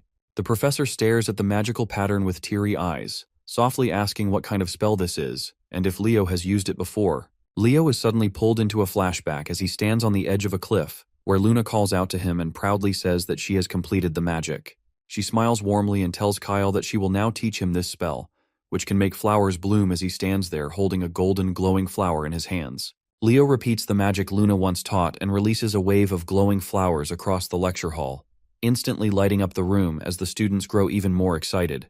Eliana turns to Nella and wonders if the class rep just pulled off something wild again, and Nella nods without saying a word. What grabs Runia even more is the professor's stunned reaction, and she starts to question if Leo really just cracked the founder's legacy in front of everyone. The professor drops to his knees in disbelief as he holds a golden flower in his hand, and mutters that he can't believe the magic they've all been using is just a flower-blooming spell. Leo calmly corrects him and says it's not that simple. He explains how flowers nearly vanished during the Age of Calamity, and suggests that they probably meant something important to the founder of the nebula. Back then as Kyle, he remembered once telling Luna that this kind of useless magic wouldn't help them survive battles, but she told him that flowers were beautiful and that someday she wanted to see a world blooming with them. The professor agrees that the founder must have embedded a deeper truth in the spell, and as the flowers start fading, the students begin whispering as they try to figure out who this guy even is. Leo quietly tells the professor that he learned the magic on his own through ancient texts, and that he's a dual-class natural-born mage, but has no elf blood. Professor Herod steps in to apologize for Leo's behavior and offers to end the joint class for the day. He reasons that it's still too early to judge Leo without any official stance, but before he can finish, Professor Herdium interrupts and grabs his hands out of nowhere. He asks directly if Leo can be transferred to Siren Academy, completely catching Herod off guard as the whole class erupts in chaos. Later on, they return to their lodgings where Chelsea proudly serves a mysterious soup that looks more like a one-way ticket to the afterlife, while Eliana presents a risotto that's just as lethal. The boys immediately start weighing which dish will end them faster, but Eliana doesn't wait and force-feeds Carr a spoonful. He freezes for a second before barfing it up with no hesitation. Loon walks in and finds the whole thing hilarious, but Herod doesn't waste time and pulls Leo aside for a private talk. Loon informs him that the Grand Assembly has reached a decision regarding the Death Knight incident. Meanwhile, Nella sneaks off to eavesdrop as Loon reveals that there have been multiple sightings of undead creatures and even a Death Knight within the fairy forest. He says a formal investigation is being planned and a joint search party will be formed. As the others secretly listen in, Loon adds that the mission will be too dangerous for first years, so they'll be teamed up with Siren seniors, but Leo then asks if that's the only reason Loon showed up. Loon shakes his head and says he actually came for Leo since his granddaughter wanted to see him. Erin steps forward shyly, asks how he's been and says she came because he said she could. Leo turns to introduce her to the others, but the girls immediately dive in and start fangirling over how adorable she is. Erin gets overwhelmed and runs upstairs while apologizing to everyone. The girls wonder if they messed up somehow, and Loon informs Leo that he's counting on him. Without a word, Leo heads upstairs and finds Erin curled up silently on the balcony.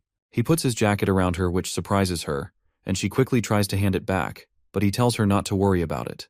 He asks why she left Siren, and she answers that she did it because she thought she was not suited to become a hero, which Leo is already getting tired of hearing. She explains that when she was struggling, she met someone who shone like the sun and then states with admiration that it was Runia, who seemed like a real hero in every sense. From then on, she began watching her from afar and realized that Runia was everything she wasn't, so she decided to follow in her footsteps. She even made it to the top of the class, but something must have gone wrong during the duel assessment because after that, Runia started to hate her. Leo finds it a bit strange since Runia doesn't come off like that, so he decides to ask her about it later. He thinks Iron reminds him of Verkia and asks if she knows her story. She perks up right away since it's her ancestor's tale, so Leo tells her that Verkia followed in the path of the great hero mentors, and that's how she became a hero. He reassures her not to worry about what others think, and that she should walk her own path, which instantly lifts her mood. With a smile, he invites her to come back down, and assures her that his class is filled with kind and fun people. Sometime later, as everyone gathers for the expedition, Runia storms up and demands to know how Leo won Aran over like that. Leo answers that he just told Aran there was no need to be afraid of Runia, which clearly throws her off. He adds that Aran told him Runia had given her a terrifying look which made her believe she was hated. Runia says she was just focused since Aran is genuinely talented, and Leo tells her to look out for the girl because she probably needs her. Just then, Professor Herdium calls out to someone who grabs their attention as a group of third years approaches. Lauder steps up to greet him, and the professor says he's impressed with the work Lauder submitted before. Leo glances at Runia and asks who that guy is, and she says he's her senior who suddenly jumped from 0 to hero this year, which Leo finds a little suspicious. Professor Herod then gathers everyone and announces that it's time to assign teams. He says each team will have 3 members, and right after, Herdium reveals that the first team will be Leo, Runia, and Lauder, which doesn't feel like much of a coincidence at all. Runia starts complaining the moment they leave as she grumbles about the professor's suggestion to use this as a chance to grow closer. Leo throws in a jab about the thief comment, which instantly sets her off again as she snaps that she still hasn't acknowledged him, but he just ignores her like he's tuning out background noise. Instead, she looks around and wonders where Lauder went since they're supposed to be moving in teams, and Leo recalls that Lauder said he'd go separately, guessing he must have something else in mind. Placing his hand on the ground, Leo suddenly senses that something feels off, and Runia comments that for all the ground they've covered, they haven't seen a single undead yet. But Leo is caught up with something else as he notices the surface around them doesn't seem any different from before, and remembers the conversation he had with Kieran. There's a curse of the dead laid over this land, but only someone like him who lived through the age of catastrophe can feel it. The Death King Hellkaiser was Erebus's most loyal follower and the Legion commander of Tartarus. Leo doubts he came personally and believes that instead he sent Kargor, the Death Knight, as his agent. Standing up, Leo figures out that beyond this point lies something inside the Fairy Lord that Silrod is desperately trying to guard. Runia looks at him in confusion and asks if he sensed something, but before he can answer, the sound of footsteps breaks the silence as they realize someone is heading their way.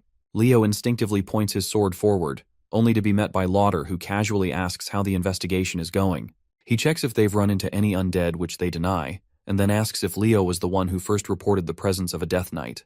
Leo confirms and shakes his hand, though he notices something strange about the black ring Lauder is wearing.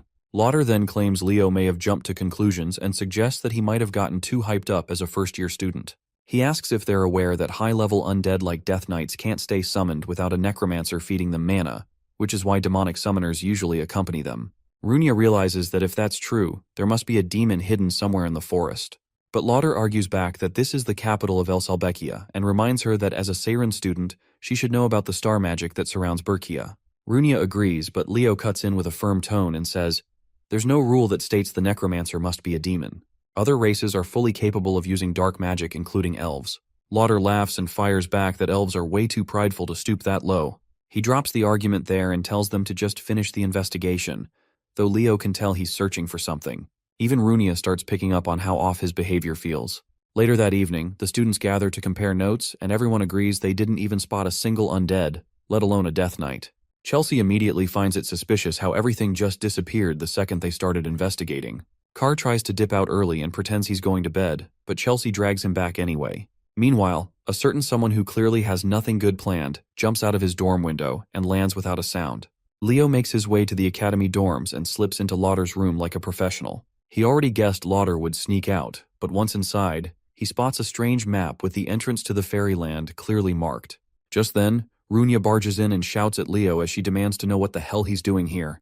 Leo immediately clamps her mouth shut until she calms down and explains that he's here for the same reason she is, though Lauder has already left. Before they can argue more, voices echo from outside asking if Lauder's asleep, and Leo grabs Runia without warning as he jumps straight out the window. Erin hears a noise and peeks out just in time to see Leo holding Runia in his arms. Her face turns crimson, and she drops her book in a panic as her brain fills in every possible romance scenario. Meanwhile, the two disappear into the woods, and Leo finally asks how long Runia plans to tail him. Runia demands to know if he still believes Lauder is involved, especially since he only arrived that morning and Leo saw the Death Knight days ago. Her thoughts get cut off when someone else's voice joins them as Erin turns up, who was chasing after them this entire time. Runia looks like she's about to short-circuit and asks how long she's been following them, while Leo casually admits he already knew. With a bright red face, she suddenly yells that dating is strictly forbidden between students, which catches both of them completely off guard. She nervously explains that she saw them sneak out of the dorm and starts rambling about how beautiful and cool they both are. But this is still wrong. Leo holds his head and mutters that she's got it all wrong, then asks Runia to help clear up the misunderstanding. But Runia is just as red and barely manages to stutter out that it isn't what she thinks. Just then, Leo freezes as he senses something dangerous, and a decaying hand bursts from the earth as one by one, the undead begin to rise. Leo doesn't hesitate and draws his sword immediately as a chilling voice greets them with a slow welcome to the fairy forest.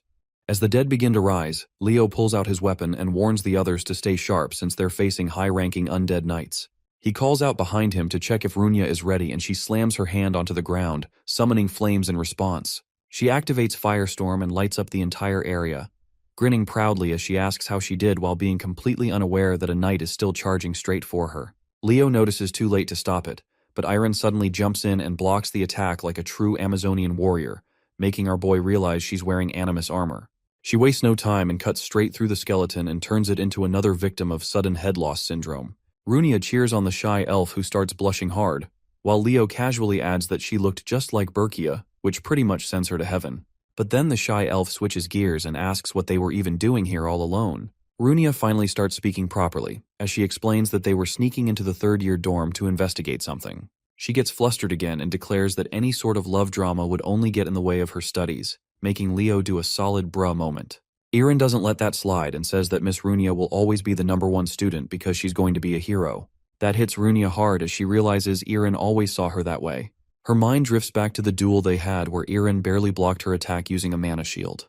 Runia smirked in response as she realized that only Erin is strong enough to be her rival, so decides to go all out while channeling a powerful fire spell. However, Runia's angry face scares Iran, who drops her guard, but by then it's already too late as the fire spell goes off and collides into her in an explosion. And now she finally realizes what Iran's look meant. She lets out a sigh as she realizes it was her fault that Irin stopped showing up, to which she tells Irin that she wants her to come back to school because she is her friend. The shy elf looks unsure, but Runia hits her with full confidence, saying they're absolutely friends and wants her to keep competing against her as a rival. Right after that, Irin suddenly hesitates again and asks if Runia is really sure they're not a couple, which makes Leo deadpan on the spot.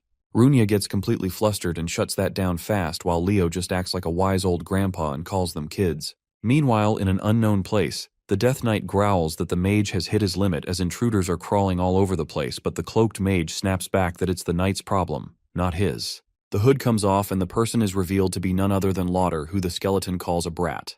Getting annoyed, the skeleton steps forward and demands to know why he's being treated like some low-tier servant, despite being a Death Knight of the Great Lich. Lauder doesn't flinch and just flashes his ring as he taunts that the Great Lich chose him instead. As he walks away, he casually adds that once the summoning circle is finished, there'll be no need for Tartarus anymore, and says he's counting on the knight till then. The skeleton just lets out a mocking laugh and agrees to do exactly as he says, and definitely is not planning to backstab him. Back with the hero squad, Irin says she still can't believe their senior Lauder would team up with demons, and Runia shares the same disbelief. But then Irin starts complaining that it suddenly feels colder, and even the red-haired elf begins to notice something's off while Leo stays quiet as he picks up on something. He whips out a few magic circles like he's flipping open a phone and says they should get ready before heading any deeper. He summons his two trusty spirit beasts, and Runia instantly loses her mind when she sees the red chonk of a bird, immediately going in for the squish while Irin asks who they are. Leo introduces Fiora and Kieran, which makes Irin even more impressed, but he quickly refocuses and says, "That's enough, and it's time to head into the forest core." They step into the darkness as Leo states that things are about to get rough. As soon as they enter, the trio immediately starts running and fades with the monsters, and Runia finishes things off with a fireball.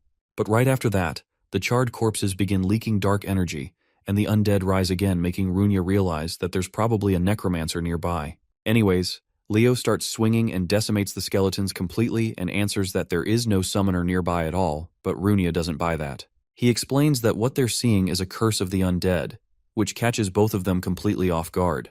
Runia admits she's never heard of anything like that, but then Irin steps in, explaining that it's a curse which constantly summons undead in a region, turning the land into a place of death. Leo finishes the thought as he adds that the spell can only be cast by Tartarus's general, Hell Kaiser, the Lich King. Runia starts to panic hard after hearing that name and says they should report it to the professor right away, but just then, a sudden blast of cold smacks them like they opened a freezer door. A sinister voice welcomes the hero candidates to the land of the dead, and the Death Knight makes another appearance as he rushes in and clashes swords with Leo. It starts laughing like a lunatic while claiming there's no way out, but Leo doesn't even bother with a reply and blocks the attack with zero effort.